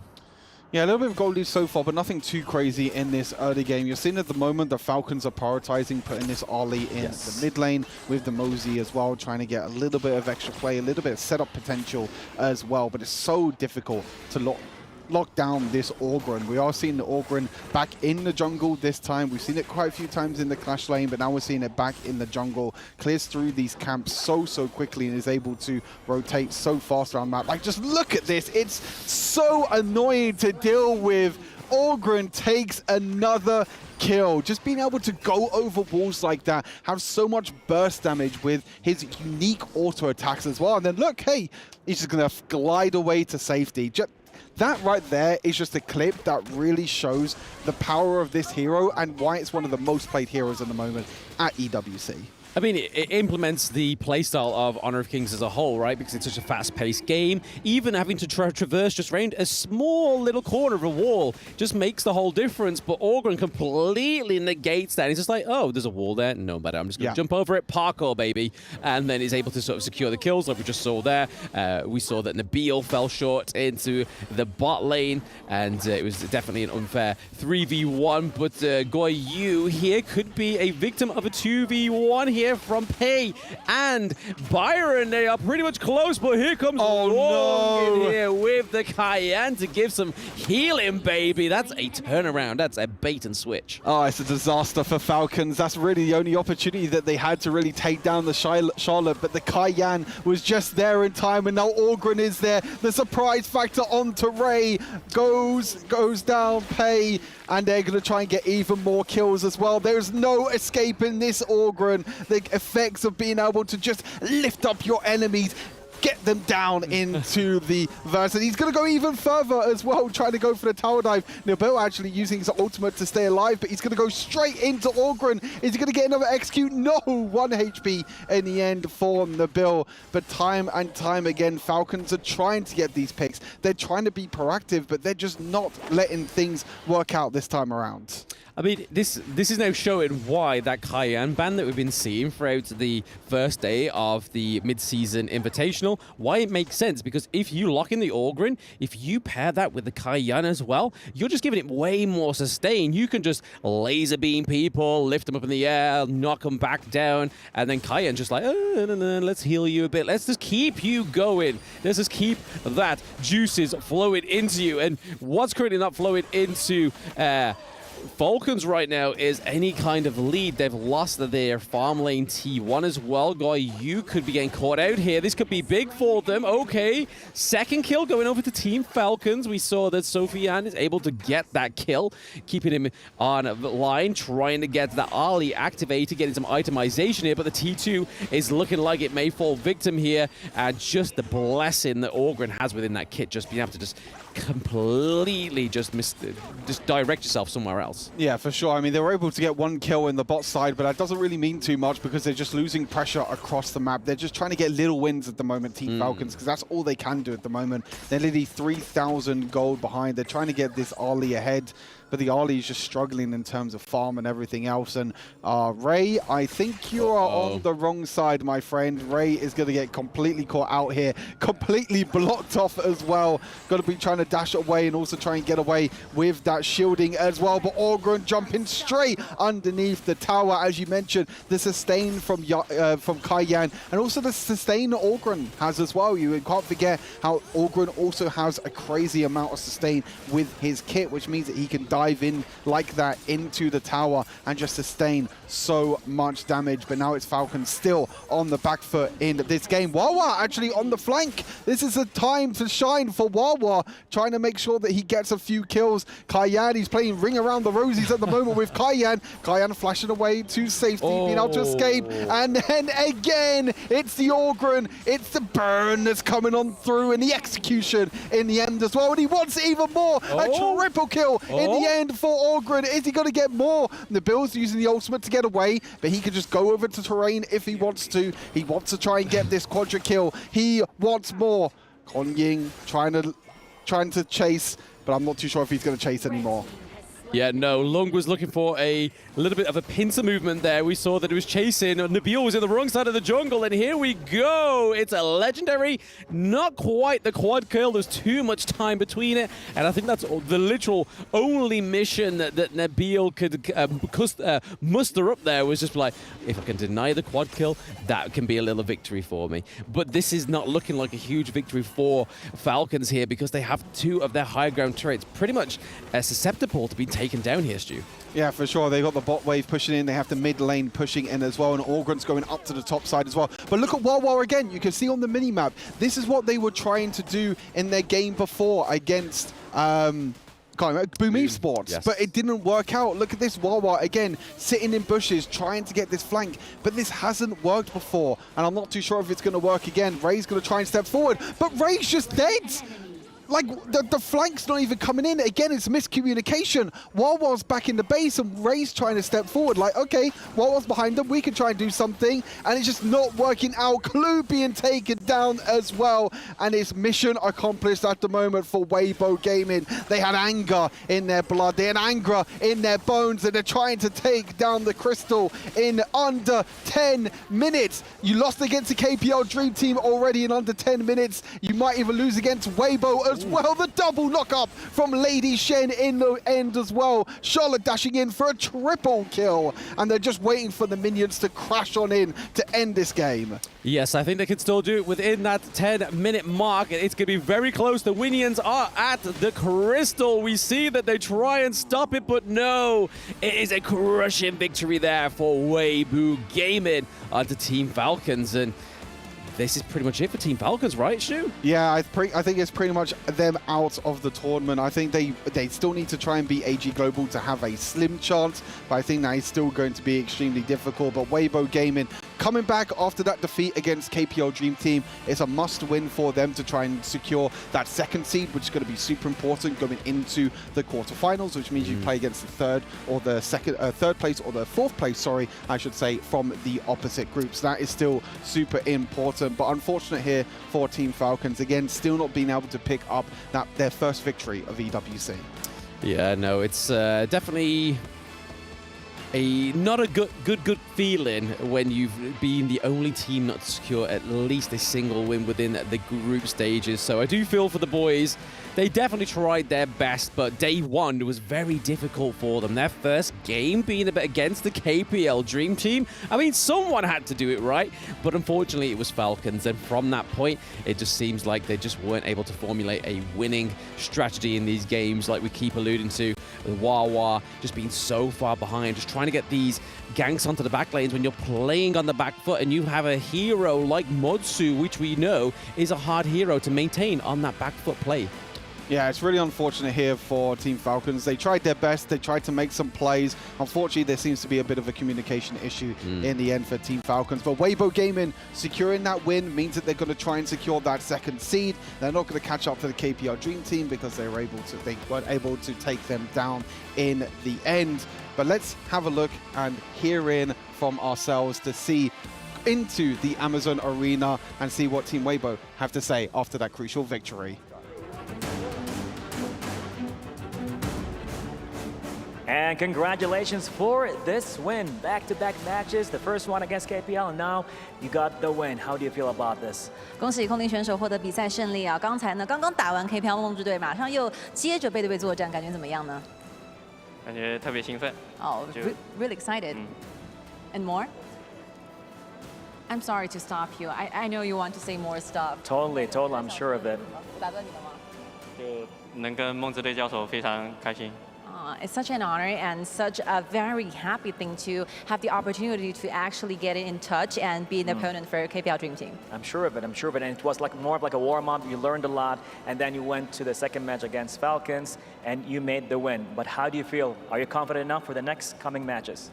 我们其实今天的连续2局比赛呢，目前已经结束了嘛。在接下来的所有比赛当中，这2局的发生的所有一切，会给到你们更多的信心吗？会的。 Definitely, you're going to be more confident about this. So yeah, jumping into the playoffs, any changes that we can expect from Weibo Gaming? 我们马上进入下一个阶段了。那下一个阶段在微博这支队伍身上，我们有什么可以值得期待的地方吗？ Oh, such a hard question. You have to think about it, right? 很难聊，是不是？ And I'm sure of it pretty much, you know, I meant a few words, but I got a lot to do with the battlefield. 要不这样吧，我们在这边呢和所有支持你的观众朋友们说句话，好不好？感谢大家的支持。 Thank you for all the support from our supporters. We will try our best to do the following matchups. And thank you for an amazing performance. And now back to our studio. Let's go.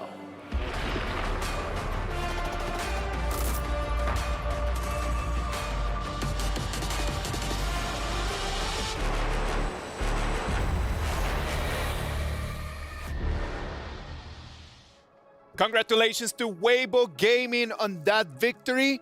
Almost there, just nailing down the second place on that group. 99% chances. Loops would need to win both matches there. Yeah, tough position to be in for Loops, but of course, even tougher position for Falcons.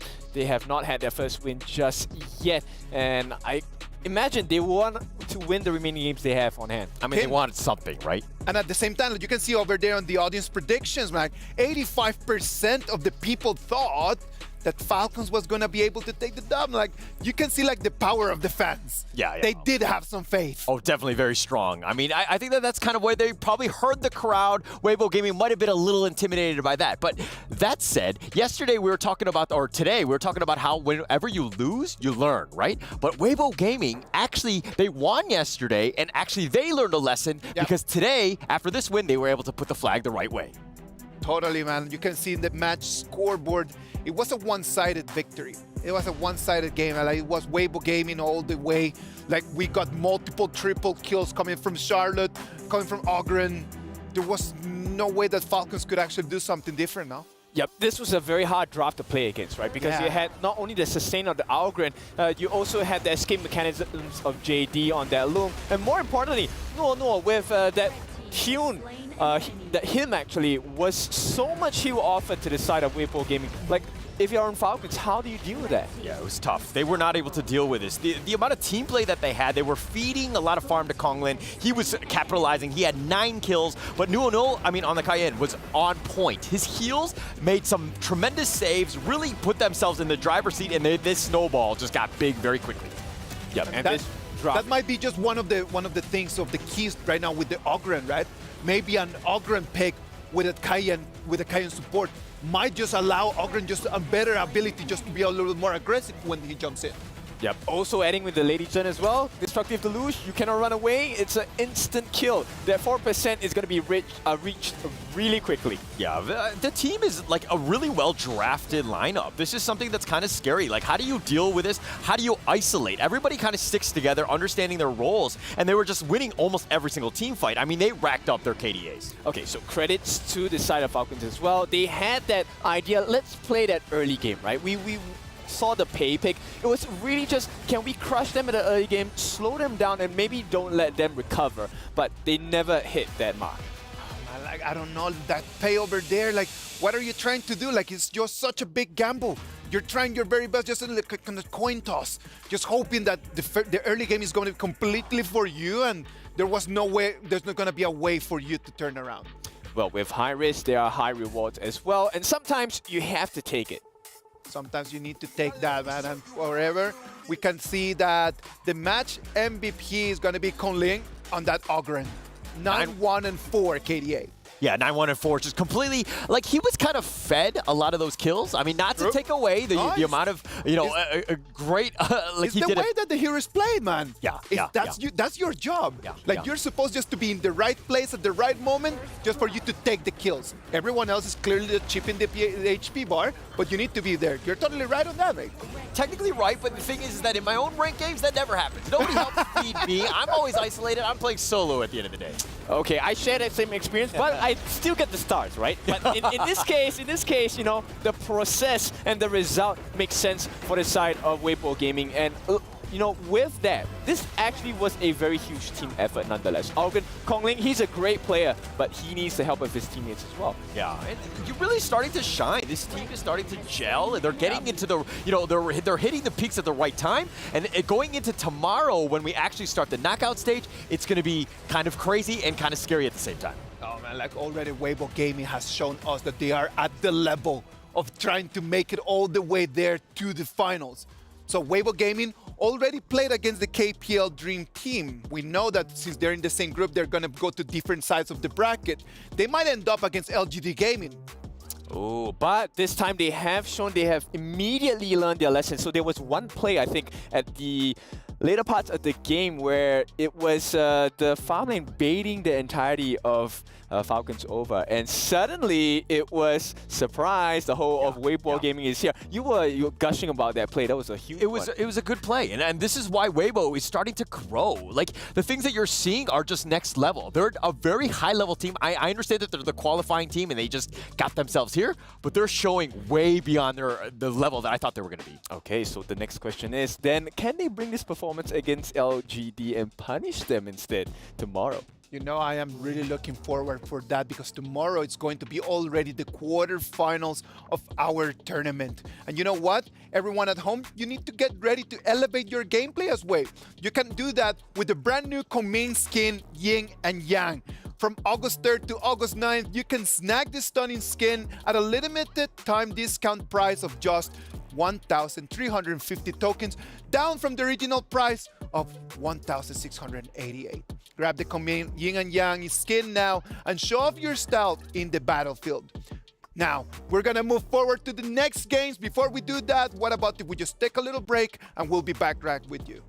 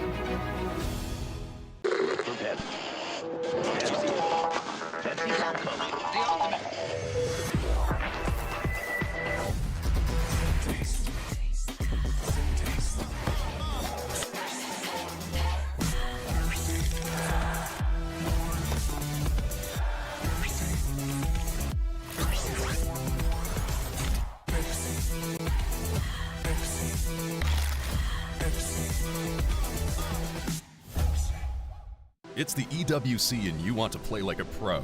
Well, we've got a lesson for you. Axe on.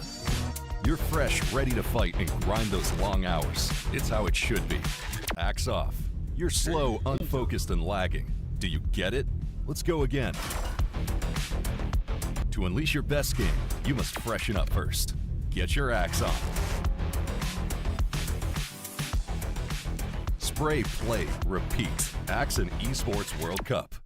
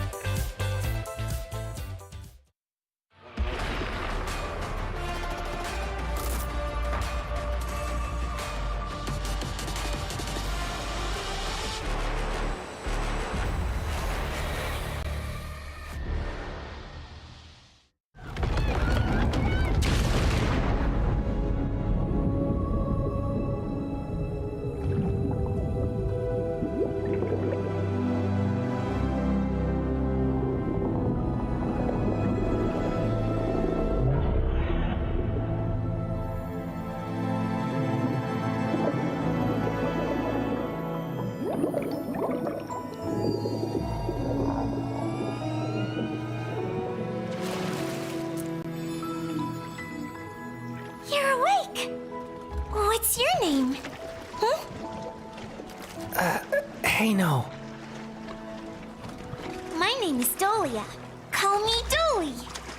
Ah! Why do I always get chased by cats when I come ashore? Hey, no!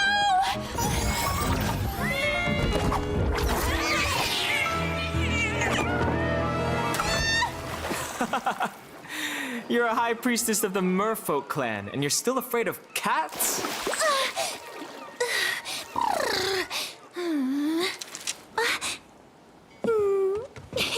So, are you here to find the Song of the Merfolk, or just scavenging for scraps? What scraps? These are clues.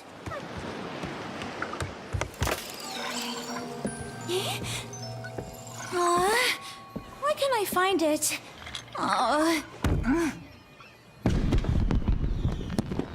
Who set off the fireworks? Be careful. Tonight has to be perfect.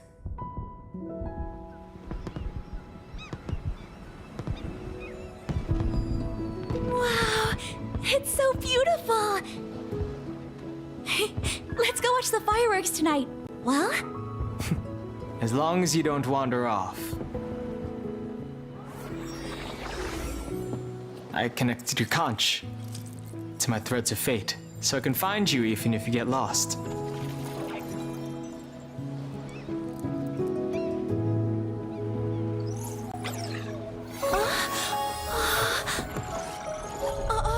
That sound.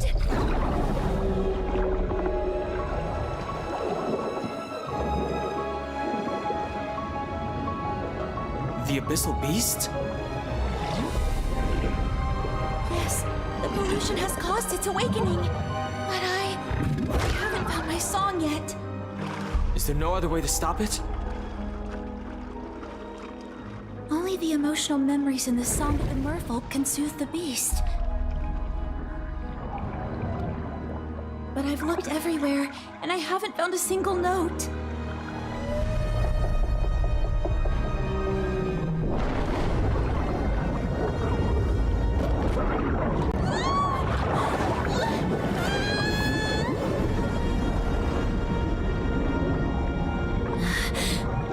What should we do? We're out of time. We've got a crisis on our hands. Let me help you this time. threads of fate, guide me to the song of the merfolk! Hey, don't forget about the fireworks tonight. Look, it's Blue! Gurney said that when Blue lights up, I'll find the song!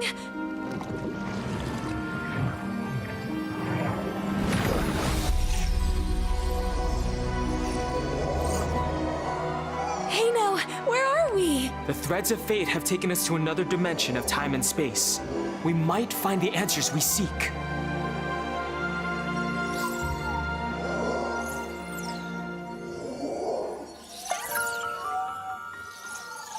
Hey, a note!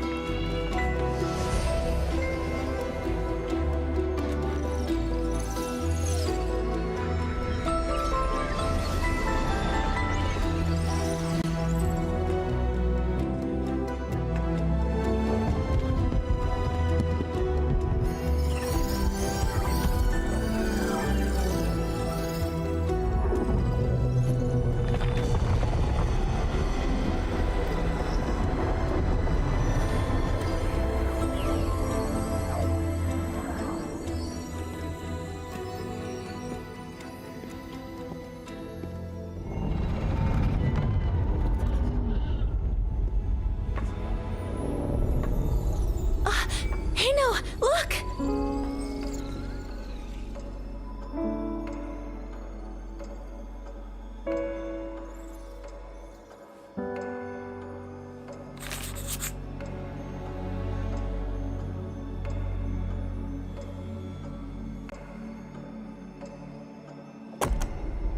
Did he spend his whole life writing this song?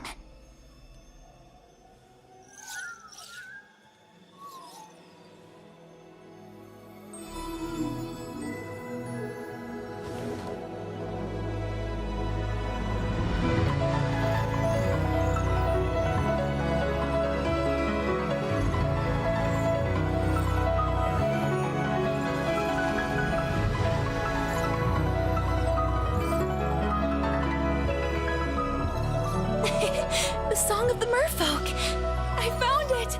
Hino! Yes.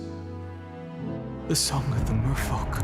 After all these years, I finally remember now. What do you mean by remember? That note. The one I spent my whole life searching for. It's you. Dolia.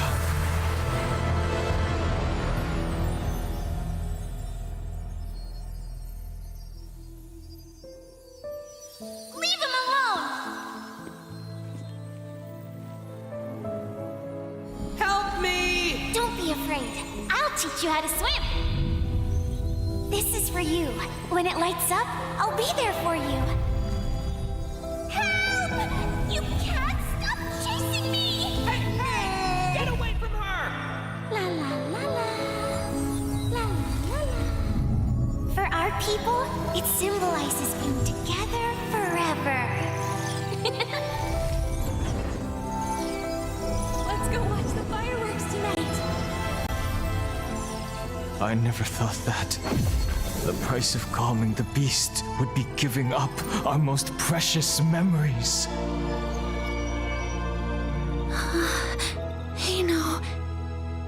Man. Was that you?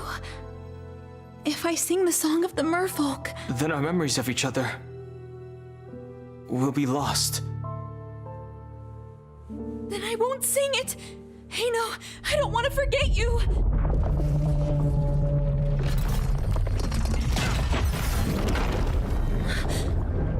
The beast, it's breaking out.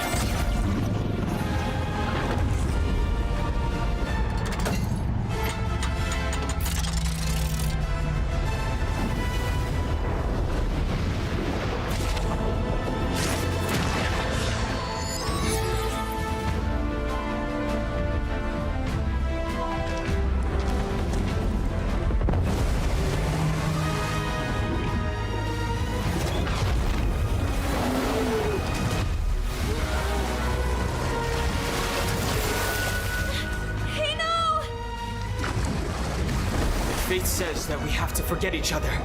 Then I won't do it!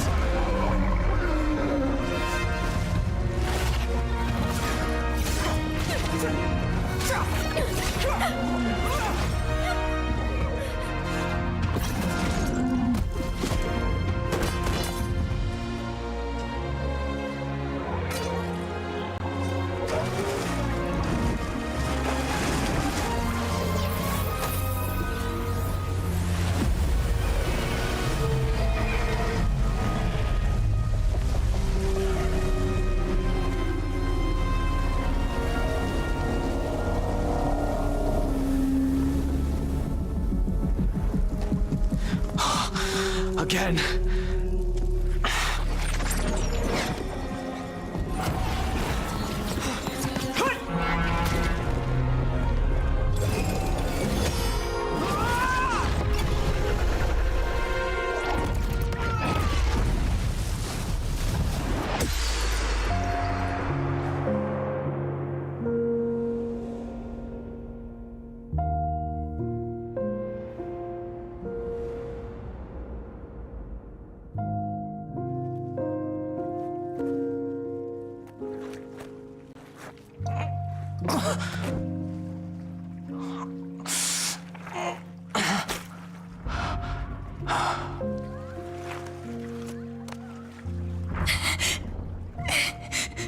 Is there no other way? There just has to be another way.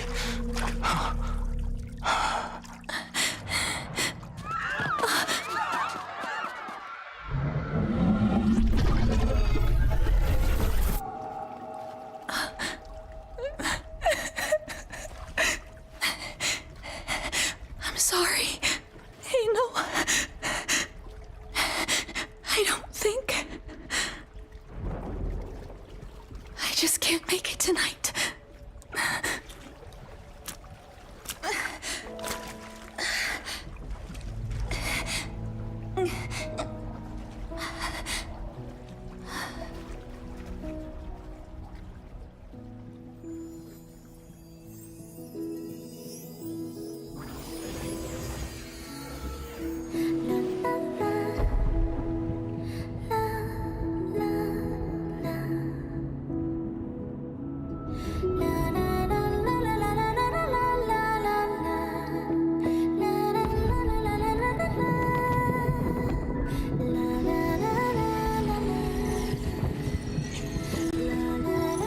The fireworks. They're so beautiful.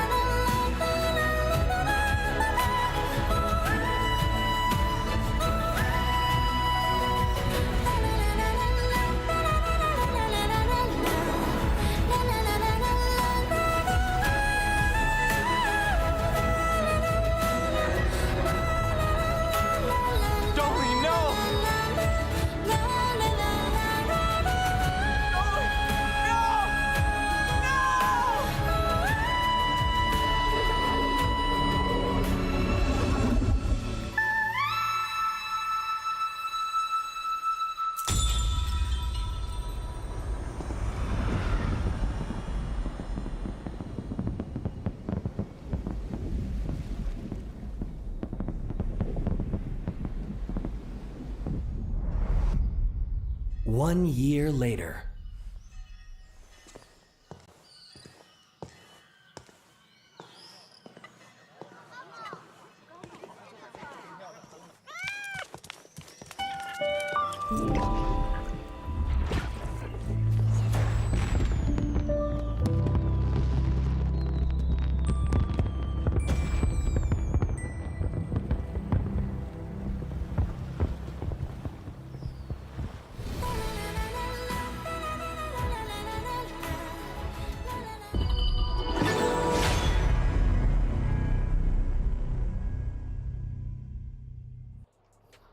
Ladies and gentlemen, remember the championship in-game mode kicks off this Saturday evening at 8 o'clock.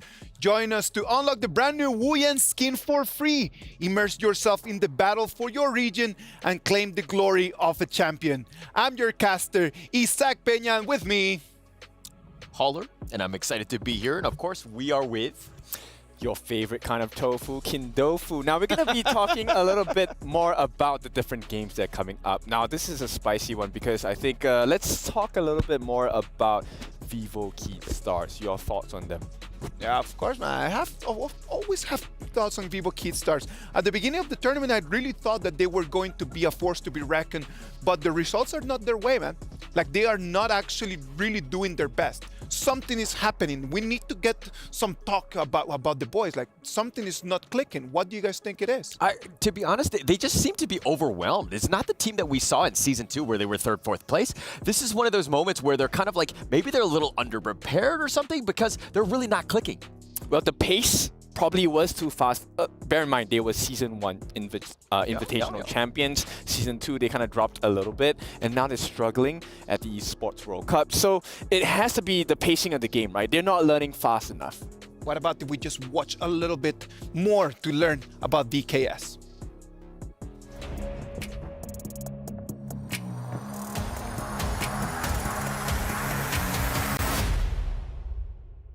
Eu me sinto muito bem por estar aqui. Acho a organização que a gente está tendo muito boa.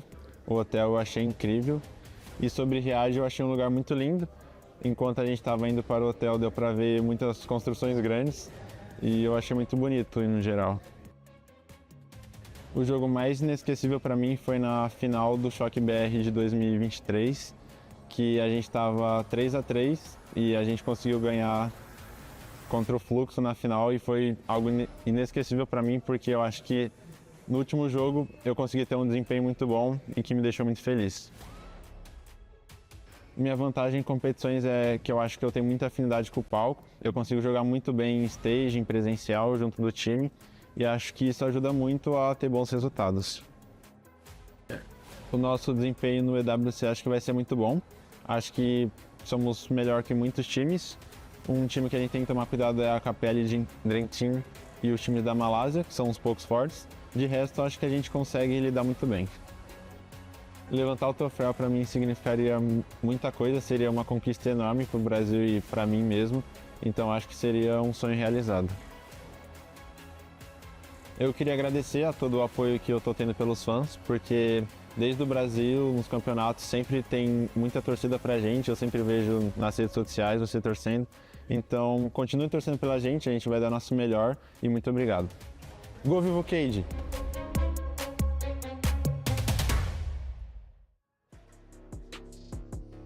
Vivo Kid Stars, as you could see right over there, they're ready to show, man. The problem is that they're not showing anything. We thought that they were going to be fighting for 2nd place, and right now their next game is going to be their opportunity to try to really have an opportunity 4th place, not actually just having their trip just finish in group stage. Yeah, I think, one of the things we could focus on is the action of Fleur, right? Getting into the zone. And I think maybe based on the interview itself, they put a lot of pressure on themselves. Granted, yes, they represent not just themselves, they represent their country, they represent their dreams of lifting the trophy as well. So there's a lot of pressure. And I think one of the things I've learned of professional teams that do really well is not that they throw caution in the wind, but they take everything in their stride, right? Let's do our best, be in a relaxed state, go into the zone, get into the fleur, and we will win the games. I mean, it's not one thing to get into that zone, but I just feel like the other teams have really figured them out, right? Yeah. Understanding that Caesar has been that carry, forcing him to play heroes that he's not really as comfortable with. So it's more of like a reactive game for them. They've kind of struggled because of that, and I don't think that their game is really evolving as fast as it should. Then I think the solution is let us take the stage instead, right? Let them be the first one to make the move. That could be one of the solutions that is possible for the side of VKS. I thought you were talking about let us, as in us, and I was like, oh, are we going in right now? Like, what do we do? Yes, I'm not good enough. No, I agree on the fact that a lot of teams have been analyzing them a lot. Yeah. They've been trying their very best just to watch the footage and then just try to find strategies how to put them against a corner. And one of them has been Kagendra for sure. Yes, for sure. And now they have been on the main stage for a lot of times. HoK BR, Season 2, and now at EWC. So definitely a lot of research going into it. Now Kagendra, this is going to be a spicy one. We didn't have the best hopes for them, but they have shown up. That was a beautiful draft in the previous game. Will they be able to repeat that kind of draft once again against VKS? Yeah, they're going to be on 3 times today, so we're going to be seeing a lot of Kagendra. There's still a lot of potential that they can have. They did very well against Team Vitality. They beat that out, almost an upset, I would say. So I expect even bigger things for Kagendra, and they have a team that's reeling in Vivo Keith Stars. This is a great opportunity for Kagendra. Kagendra is going to take the spotlight right now, so what about if we just get a little bit more insight from them?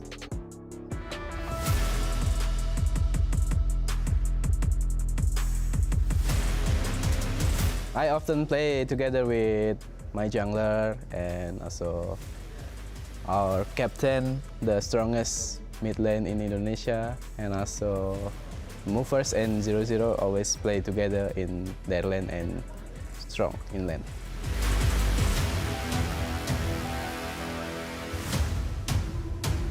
Before the competition start, I usually do reading mangas and comic to calm my nerves. Okay. Yeah. My prediction we will win is, I think, KPL Dream Team, because they are from their mainland. They are the strongest right now, I think. Halo Balagendra, dukung kita terus di EWC ini. Semoga kita bisa memberikan yang terbaik dan doakan terus supaya bisa juara lah. Thank you. Balagendra juara.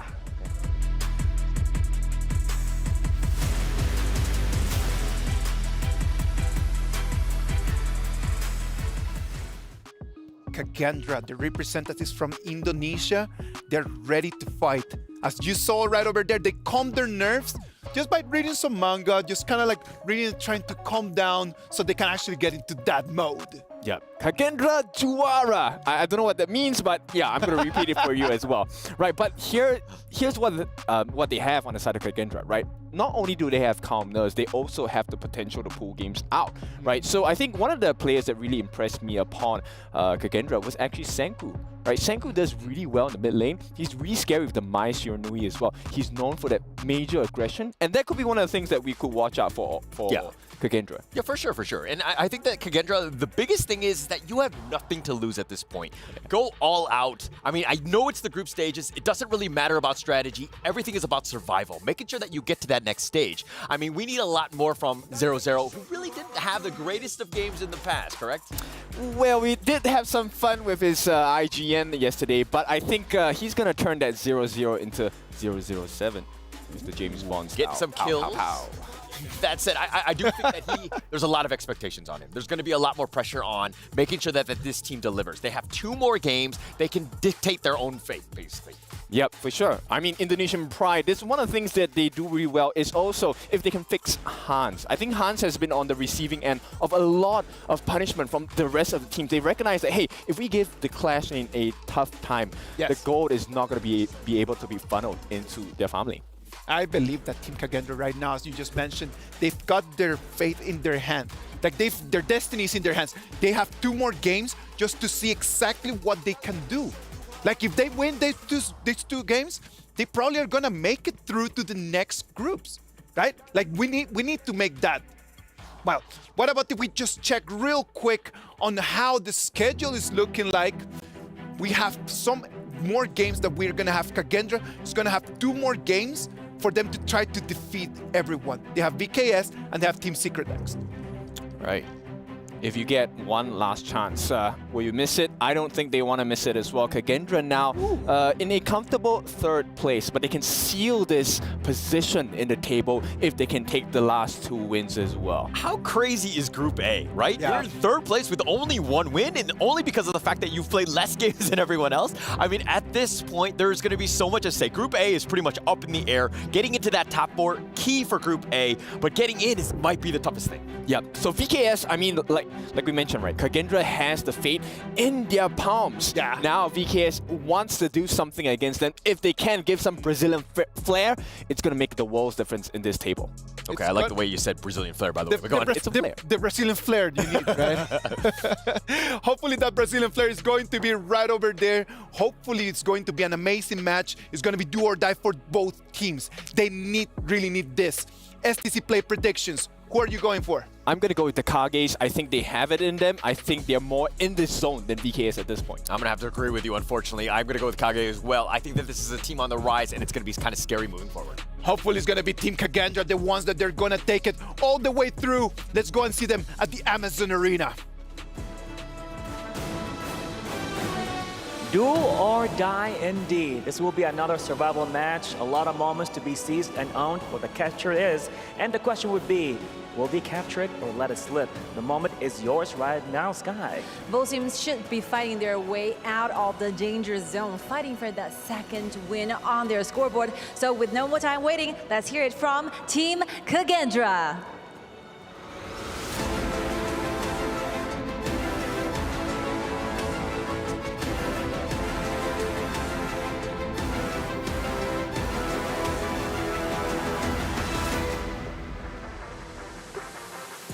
Still remember that post-match interview with you? With Verov, they're actually having those momentum rising, booming up because that the beautiful comeback versus Team Vitality. Just hope the Vitality stays there. I got that. Definitely still remember that moment. But now let's see what's going to happen with their competition taking place right here. Here comes EWC Stars.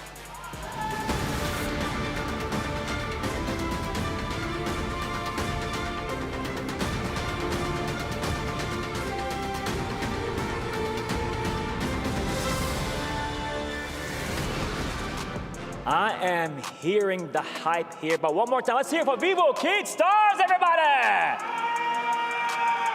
Love it. The pride of Brazil. This is gonna be an unpredictable one. Let's see what's gonna happen. A new chapter is there about to be unfolded together when this what will be happening. Let's check it out in the real game. Back to you, studio. Thank you very much to our incredible stage host throughout the week. Group A is wide open, Blam. It is there for the taking for all of these teams. We saw just before on the analyst desk as well, Team Secret beating Team Vitality, meaning that the standings are so close. And I'm super excited for this series to get started. The first time that we're actually going to be seeing EWC on the main stage as well. And it's a team that I know you've covered a lot, Blam. Yes, knees weak, arms are heavy going into this one, Stu, to just completely go that one back off Barra's little quote there. But EWC Stars are definitely one of my favorite teams to watch, especially within the Brazilian team. They were part of my first literal intake of Honor of Kings Esports. I was literally learning from Chuck BR23 and watching these teams just kind of shine from there all the way to now. And going against Kagendra, I don't think they're going to have the same issue as what Team Vitality had, whereas if you aim on Shanks, goodbye. Whereas VKS have a wider range of hero pools and sort of strategies to go with it. Totally agree with you. They have a wide range of carries, but look at this for a first pick. The first time I believe we've seen Heino as a first pick priority over so many other heroes, even like the Long, the Lady Shen, and the Zhang Fei. I really like this for Kagendra, taking away the Zhang Fei, because we know that Maynard is a very strong tank support. He loves to play the likes of the Liam Po, the Zhang Fei. He wants to be the one that makes the plays for the team. We saw it in S2 Invitational. We've seen it in HoK BR. Remember, VKS are the back-to-back HoK BR champions as well in 23 and in 24, but they've struggled a little bit so far. But now they're going to be able to pick up the Lady Sun and also Lady Shen as well. So the lady duo there for the farm lane and the mid lane. Yes, the double ladies. That means that the Hino is more likely going to go over to Danny Witch into Season 2. And obviously, HoK BR 24 was definitely one of his staple picks. It was the first time I ever saw it actually go into the jungle, and I was pretty, like, bewildered by it, but he plays it so perfectly. It really suits how he plays as well. But looking over to the side of Kagendra, they go in for the Angela, so wave clear is not going to be a problem for them. And obviously, as you say, the Loon, but also taking the Zhang Fei from of Maynard as well. And obviously, Dolia goes down. They ban out their own Maynard's other picks, so it's going to be really interesting to see what they go for into that support lane. Is it going to be a Liam Po? Will we see Sun Bin come through?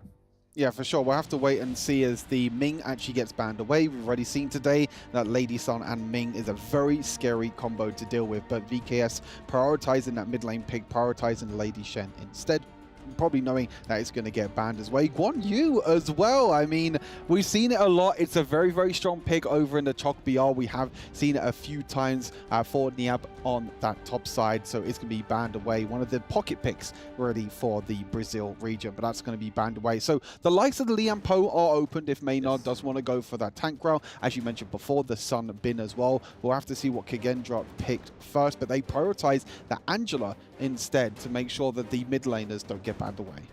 Yes, and focusing the Orgrin, I think, on the side of VKS is probably a good call, because I think Kagendra would actually pick that up again. We've already saw it with them once, paired with the Lung as well, but they do pick up the Dharma, so going against what 90 drafted against them, and arguably probably the best performance on the side of Team Vitality when they were playing against Kagendra was 90 on the Dharma. But that targeted ban on the Guan Yu for Niap, that shows you that Kagendra's actually done some studying, not only onto VKS and not only onto Team Secret. It really shows that there is a lot going on behind the scenes for this Indonesian team. And as I was saying, that Sun Bin has been highlighted, and oh, we're getting the Zhuang Yu come through, which is a Brazilian pick. We haven't seen this for a while. This normally takes place in HoK BR, but never on the global esports scene. I'm very excited this pick for Niap. This is brutal. A really, really strong pick, as you mentioned, a pocket pick over in HoK. It was mentioned about the Guan Yu. They banned away the Guan Yu. They were like, okay, we're not going to let you pick the pocket pick. And VKS is like, hey, buddy, I have two pockets. I have something else up my sleeve. With that Zhang Yu as well, going to be a very, very strong, more of a tankier hero as well, being played towards the top side, which we normally see a lot of these bruisers played towards the top side. So it's going to be really interesting to see how they adapt with this kind of tankier style in that top side. That's going to be their kind of tank. Well, they do have Hino as well, which, as we know in the jungle, can also play tank. So, I mean, this is going to be a super exciting game. First time, I believe, this tournament, from what we know, that we've seen Zhang Yu. But as you mentioned, pick the VKS have already picked up a few times. Yeah, it's a great hero, to be honest, because one of his skills, he can basically barge you around. So if you're thinking you are safe in that turret, he can literally come from behind, barge you out of it. He has a great zoning ultimate as well, just literally places where he's going to literally swing his sword onto the ground, and you better hope that you can make your way out of it. But pair that with Sunbin Silence from her time-lapse skill, I think it could be pretty deadly. And also having Danny on the high note as well is going to be super interesting. But it's at that point in the standings, VKS have to pull these kind of things out. Yep. Just to remind everyone of the stakes of this game, Kagendra at the moment sitting at 1 and 2. That surprise victory against Team Vitality that we saw earlier today. Vivo Key sitting at 1 and 3, the big surprise factor at the moment in the EWC, and this is such an important game for both of these two sides. If Kagendra can bring out another surprise here, because I think a lot of people would go into this and say that Vivo Key are probably the favorites, but with them also losing to Vitality, like, everyone's beating each other other in this group, which I think is super crazy and also super fun as well. I mean, we've got to think about as well that this is the first time we've seen VKS on the main stage. It could be main stage buff. They have been waiting for this moment to prove themselves in this main stage, and the draft is looking like they are here to prove it. They're like, yo, take the Zhongfei, take away some of our pocket picks, but we have something in our front pocket for you. And it's so far going okay for both of these teams. Yes, it is a very, very calm early game right now. We're seeing a few trades here to 0-0 from the Lady Sun as well. But that's going to be the thing, right? Lady Sun just making sure that itemization gets in place at the right time. Oh, 100%. I totally agree. And I mean, for the side of VKS, they have just so many slows as well. You know, you have the slow from the Sunbin, you have the slow from the Lady Sun as well. You have Lady Shen that can also slow with her ultimate. So there's so many ways in which they can slow down the likes of the Dharma, the likes of the Luna that like to, you know, rotate around, that like to be super mobile. It's going to be quite difficult for Kendra to try and, you know, make things work in this game. But they do have the Angela, which, as we saw earlier on today, Angela can be a very, very strong pick with just sitting in the bushes, trying to catch them off guard. But I feel like this time around, VKS have a really, really strong front line with that Rangju and also the High Nine. Yeah, one thing I've just noticed on the common spell, so we see that they have taken 2 Purify, so 1 on the Sunbin and 1 on the Lady Sun. I'm assuming that's because of the Dharma, so if they get crashed into the wall, they know that they're not going to be stuck there onto the Dharma. They can try and get out of there, but Movers could not get out of the attack from VKS, taking the first blood Mana on the Sunbin. Yeah, really nice gank there as well from Danny, being able to get onto the back line there of Mufas. And with, you know, with Smite being picked up here for Zhongfei, can't really do too much to escape that one, unfortunately. And that's going to be a really nice first blood here for VKS to keep that momentum going so far in this early game. As you can see, they're trying to defend at the moment. You know, one is trying to defend the jungle for VKS, making sure that no sort of invades happen as well. And one thing that happened during the S2 Invitational, which I loved, is the Brazilian players on Lady Shen. As we can see, the play into the mid lane again, the bombs are not going to tick over and do too much damage. But a comment that I made during S2 Invitational is both Loops and Vivo Key, both their mid laners, like one, 2 of the best Lady Shen players I think I've ever seen, like even throughout even Malaysian teams as well. They play this hero like no other. They play it super aggressively. Sometimes you'll see them flash forward on Lady Shen to try and land the knockups, to try and land a huge amount of crowd control. So I won't be surprised if you see one trying to be the main setup for the team, even with the likes of Niap and Danny playing the tanks. I mean, one was the FMVP of Season 1 as well, so it really just shows how good of a mid laner he is. But this has been a team roster that's been around for some time, and it's really showing here. Yes, they haven't had the best standing in EWC so far, but Danny is able to use the recall ultimate there on Heino to keep himself alive and keep him in this battle a little bit longer as the Tyrant comes up. But that is a double stun from the Dharma, but there is that Xiongyu push away that VKS are doing right here. That is a 2-0 trade right now for the Brazilian Titans. Yara Habibi, you better run.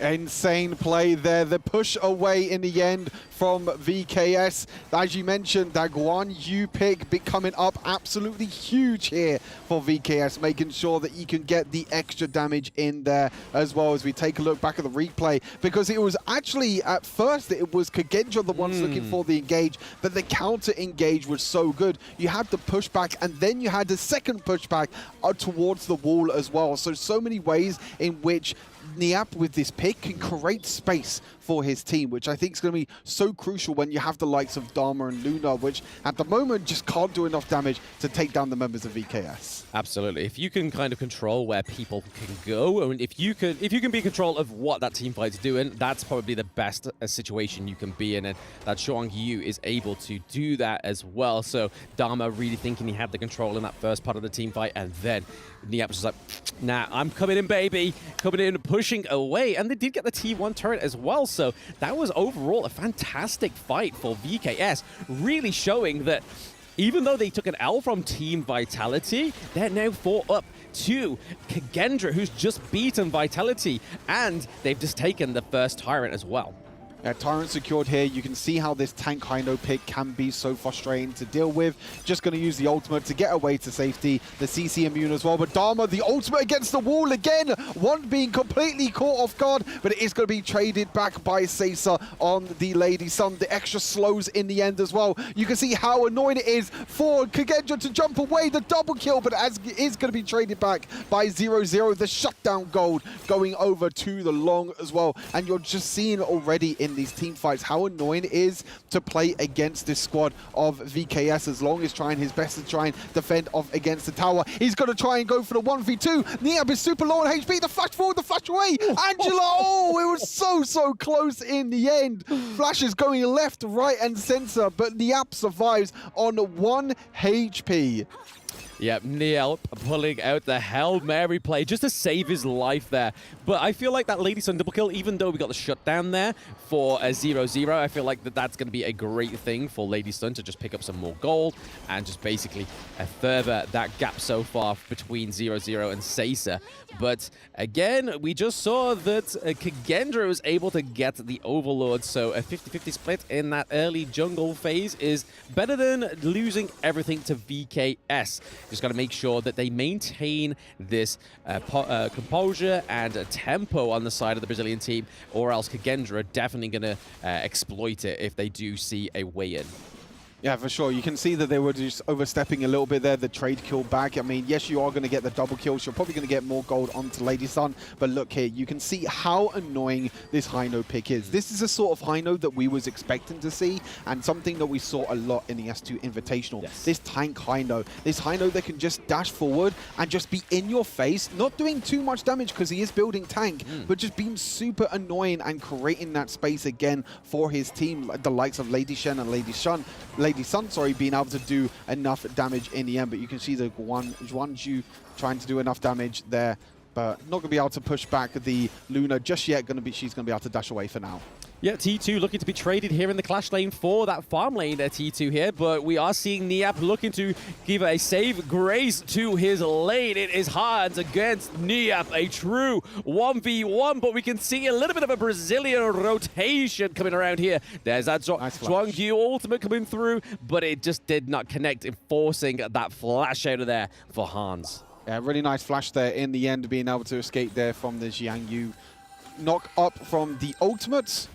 But it's going to be able to keep that momentum going. They're going to try and push into this top lane at the moment and secure another tower for them. And that is 4 towers at the moment over to Vivo Kid. They have full map control at the moment with this 3,000 gold lead. But as you mentioned, Kagendra is still not out of this game yet. This is still going to be a very close affair. And it really comes down to who are the carries that can keep themselves alive. Because I feel like both these teams have so many defensive mechanics to be able to, you know, CC, try and defend their carries, like the Sunbin trying to defend the Lady Sun with the extra movement speed, the Zhang Fei trying to defend along with the extra shielding. So it all comes down to who can protect their carry. Because for Vivo Kid, Seiza has been the main carry for this squad for quite some time.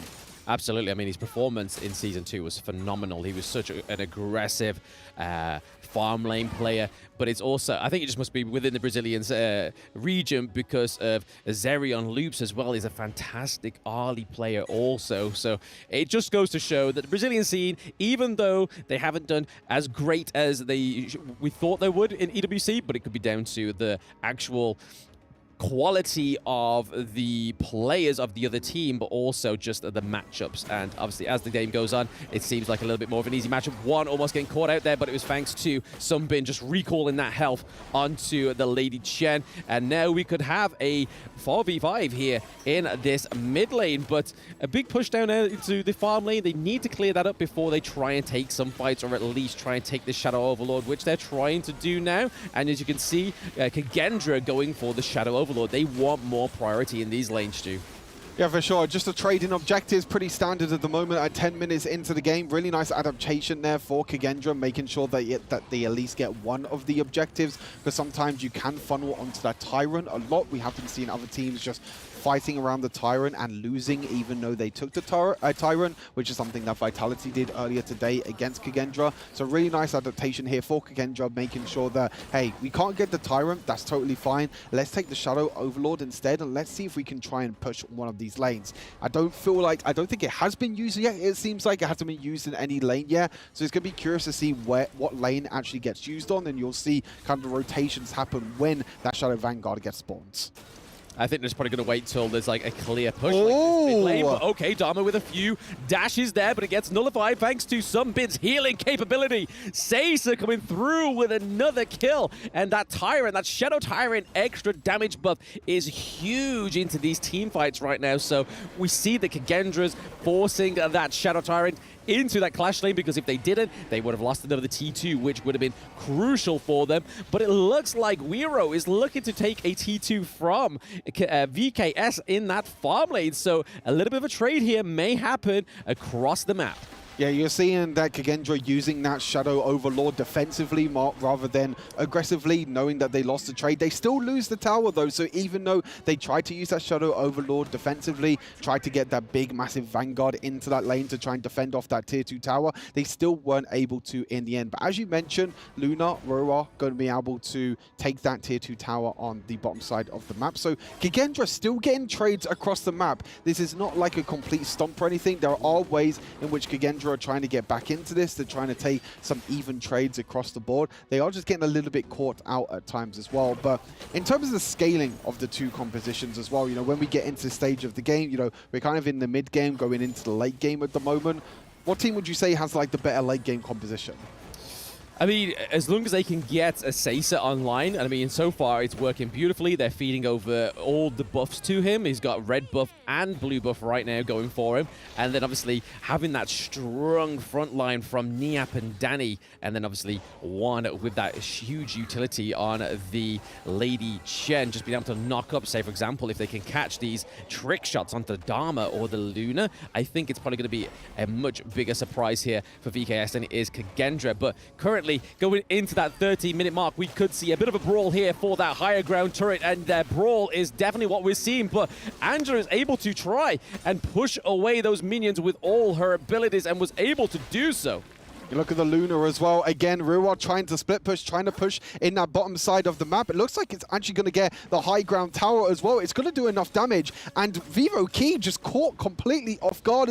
I'm not too sure if the minions are going to be doing it. Actually, I feel like he could have probably got that tower and escaped as well with the mobility that Luna had, but they didn't have any vision on the he didn't have any vision, sorry, on the rest of VKS. So he thought that VKS were all recalling back to base, didn't want to die as well, especially with these major objectives spawning. But you're seeing at the moment that Kagendra are doing really well at clearing waves. They have the likes of the Angela and the Long to be able to clear waves very effectively, which means that Luna can be on the opposite side of the map, try and split push down the bottom side, and you can see that it's only about 2 or 3 auto attacks away from being taken down. So really interesting idea, really interesting strategy here for Kagendra, and it's working out pretty decently so far.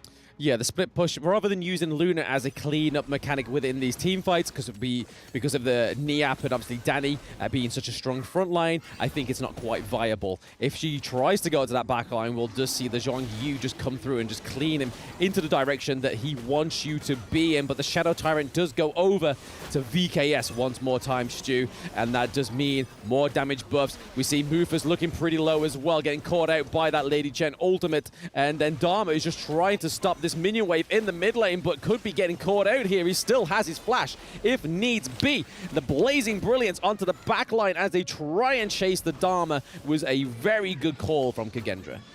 You can see right now the extra mobility that HoKs have, being able to rotate so much quicker thanks to Sunbin's movement speeds. You also have the extra poke damage as well from the Sunbin, making it super annoying, and also the slows, making it super annoying for Kagendra to deal with. As you mentioned, again, Kagendra doing extremely well at defending their high ground towers. You can see that Niap went down to the bottom side to make sure that lane was pushed in. I think HoK have to keep that in mind now, which is going to be something they have to worry about, I think, throughout the rest of this game. Yes. Is where is Luna on the map? And you can see straight away, look in the mini-map at the moment at your bottom side, Luna is going 1v1 at the moment against Xiang Yu. And this is the thing, right?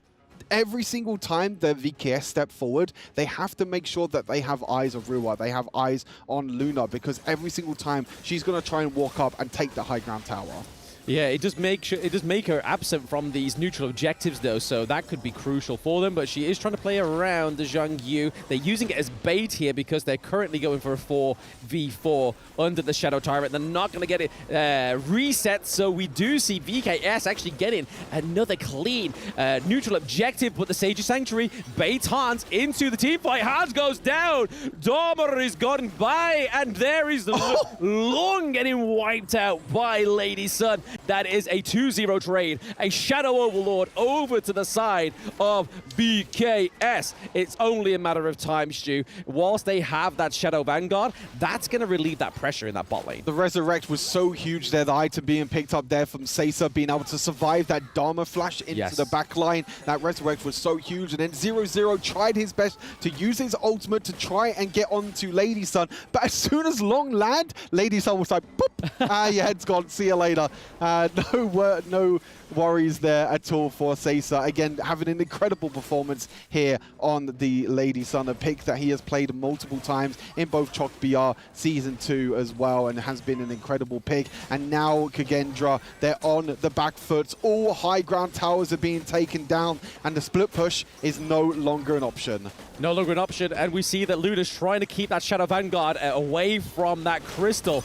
But I think it's probably best here for VKS to not try and be too aggressive. The Vanguards aren't quite around yet. They probably just need to just reformulate what they're going to be doing here. But that completely wipes out all those higher ground turrets now. So the only thing standing between VKS and their second victory within the EWC mid-season invitational is that crystal. They're trying to step out outside of the base at the moment, as you can see, but every single time they step out the base now, they need to be careful that there's no sort of action happening at their crystal. As you mentioned, they're trying to get priority in this river. I mean, VKS has done so well so far, prioritize it, but Luna looking for the engage, and Seiza actually dropping extremely low. Luckily, he does have that Resurrect back up now. The cooldown has come off, which means that the Resurrect is there. So if any of that burst damage does happen again, then Seiza can try and keep himself alive. But Kagendra, they really don't want to give away this Shadow Tyrant. No, the Sage of Sanctuary just come back up onto Danny as well, just in time, as he's taken a lot of beatings from the side of Kagendra. But Seiza goes down. Lung is able to disengage. Luna has the Sage of Sanctuary. That gets procced again, but it's not going to be enough. Lady Chen gets the knock-up as well. So down goes the Luna. Down goes that macro play. You can see that fat blue minion wave in the farm lane as they're trying to push away and force them back into that crystal. We see Zero low, Hans is low. The only thing stopping them from taking that down is the Zhang Fei, and that goes down. Mufus goes bye-bye. The minions are here. Is Dharma going to be able to clean up the minion wave, and does it so brilliantly? We just need to wait for a minion wave to come through, but is it going to be enough for Dharma and Angela to keep it off? No, it is only Angela alive, and she has not got the Blazing Brilliance on cooldown. Here we go. Yep. The victory, baby! VivoKey gonna be able to take down Kagendra. A huge victory for them to try and make it out of the group stage. That was their final game, and they do end the group stage at 2-3. And now it's the nervous wait for VivoKey to see how the other games go in this group, to see if they need to play potential tiebreakers or they can make it through into the top 8 of this tournament. But that's the VivoKey we're expecting to see. Obviously having a little bit of struggle, as we saw yesterday in the off-stream games, make it being, losing to Vitality. They did beat Impunity, but they did say it was a little bit rough in the end as well. But this is a big win for them to kind of end the group stage strong. But Kagendra, on the other hand, they still have one more game left in this group stage, which is actually going to be the next game against Team Secret.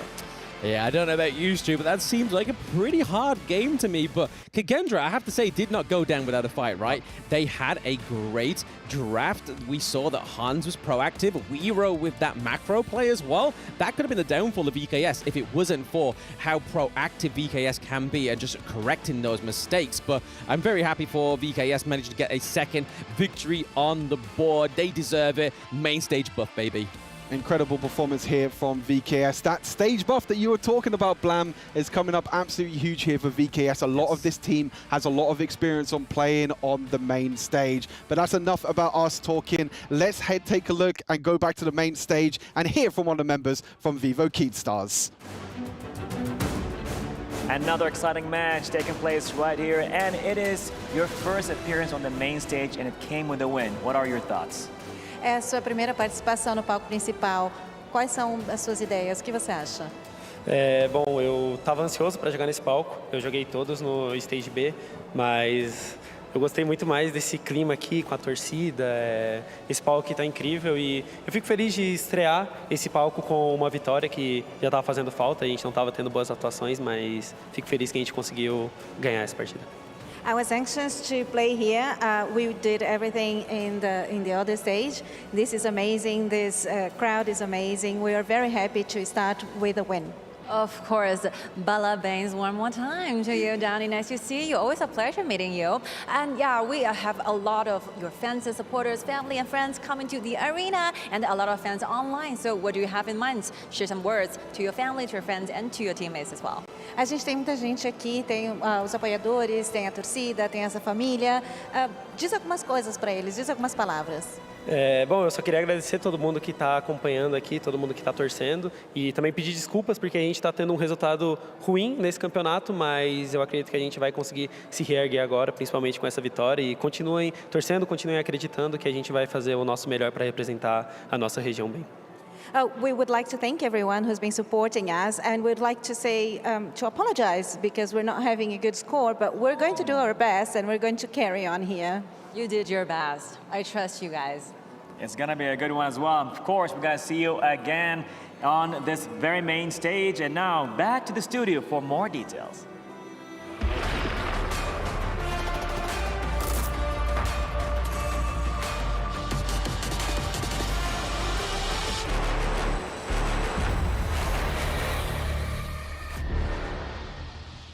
Vivo Keystars finally showing us what they're really made of. It was important for them to take this victory. It was necessary because just going home with only 1 point was not an option for them. That's right. Oppa, oppa. That's the cheer that we have all the way from HoK PR as well. Now, this was a very strong performance, and I want to highlight Danny is my personal MVP. He did so much work for the team, getting all of the baits, luring all the skills. I mean, there's so much damage thrown onto him. Yeah, played very well. But let me kind of go back to this one because of the fact that I made my biggest mistake today was agreeing with this prediction here. We both chose Kagendra on this one, and Kagendra really did not show up on this game. Vivo Keystars were ready for the draft. They understood what they needed to have done. Their strategy was on point. It is difficult, man. I'm not gonna lie. I don't feel like it was that much as a VKS victory, but it was a Kagendra loss. Every single time that they started the fight, they never actually won a big fight, and they allowed VKS just to take the victory. Yeah, but more of a force error here. Maybe we can go with that instead, right? You know, Isaac, you were talking a little bit more about the buffs. Maybe you want to share that with the audiences. Oh, of course, man. Like, if you analyze the BP from Kagendra, the main focus is going to be on what Wiro can do on that Luna. And we know that Luna is extremely blue dependent. If VKS could keep an eye on when the buff was going to spawn, they could always just try to invade and just kind of slow down Wiro. Reason why Wiro decided, like, well, I cannot fight no more, I'm just gonna do the split push. Yeah, but that's why Vivo Keystars, their strategy was on point, trying to limit that as much as possible. Agree. And of course, Danny was on point with the high note, just always up in front, being all of that bait. And Senku, how many Blazing Brilliances were expended on Danny? Yeah, too many to count, right? And they were counting on Wiro to have the new moon, but it only happened once in a blue moon. And it is sad, man. It is very sad because I just feel like Kagendra came with the momentum, but in the moment that they needed to just give that strong punch, they were always missing. Kind of hesitant. It didn't seem like they were making really plays that they knew that they were gonna make. Like they were gonna, take over in certain team fights. They were playing very scared not to lose almost. Yeah, but we have to highlight Nyap and Mena as well. Mena, earlier in day one, we were talking about, hey, he was very trigger happy with his skills.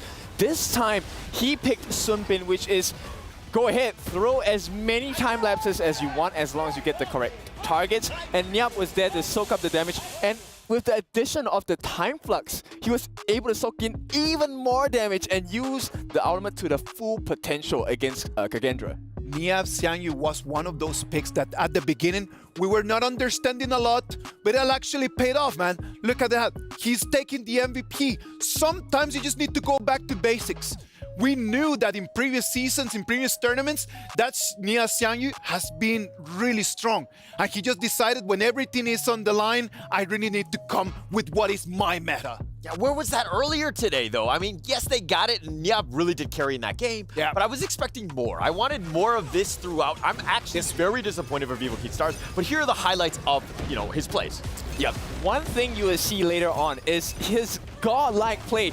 It's not a really action-packed one, but it's one that he delayed that bottom T3 being taken by Kagendra. And it's simply because that pressure was never founded on the side of Kagendra that they were able to turn this whole game around, get the lock-ins, and he always timed his fearless charge to perfection. Yeah, definitely. He was on point. He was very scary. You always have to respect where he was. His presence was felt. Yes, his KDA might not have been the highest, but it was a moment where, you need to know where he is and you got to respect his damage. Yep, he meant to be as a utility, and boy, was he useful in this game. Yeah, for sure. And this is the closing minutes. I mean, you're seeing one last hope by Senku, trying to keep them alive, not able to do so. EWC Stars, yes, they won. They're not the happiest at this moment, but I think there was a bit of a sense of relief. Come on, man, we need to understand that in the moment that everything is on the line, you really need to trust your instincts. Just keep going with it. Just move around. And right now, EWC Stars, 2 points, they get back into the battle. It could have been just game over for them if Team Kagendra takes this victory. And Team Kagendra right now is going to have to go all out against Team Secret.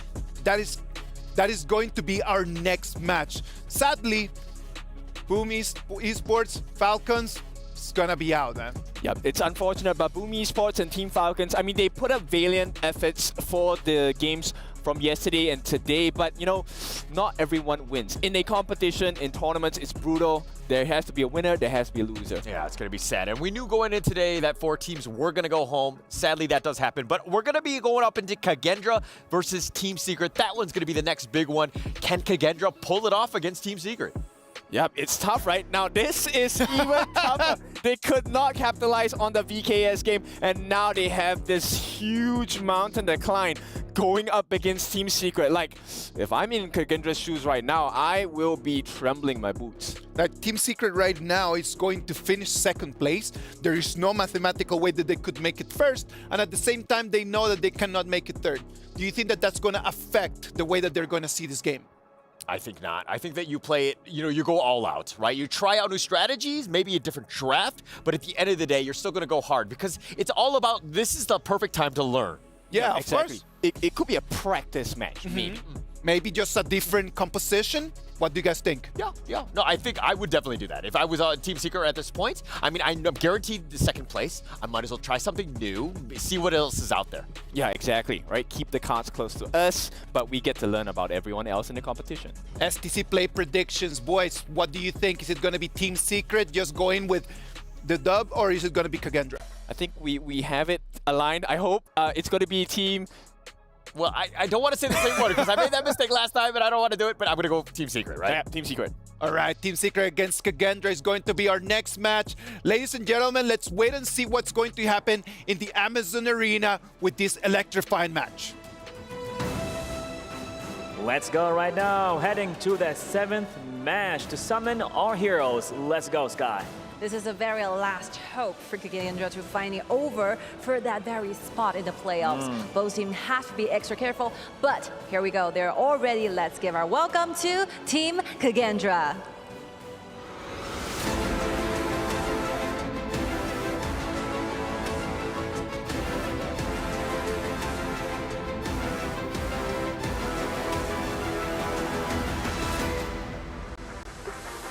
This is another back-to-back game to Team Kagendra. Hopefully they can quickly bouncing back from the failure they did today. Let's see what's gonna happen right now against their challenger. Let's hear it for Team Secret.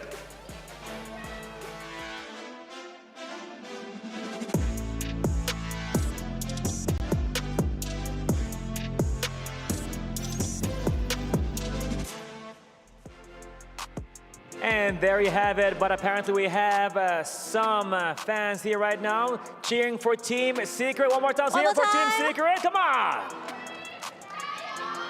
Thank you so much, Jayo. They will do their best. Hopefully the stage is set that all the crowd is roaring. I believe it's a time for the glory thing to happen. With no more further waiting, let's go back to the studios. Hi everyone, welcome back, and I'll be the caster for you. I'm Nora, and I'm joined by Gege. Yes, and we are so excited to be here to cover the game of TS versus Kagendra. So that's going to be our next coming up match. And we're already been halfway through the games right now so far, and this is going to be the last game and Kagendra and TS will play. So I'm super excited to see who will be the one to hit the point, because as VKS just finished their game and gaining another point, that makes them to the third place right now in Group A with a 2-3. And Kagendra still got a chance to make it as they are having 1 point in their hand right now. Definitely. I feel like Kagendra just a little bit struggling right now.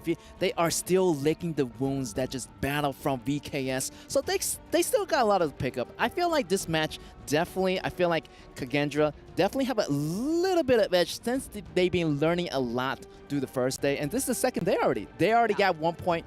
Why not to get the other points so they can get a chance at going in at the top 4 here in the Group A? And I feel like Kagendra right now is played back-to-back, right? Mm-hmm. So definitely they're keeping the momentum. And as we can see, the Luna pick that they did when they play against VKS did so well at the bottom. They almost still that high ground tower down. But the problem is that now they're playing against TS, and since Team Secret is picking out their famous signature hero, Dachel, to play as a strategy, I'm a little bit worried about Kagendra, to be honest, right now. Definitely. I feel like they're facing an uphill battle. TS definitely one of the prominent team of Group A, and look at that.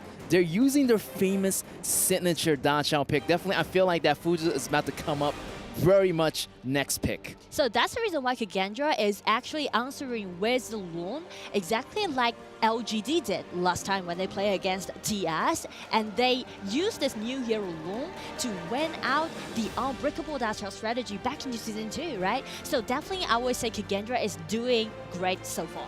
Yes, I feel like this Loon is going to be really, really hard to kill. I mean, the double ultimate coming from Dulia. I mean, this is going to be a really, really interesting game because, you know, Loon is going to survive towards the end. I feel like Kagendra, late game-wise, they do have a great chance of winning, but time is going to run out. They're going to have Dachel, they're going to have Fuji. I mean, their macro is so good with TS. I mean, they're known for their super, super great teamwork. And I feel like Team Secret are not going to give Kagendra many time to farm. So yeah, time is going to be running out for Kagendra in this match. Exactly, and we can tell that by this Joe you pick by TS, because last time when they played against LGD, they had no other options since LGD just banned out all of those millionaires with super full Dachel strategy. But this time, Joe, as an open choice, actually TS can accelerate their early game pace and trying to do those pushing strategies. So the question will be, can Kagendra keep it on, stand for the early game? Ooh, the early game, man. Look at Team Secret.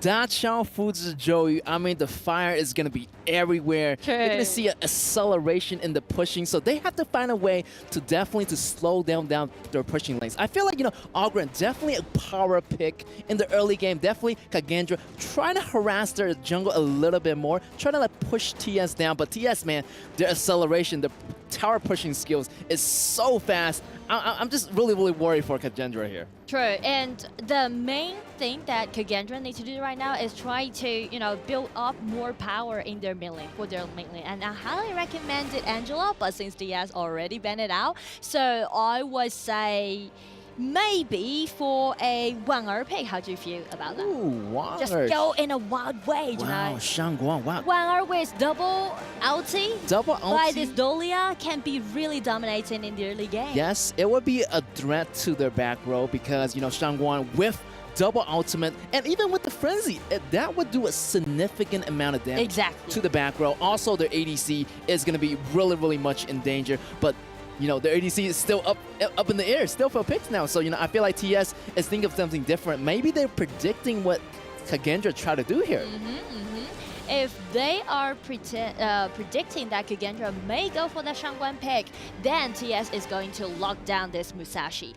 Either Musashi is going to be a nice counter attack against this Aldrin, and also he can just, you know, kind of do a lot of assassin job with the Charlotte. Yeah, what's interesting about Team Secret is right here, they do not have a shooter, which they're going to go double side lanes with the Fu just acting like an ADC on the bottom lane. So it's going to be really, really cool here because they have the pushing strategy. So they're going to let Charlotte to take all the damage. Pretty much Charlotte has a lot of damage reductions later on. Also Musashi, great tanky player as well, and also great counter to Ogren as well. So yeah, really, really depending on their macro ability. I'm really interesting to see how Team Secret can handle this one since they got all the overpower here. And there you go, Shangguan. There's your pick. Like the Nora prediction comes true.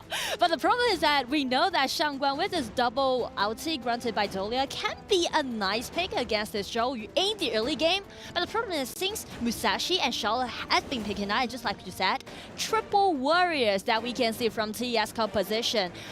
If Kagendra, I will just put it like this. If Kagendra can't end this game within 13 minutes, then it's going to be their problem. The time's ticking. That's right, time's ticking, man. I'm telling you, this match is going to be super interesting. Team Secret, I mean, they have 2-1 right now. So definitely they try to get that extra point to get into that top 4 position. I mean, only 4 teams are going to make it from each group, and 4 teams are going home today. So they gotta grab the win right now. Let's go, let's go. It's gonna be the last game that these 2 teams is going to play in the group stage. TS standing on the blue side, play against Kagendra staying on the red.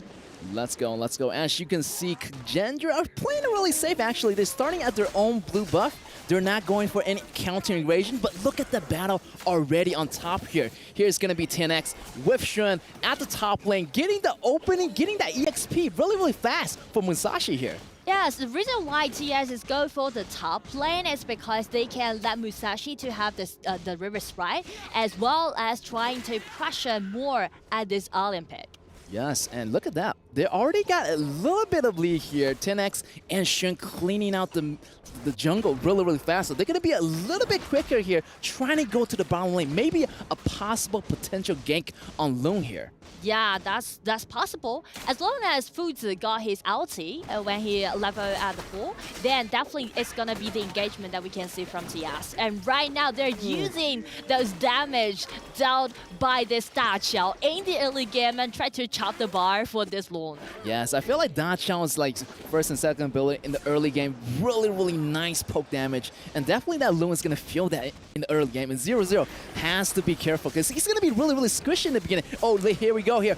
Musashi going in and going in. That's going to be the first blood already for Team Secret. And we can see also some movements has been taken at the bottom side because they already used a flash, and it seems like they also want to attack at this 0-0. Yeah, so many things happen right now. Yeah, I feel like double buff already on Shishan and 10X. Great beginning for Team Secret already. They got a little bit of huge goal advantage. 1,000 more than Kagendra, so Kagendra still need to pick up the pace here. I mean, they do have the Ogren available, so they need to use it to their advantage. Yeah, but I would say like before 6 minutes, maybe they should depend on this Shangguan. But since we can see TS always do a lot of ambush around the mid lane, as you can see, they're trying to call this Shangguan off. And right now it's gonna be ulti, dash in, and with this Alia flash incoming, and made a nice tower dive. Yes, Dan Hans do not disappoint me. And he's really, really good on lane, and you can see it in his previous game. Really, really aggressive top laner. That Zai went in for this Joey right there, successfully taking him out. Also got his flash out as well, so that's going to be a really, really nice trade there just for now to slow down that tower push in the mid lane. Exactly. But somehow they still need to pay for their price, right? Because 10X also take the hands down. So I would say for TS, so far so good.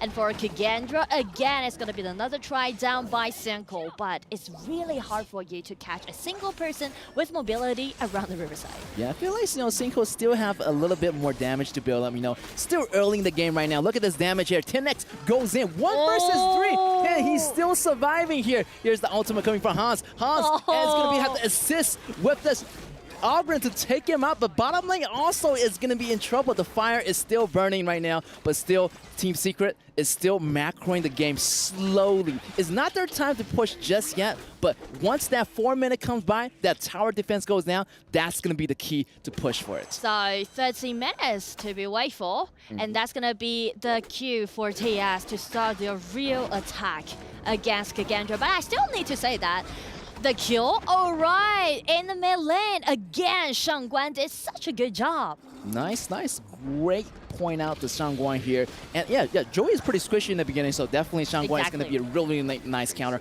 And also, after taking down their mid lane mage, here is going to be the chance for Kagendra to get the drive with the crucial kill death by Musashi, getting that smite right on time. Great job on 10X getting that steal right there. And I feel like TS trying to get for more, but Kagendra already predict what's their next movement. So as long as Loon has been bound by this Fuzi, all of those members just gather down and try to, be in the backup. Ooh. And right now, Kagendra is doing really good. Wherever the Shangguan go, he's gonna be killing spree. Yeah, I feel like they do have a lot of burst damage potential. I mean, you got 0-0, he's leveling up. Guard got the Axe of Torment. That's gonna be a lot of, like attack penetration, armor penetration, and this is going to be a really tough chance for TS because in the later game, that 0-0, the damage is going to go way off the chart. So they got to figure out something fast, and they need to end the game definitely before that 13 minutes. Exactly. So that's the reason why we can see Kagendra just playing so aggressively in the early game, and right now they're trying to get the river control, get the map control, and the next movement might be they're trying to do some invasions to their opponent's jungles, and right now Cinco is just an ulti, try to force Strand getting back and let his team to secure the overlord, and that's it. Yes, also that double ulti comes in really handy. Yeah. You can use it as engagement, you can use it as an escape, and here you go. Kagendra using an escape, but it's going to be really trouble. He's going to be alone in the top lane right here. And that's going to be... Tess. Ooh, Shank takes him out, and Alain chasing Charlotte back into the towers right now. But what about the bottom lane? They have to worry, because their towers are getting pushed in on the bottom side here for Kagendra. Man, two teams are doing totally different things at two different lanes. And right now, Kagendra doing so good, just lotting the members from TS, but TS still gonna stick to their plan. Just take down the tower, and that's it. That's right, Team Secret, and they have the tunnel vision for the towers right now. You took one of my heroes away. Well, I'm going to take down one of your towers, maybe even more. Exactly, and speaking to the operation of this game, though we can see a lot of highlights made by Kagendra, right? Really visually stunning. But the problem is, check the goal lead. TS already got 3,000 goal lead against Kagendra. That's going to be some problem for them to solve. And right now, it's going to be another engagement happening in the jungle. And it's going to be the Fuzi using his multi. Nice bound. But right now, Waro just coming in and just being killing spree. Take that Fuzi down. That's why, I feel like Fuzi got caught in the way back. A little bit deeper, and the reinforcement starting to arrive. He was already gone. So still, Team Secret do not have to rush this. They still can work with the Da Chao, the Da Chao Fuzi strategy. Agree. Definitely not to be hasty as what happened in the match versus LGD. So they learned their lessons right here. So they need to actually apply it into this match as well. You already can see two reckless movements made by TS, right? One is that TNX going too deep into the cage's wrap-up side and just being killed, solely, right? And the one that Fuzi did, flashing, tried to do a nice ulti, but the problem is that this kind of terrain is not in favor of TS. And you can see right here, Kagendra, using their vision control, try to gain a vision of the mid lane. Look at this. Everyone is waiting in the mid lane, waiting for each other to start the fight here. Are you going to start the fight? Well, I'm going to start the fight. But look at Fuji and Dacha always pushing. And Alain is going to have a little bit more pressure on top side because he's facing a lot of enemies right here. But his friends are coming here. Senko and this Murphy are coming in. But they actually go back here with the second ability of Dacha. But coming back, it's going to be a trap. But look at here. Musashi's going to come back in. But still, Dacha got taken out. A little bit hasty here. They still choose to come back. But everyone else already arriving at the scene. Kagendra taking Shishan right here. Great teamwork on the side of Kagendra. Definitely, Kagendra is doing so well right now in game, but the problem is, why were those members from TS coming back? That's a little bit overcommitted, to be honest. Yes, I feel like they committed too much right there. They already got the damage done, and they need to get out ASAP, but they still choose to come back, and they gonna punish them for that. Yeah, I feel like TS, they're really, really dedicated to win against their enemies by using such a strategy. They know that they're really good at it. But the problem is that check TS members, right? Musashi is not there, and only those members with those immobility coming back. And check Cage, Loom already got really decent items, so that can make him to do a lot of insta-kill upon the heroes from TS. Oh, the flash from Fuzu, great flash, but 0-0 doesn't no have ulti. ultimate. No ulti. That's gonna be the Sun taking down 0-0, and there goes the tower right there. That's what I'm talking about. That's the teamwork that TS is well known for. Team Secret taking the towers, taking the lead already in the goals, but they have to watch out because that 0-0's damage is building way up. Exactly, and that's the best thing that TS did for that kind of execution, because they spot out that 0-0 is out of his ulti. His ulti is not available, so that's the reason why TS just made that attack against 0-0. Oh, here's the Pure Sky for Shun. He's going to have so much damage reduction. It's going to be really make it hard to kill this Charlotte. Also, 10X already got that Blood Rage as well. So many tanking frontliners. So those are the shields for Team Secret to do. While they have the shields, it's going to be enough more time for Sun and Yuhan to get the Dacho and Fuzu pushing strategy going on here. Hopefully, Kagendra can still able to stop that with their damage right now. And I would say it's going to be the time to slow down a bit, to cool down a little bit right now, because we are hitting the 10 minutes mark. So TS definitely going to, just hold back a little bit more and just organize all the lanes and trying to, use those lanes to arrive in at the high ground tower simultaneously. And Cage is setting up a trap, and right now they're hitting it. Oh, here we go. Shun using the flash. He got the Pure Sky active, but Musashi goes down. 0-0's damage is way off the chart. The high ground tower at the top! High ground tower is way gone. Like, while you are fighting, I'm taking down the high ground tower, and the next target is going to be the Crystal. That leaves the top lane wide open. I mean, look at the tower counts right now. 7 towers on Team Secret versus only 1 tower on Kagendra. So Kagendra has to pick up the pace. Time is going to be running out. They're already at the doorstep of the Crystal. So with the numbers advantage, so Kagendra is trying to secure the dragon, but the problem is that Mofa is having bounded by this Fuzi, and this is going to be a kill against this Dolia. And right now, Shangwen just dashed in, but without the Dolia, there's no more ulti can let him to get out of this battlefield. Oh, they just have to back up right now. Oh, look at Shun jumping in, and he has that damage reduction. And he has the chance. He has the chance. Ability, second ability, double kill, and making it back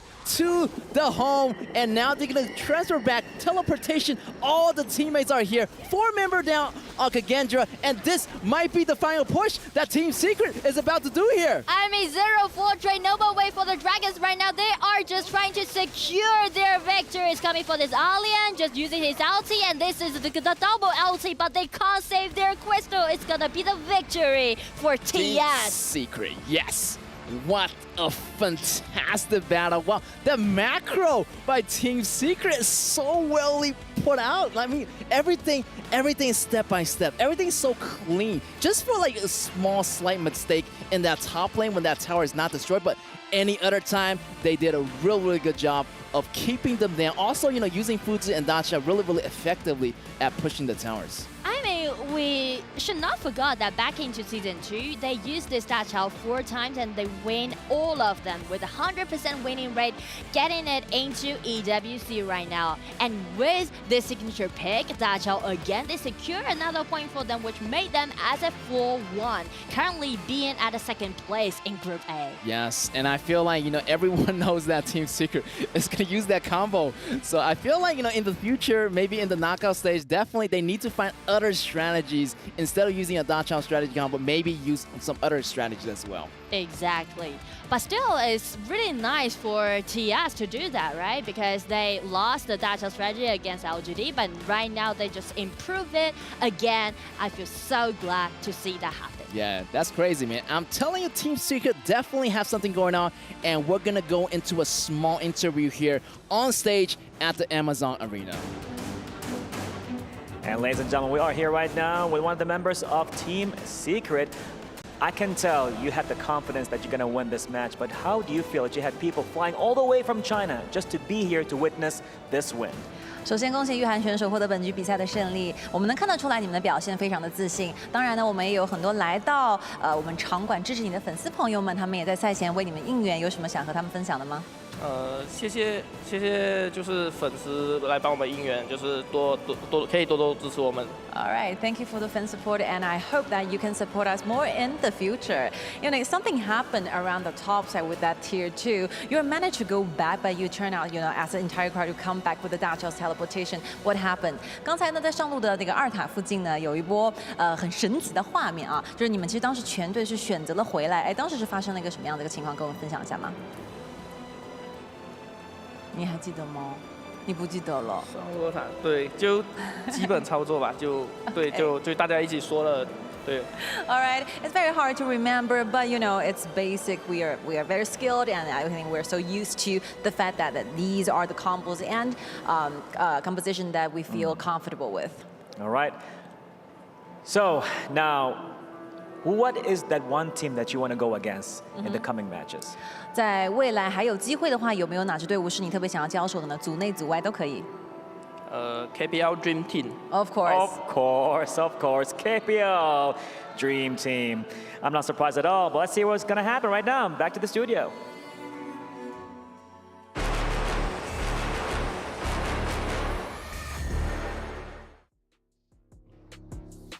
Congratulations to Team Secret, sealing that second place. Remember that right now with me, Stuart and Blam. How are you guys? How's it going? Going well. It's an exciting game to watch, to be fair. I mean, Team Secret coming out absolutely huge. I feel like in this series, making sure that they can qualify as that second seed, as you mentioned. Kagendra, unfortunately, is going to be a bit tough for them. Yeah, it's going to be hard, man. Like, sadly for them, they had momentum in some moment, but then after that, it just kind of fade away. That's it. I mean, that's the unreal expectation of it all, really. It's like what we were saying beforehand. Is like, oh, because this is going to be the decider for tiebreakers or not, will Team Secret play a little bit more tame? But at the end of the day, they went for the Dachau and the Futsu, and that wasn't the case. Oh, come on. Like, Team Secret, they are allowing them to play the Dachau Futsu. Was that the mistake from Kagendra? I mean, it's a huge mistake. For those who don't know, they were actually playing against each other in that Season 2 Invitational, and this was pretty much the exact composition that Team Secret played to beat Kagendra in Season 2 Invitational. And Kagendra, you would have thought, would have learned about this situation and actually adapted, but in the end, Team Secret were just like, okay, let's just do the Chao Fuzi again, let's guarantee this win. And also that mid lane pick, Zhou Yu, the first time we're seeing it here at the EWC. It was a good game just for us to be able to see that Zhou Yu, right? Because it is an option. We know that when we're playing the Dachau Futsu strat, like, we want to have priority in cleaning the wave. But against that Shangguan was really, really hard. Yeah, it was. I mean, if they didn't go for the Zhou Yu, they wouldn't have had any kind of wave clear. So having that was just going to be a secondary pressure other than the Dachau and Futsu pick. And having that in your mid lane is definitely better to have than go for another assassin. And that's probably why they gave over the Shangguan. I mean, you speak about wave clear on one side with the Zhou Yu. You look on the other side on Kagendra. There is zero wave clear at all. How are they supposed to defend against the Chao Fuzi in the split push in when they have no one? They have an assassin mid lane like the Shangguan. We know that these assassins in the mid lane can be a good pick, but against the Chao Fuzi, I feel like it's extremely difficult because you've got them split push in and you have no one to clear the wave, so the high ground towers just went so quickly. It is really hard, man, because then you're actually thinking, if I cannot beat the strat, I'm actually trying to open a little bit of a crack somewhere. In one of these lanes, I need to have an advantage. That advantage never came. No, I mean, it never came at all. There were times which Team Secret, I feel like, overextended a little bit. They got a few picks, Kendra, but in the end, I feel like the Chao Fuzi is just way too strong for split pushing. Kendra couldn't really push any of the towers because of that wave clear from the Zhou Yu, and that was that allowed them to get the victory. Now, Team Secret is going to finish second place, but after these games against Kagendra on their special Tachiao strat, did we actually get the feeling that it was going to be their best performance? Let's first talk about the match MVP, Son, on that Futsu from their Futsu against Tachiao. I mean, it's pretty much written in the stars, right? When we get that Futsu pick come through, it is pretty dominant and showing right there the deserved match MVP going over to Sun. Not much damage dealt, not much damage taken, but it's the utility of that pick. I think in the end with the Futsu as well, this isn't the first time that Team Secret have brought out at EWC. They tried the strategy against LGD. It didn't work out for them. Nope. It's really nice to see that Team Secret, even if they have that kind of setback in a way, they're able to reset. They're able to get that reset in terms of mentality with this composition and still bring it out here against Kagendra and is able to take the victory as well. It is a very good performance by Son. I like the fact that he actually used that Futsu. But coming back to the question, we saw the Tachiao and Futsu strat, Son taking the MVP. Do they feel like a real strong second place in that group, though? I personally think they are. Absolutely. They've definitely proven themselves. Only, dropped one round? Yeah, I think it's a little bit difficult. I think when it comes up against these bigger teams, I think they have to have a plan B. It seems like their plan A is the Chao Fuzi at the moment, and we've seen against LGD that with some of these new heroes coming in, like the Orgren and Long, it hasn't actually worked out too well for them. But I think they need to come up with a plan B just in case they get the Chao Fuzi banned away. Well, and hopefully they're going to go back to the board and then they're going to be able to really go and polish that strat because they're going to need it as the tournament is going to move forward tomorrow in quarterfinals. Our last game of today is going to be the KPL Dream Team against Loops. I mean, KPL Dream Team are looking like the strongest team in the tournament, and I think at this point we have to kind of ask ourselves, is there a possibility that the KPL Dream Team can go on a flawless run? If they win this, they don't drop a single game during the whole group stage. Can they go on a flawless run in the quarters, semis, and finals? I would love them to go on a flawless run. What about them? Let's start seeing what they have to say about that. Hey, it's Chuchu with me. It's going to be Hai from KPL Dream Team. He's the jungler for the team as well. Hi, how are you? I hope everything is good. Okay, we have so many questions, but definitely the next game is against Loops. What do you think about Loops? I think no matter who they are, we will do our best. They don't care who Loops are, right? They don't think anything. They just want to fight against Loops. Now, next one, we do know your record is 8 minutes 43 seconds against Boom, the fastest one. Will you break your own record? Everything is possible. Maybe 7 minutes. 7 minutes? Oh my God, that's going to be super fast. Okay, last but not least, of course, your fans out there definitely shouting for you. Any words to say to them? 就非常感谢所有观看我们比赛的粉丝吧，包括来到现场的，感谢你们，我们有更加的动力去赢得比赛。好，谢谢。Thank you so much for Hi and see you guys in the game. Boys, KPL Dream Team, the team to beat. Can Loops get the job done? What about if we get some STC play predictions? Who do you think is going to take the dub? I mean, I'd like to play the devil's advocate and go for Loops, and I think I'm going to do that. To be honest, I'm keeping my copium, and my hopium. And we just saw VKS get to that main stage. Maybe Loops can do it. What about you? I have to go for KPL Dream Team. I mean, it's without a doubt. He might have a bit of a hopium, but I don't, unfortunately. I think KPL Dream Team just way too strong. And Loops, they're going to have to try and figure out something. I want to see APH on a hyper carry, but they're going to have to figure out something huge against the KPL Dream Team. You know what? I'm going to go KPL Dream Team as well. Hopefully Loops are going to show us a new strat, thinking on something that they can do against the other team. But let's wait and see what happens in the Amazon Arena. And as we can see right now, we have an amazing crowd. Let's see it one more time for KPL Dream Team! 让我们听你们的声音。那边呢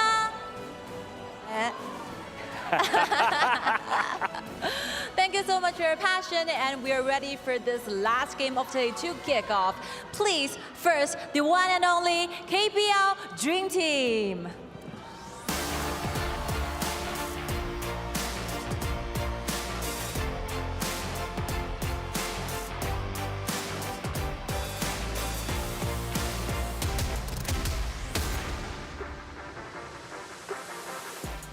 I have no idea what will be the composition, I have no idea what will be the lanings, but I'm pretty sure that this game is gonna be electrifying. True, true, saving the best for last. And now for their challengers, here comes Loops.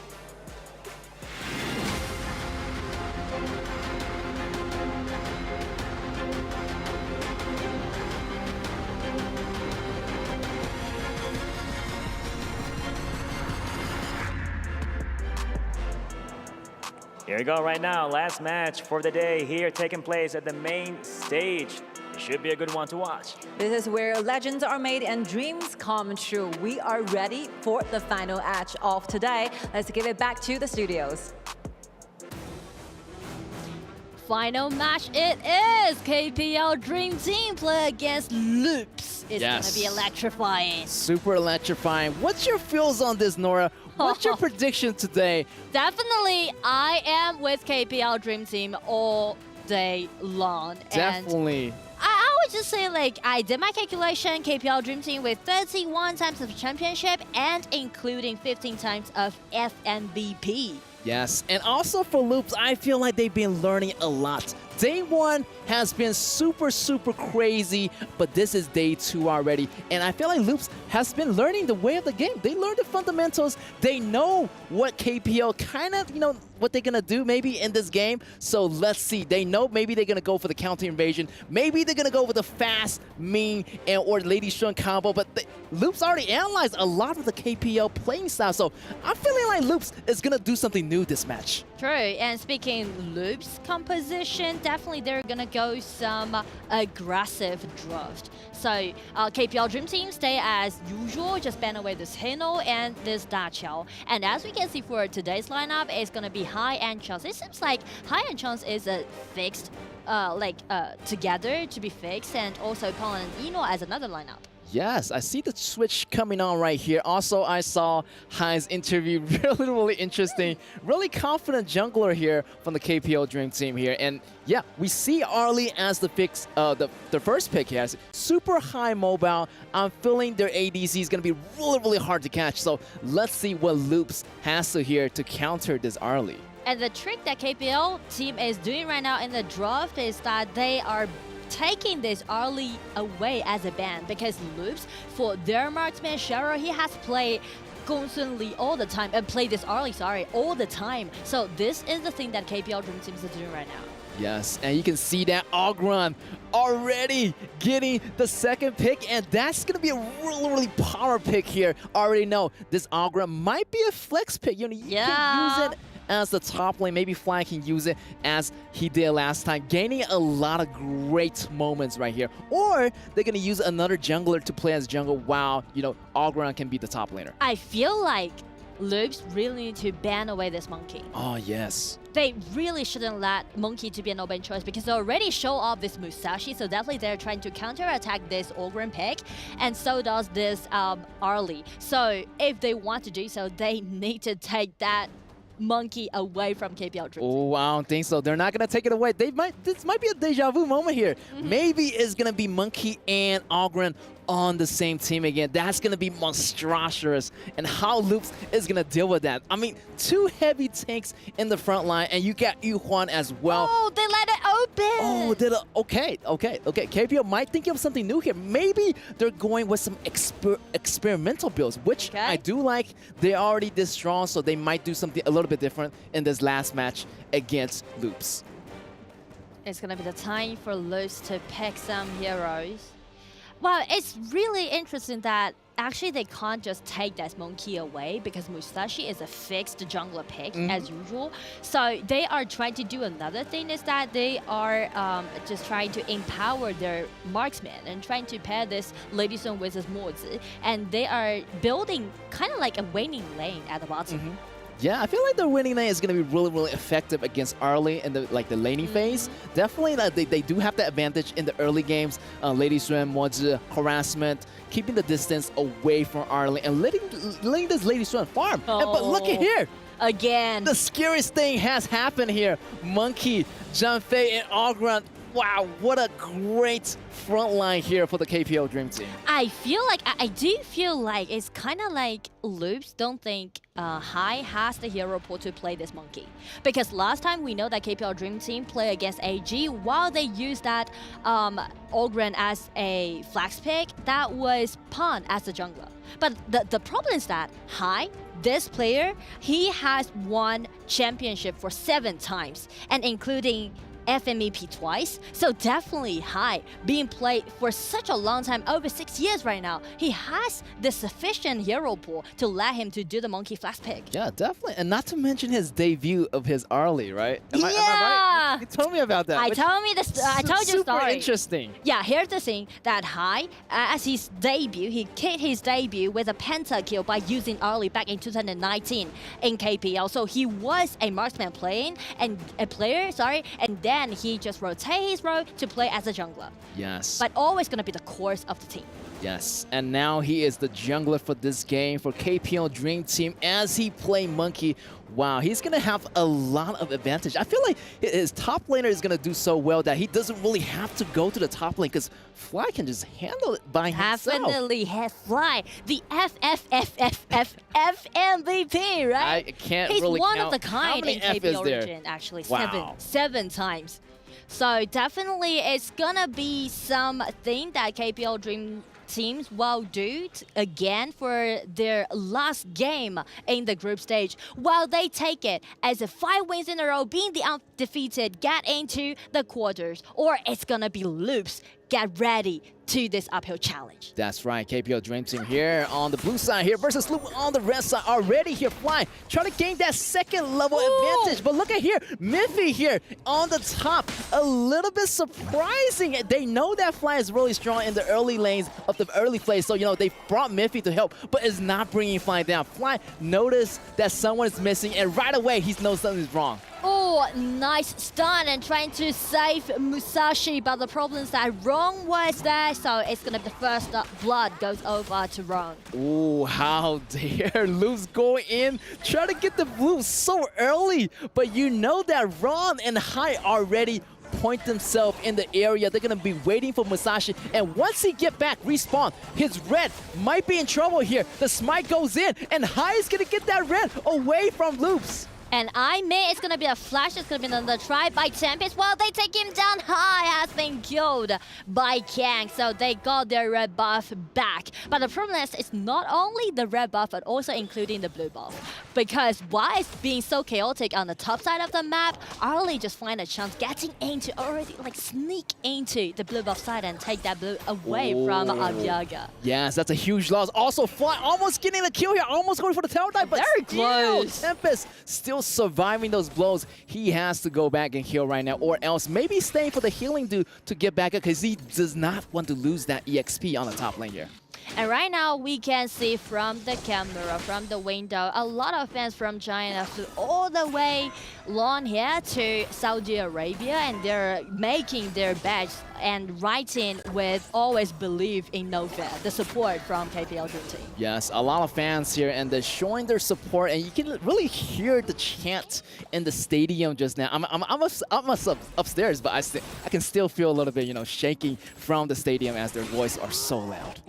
But to be honest, I'm really impressed by Loop's opening setting, because I know what they are trying to do. They're trying to build up a winning lane with numbers advantage with his main and mods to make some, impressive gank upon Fly's Ogren and let Abyaga to have the chance to steal away the blue buff. But the problem is that they are facing some difficulties where right now it's gonna be Kank coming in with a flash and help top Tempest to get the hand on Fly. Wow, this is really impressive by Loops. They've been learning so much, and you can see that they're going head-to-head with check the top Sherry. team. And look at the bottom lane here. A lot of players, but only one member facing 4 players of KPL Dream Team is not going to work. So here's going to be here. Lady Swen goes down here. A lot of pressure here for Loops on the bottom lane here as Chance already gained the advantage. His goal lead is going to be really significant here. I feel like Sherry is too, he's a little bit hasty because he, as long as he spot that Chance HP bar has been chopped away, he is trying to flash in and get that insta kill. But the problem is that the tower is still standing there. It hasn't been 4 minutes, so still Chance has his chance to stay alive. That's right. The tower protection is going to be available before before the 4 minutes is going to be due here. Also here, Mai Ying taking the kill on Fly, which is going to be super interesting. So here comes Musashi.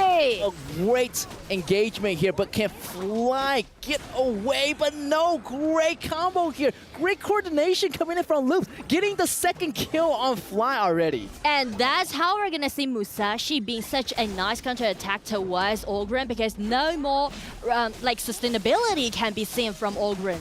Exactly, that Musashi ultimate is going to lock in that HP. We really can't recover a lot of HP during that period under that ultimate of Musashi, so it's going to roll really nice counter here. And Fly is finally feeling some pressure on the top lane. Yeah, I feel like he's having an easy time right now, but I feel like KPL Dream Team, this is going to be not a really easy game to win here. And I feel like this might be the reason why Loops let this Monkey to be an open choice, because they are ready for it. It's going to be the ulti from Lady Jin and trying to take Chance down, but still, it hasn't been 4 minutes, but I feel like so far so good for Loops. Yeah, Loops is handling They did their homework. Yeah, definitely. They're handling themselves really good. I mean, yeah. Look at that scoreboard is 2 and 3, and they got that extra kill. So yeah, they're technically in the lead right now in the kill count.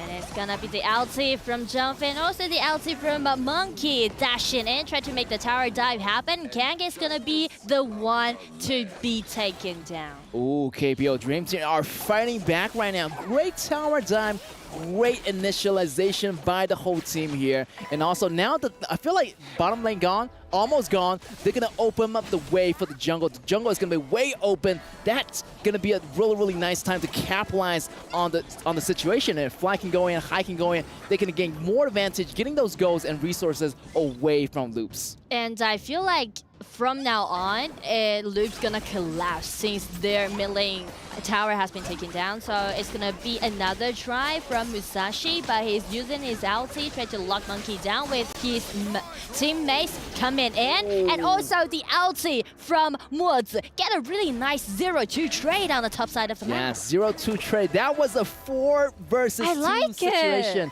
Great teamwork on Loops, trying to pressure in Fly on the top side here.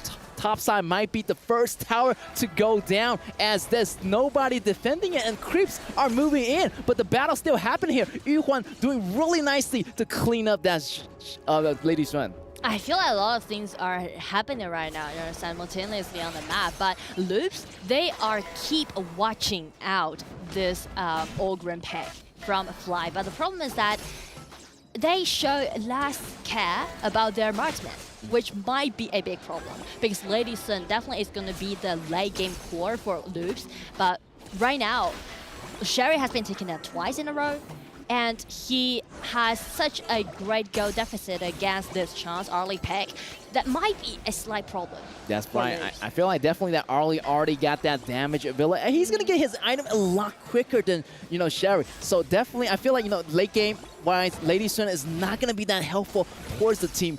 Loops, however, did get a lot of damage on Fly on the top side here, so they might slow down on the top side. But what about Arlie? Arlie is already pretty much stacked in all the items. And using the mobility that Arlie has, and also those ulti from Zhangfei Peg played by Nofia, the next step that KPL Dream Team is going to do is control the map. They are just do a lot of jungle cleaning, just clean up all those resources that they can. Yeah, right now, the game a little bit slowed down right now. KPL Dream Team trying to find their way and catch them at the best moments. So right now, the Dragon is up right now. Also, another counter for the Tyrant is also up. So, they have two choices. Either go for the Dragon for more pushing power or go for the Tyrant for the extra damage buff. And if we scrutinize the board that we just see on the screen, Chance already got 2,000 gold lead against Jarvis, Ladies and Peck.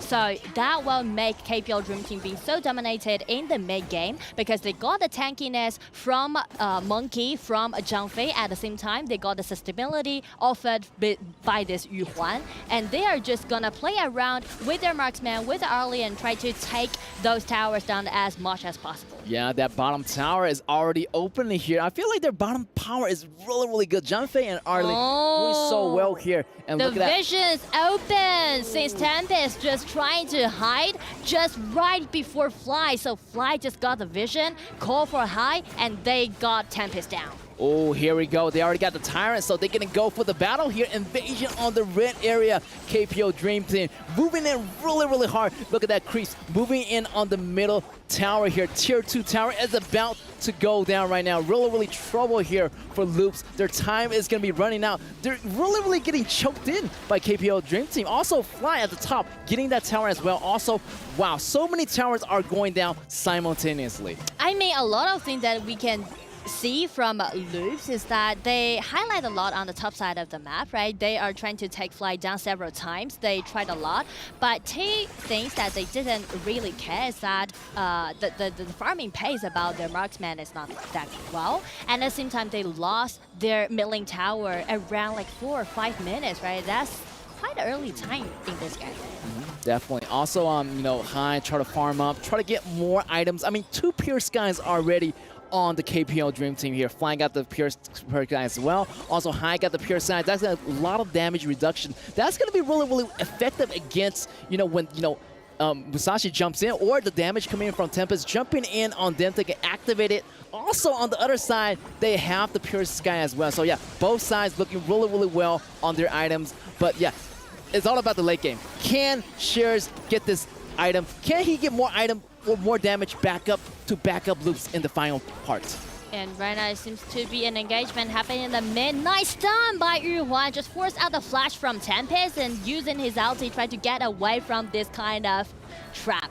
And KPL Dream Team, because of the Pure Sky that you just mentioned, it offers them to have triple tanks that I can see, right, from their own composition, which allowing them to have such a clear vision over the map. And right now it's going to be the tower dive because they're trying to take the high ground tower down at the bottom side, and there's no way for Loops to, just save their towers. That's right. Great initialization by Nofear, pushing them apart, also taking that high ground tower on the bottom side here. And they're still going for more because there's minions lanes moving in the middle right here, and they're going after second tower right now. And the problem is that there's no initiator that we can see from Loop's composition. It's going to be really suffering if KPL Dream Teams are jumping in with this Monkey's ulti and trying to dash in. Nice try by Tempest, but they're going to lose their high ground tower. It's going to be the end, I think, because the lanes are on their way. Loop's trying their best, but without the multi, it's a little bit hard for them to clean up the waves. Tempest just sacrificed himself, tried to guard his crystal, and it's going to be the killing spree that Chance got. But still, Loops, they hold down a bit more, but they still need another 20 seconds. Wait for the team to revive from this. It's going to be the Super Minions getting into the crystal. It's just hitting the 10 minutes mark, but right now it's going to be another victory for KPL Dream Team. Congratulations, KPL Dream Team secured the final win here in our day 2. What a great, fantastic battle. I mean, Loops did good. They did really, really good. Yeah. Really, really well. They learned how to fight. I feel like they studied from KPL Dream Team from the first day, and they did so well in the beginning. I mean, really, really respect to Loops here. True. They actually just, designed the opening for them, and it's all about coordination, because they really need to communicate in a tighter way that led up Yaga's Musashi to get into the blue buff at the simultaneously with their mid laner, right? It's kind of like the layer is not at the right moment, but still, nice try. Yeah, great job here, and you can see that the damage dealt by, Ron, like, the healing, the damage is so persistent. And I feel like, who's your MVP pick on this one, Nora? For KPL Dream Team? Yes. Oh, it's really hard to pick out one MVP. Yes, definitely, man. I feel like everyone did a good job. And I feel like, the great engagement from No Fear, he did a lot of good job. I feel like he already have, like, one MVP already. So, yeah, I feel like the MVP should be someone else right now. We just wait and see and give it over to Sky. Well, not a surprise, another win for the KPL Dream Team. Now, 5 wins pretty much since you started your journey right here in Saudi Arabia, the EWC, for the Mid-Season Invitational. What's your evaluation for your team and your performance? 首先呢，恭喜 Fly 选手又获得胜利。那我们今天结束了所有我们这一个赛段的比赛，是5胜0负的战绩，非常漂亮。可以评价一下，你觉得这2天梦之队整体的表现，在你眼中是个怎样的赛吗？这2天的话都是按照我们训练赛的一个训练成果去进行的吧，然后表现的话也是比较满意的。We did just like we practiced in our scrims and practices, and wow, we were quite pleasant and pleased with what we have performed to the audiences across the globe. Great. All right. So now, I think so far Weibo Gaming gave you the most challenging moments pretty much when it comes to a competition. Who do you think is going to give you the same kind of challenge beside Weibo Gaming? 目前的所有比赛呢，感觉其实微博给到你们的一些压力可能会最大一些。那在你的眼中，将来的比赛会碰到的对手当中，会不会有一个给你们感觉是最难战胜的对手，或者说有一点难度的？其实这几天比赛的话，像老干爹啊、微博啊、TS 这种队伍的话，其实都是比较厉害的。然后后面的比赛可能也会碰上嘛，就是希望我们也能够保持好状态，然后去迎接每一场比赛吧。Honestly speaking, I think personally LGD, Weibo, and one more TS, they are extremely good. So we might have encountered each other in future matchups. So we are trying our best to do our best conditions to fight for that glory and win over to the opponents. Something happened in the real game which you have been taken super care of on the top. It's 2v1, 3v1 all the time. How do you cope with this? 我们今天在上路呢，其实过得挺难的哦，要不是2打1，就是3打1。你当时在局中的这个大司命是怎么考虑这件事情的呢？其实，在开局的时候，就是有想过他们那个真机跟小满以及宫本，它是3个点位，可能是对上路有点针对吧，然后就一直来，然后也打得比较频繁，然后他们战术也比较成功吧。Okay. In the beginning, we thought that Lady Jin, Musashi, and Mai is going to be coming for me on the top side. So yeah, I think very nice execution with our opponents. They did a great job. I'm sure they did. Definitely more to see as well with KPL Dream Team. And more thoughts with the studio. Let's go.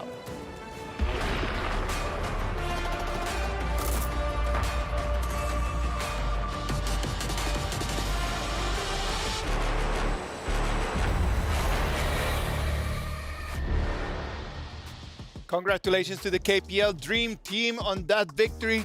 Still in a perfect way, man. A lot of people at the beginning had questions about their synergy, about their cooperation. And after 2 days of performances, there are no questions around. They are the top dog.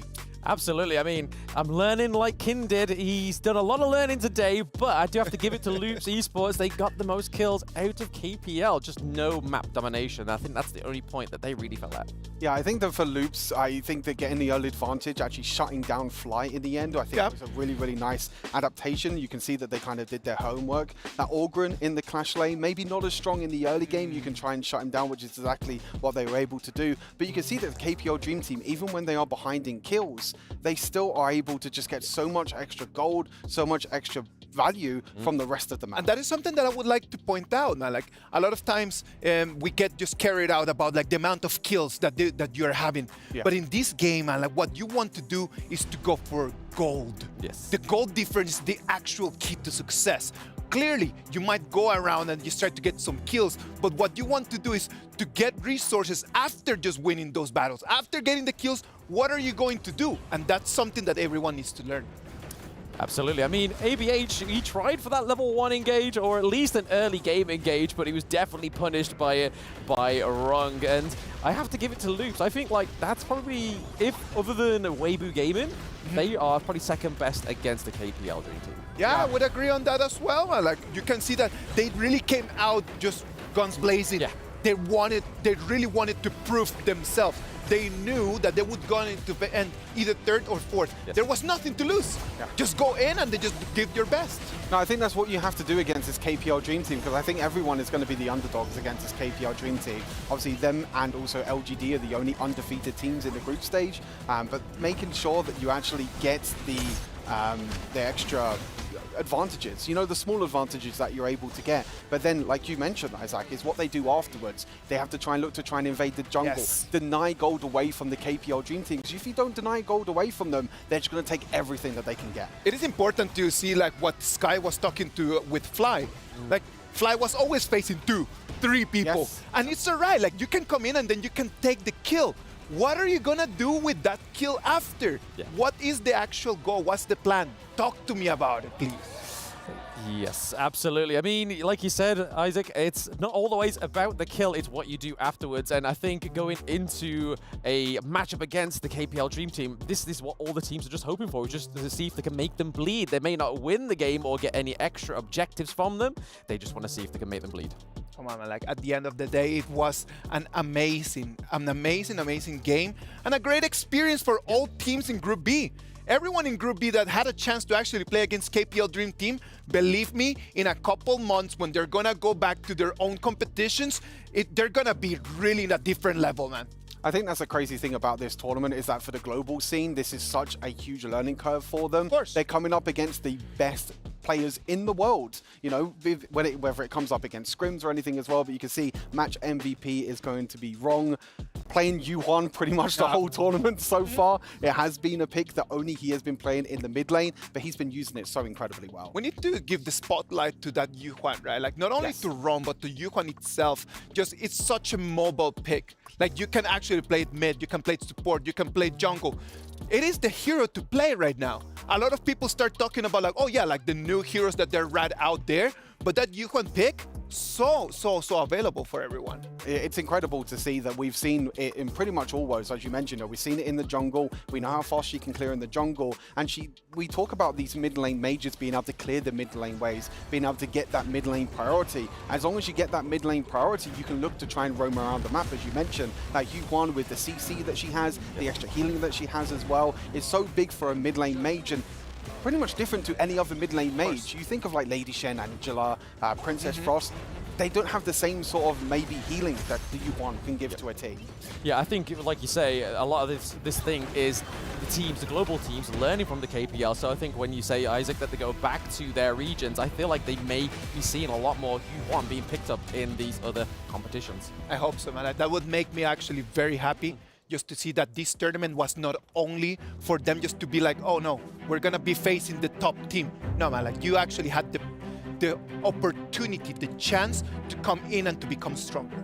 And I mean, the crazy thing is as well, you can see Wrong's damage in the end. You know, we talk about the healing, we talk about the sustain, the wave clear, the crowd control. Wrong doing the most damage as well in the mid lane on Yuhwan. You don't really get to see this too much either. So not only does Yuhwan as a hero offer so much, but also offers the damage as well. And Wrong has been playing it perfectly throughout this entire group stage.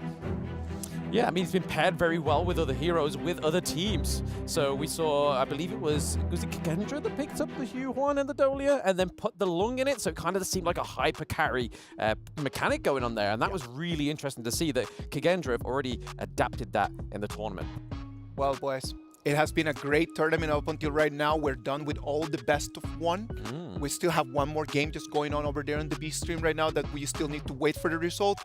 What is your feeling after this whole best of one as we can see the standings? Yeah, I think it's actually pretty interesting to see how it's going to adapt into this best of three when we get into the quarterfinals tomorrow. These best of ones can be very 50-50. They can sometimes be very coin flip. There are going to be teams that are going to be able to pick up these pocket picks. But in the quarterfinals, I think this is where we're going to see the adaptation from the teams, them learning from game to game to game, and it's going to just build up over the tournament. Yeah, it just means that there's more room for error. If you do overstep in one game, it's not the end of it. You can just literally come back and get on the horse and then try and take down your enemy in game 2 or potentially even game 3 if you manage to bring it around to a draw. But if you look at it, LGD with a solid 5-0, just all the way from Season 2, all the way to here with just a flawless victory. They have like really came in and they showed that they're actually the champions of this whole thing. Besides KPL Dream Team, the other team that actually just did not even lose a single match. Sadly for Team Falcons, for Kagendra, for Boom Esports, this is gonna be the end of the road, man.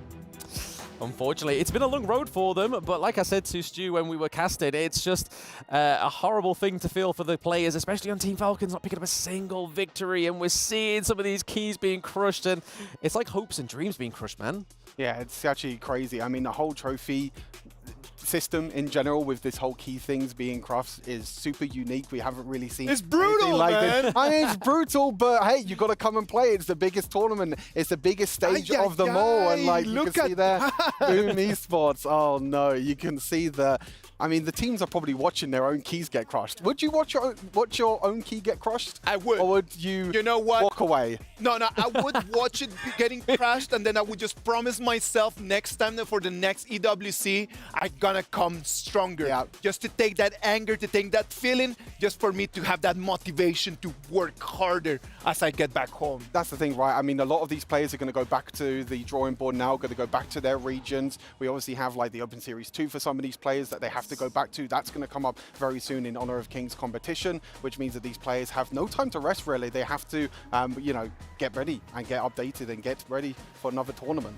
Well, man, I'm hearing that we have updated standings right now. Just getting in there because Team Vitality sadly not being able to seal the deal, and it's going to be Impunity Esports. Who would have said that they were going to take with 2 points the last ticket and made it into the next top 8?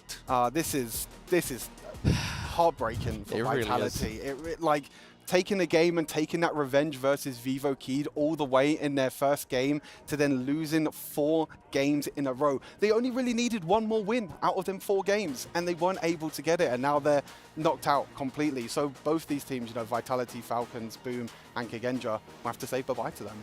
Yeah, it's just showing the flaws of the side of Team Vitality. We love the guys, we love the team, but it's all down to that draft. If you focus one of their carries, it's game over, and that's not the way it should be. Your team should be a unit, not relying on one person or another. Brothers, it has been an amazing day, and I'm totally sure that everyone at home has had their favorite plays, and we have come up with the highlights of the day brought to you by Kidia.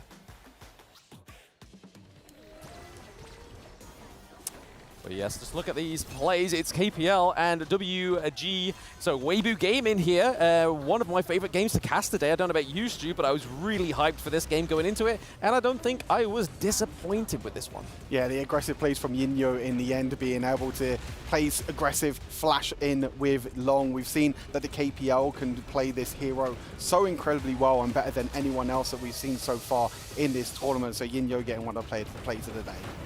Yes, it is another one of Weibo game, and it looks like it's a Weibo day, baby, against Falcon, who we've just been speaking about, who haven't been able to get a single victory on the board within the EWC mid-season invitational. But when you're playing against Conling on this Ogryn, it's crazy, that triple kill, man. Yeah, I mean, we're seeing a lot of adaptations. I guess we're seeing a lot of the same new heroes that are coming through as well, as we can see here. Another play here again with Ogryn. Again, just super aggressive play styles here. This is AG against Boom, one of the series that AG were able to take as well to secure themselves in the top 4. I think that was my proudest father moment, though, of this Yes. whole day, was just seeing AG get a dub. I was like, get in! Martin is going to be so proud of these guys. And yes, AG Global taking some victories today was probably my top thing of the day. I mean, we might not have the EMEA teams left, you know, with Falcons and Vitality being knocked out, but technically we have the wild card of AG Global still in the tournament, who did qualify through the EMEA finals as well. So I'm going to be rooting for them for the rest of the tournament. We're going to be rooting for everyone. You know what? Tomorrow is going to be day 3 of our tournament. We're going to move into the quarterfinals. We're going to be playing best of 3. But that's going to be tomorrow. For today, Blam, Stuart, thank you very much for joining me right over here at the desk. I am Isaac Peña. Thank you very much to everyone for being here. Be online tomorrow at the same time. We're going to bring you more Honor of Kings. Thank you very much. See you tomorrow.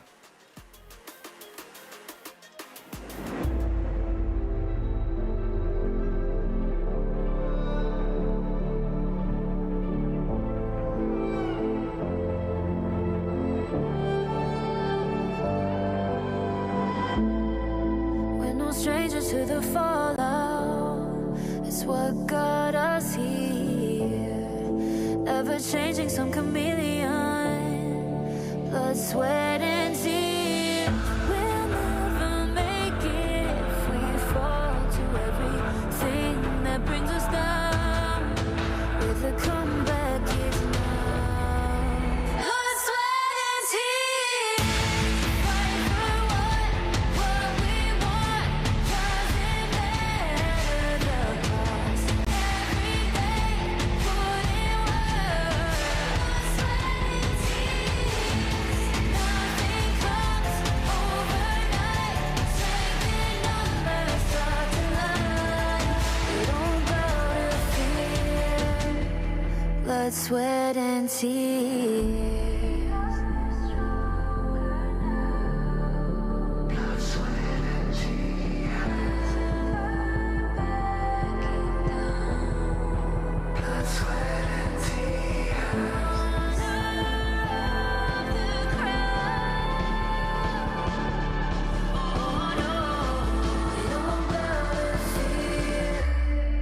Blood, sweat, and tears.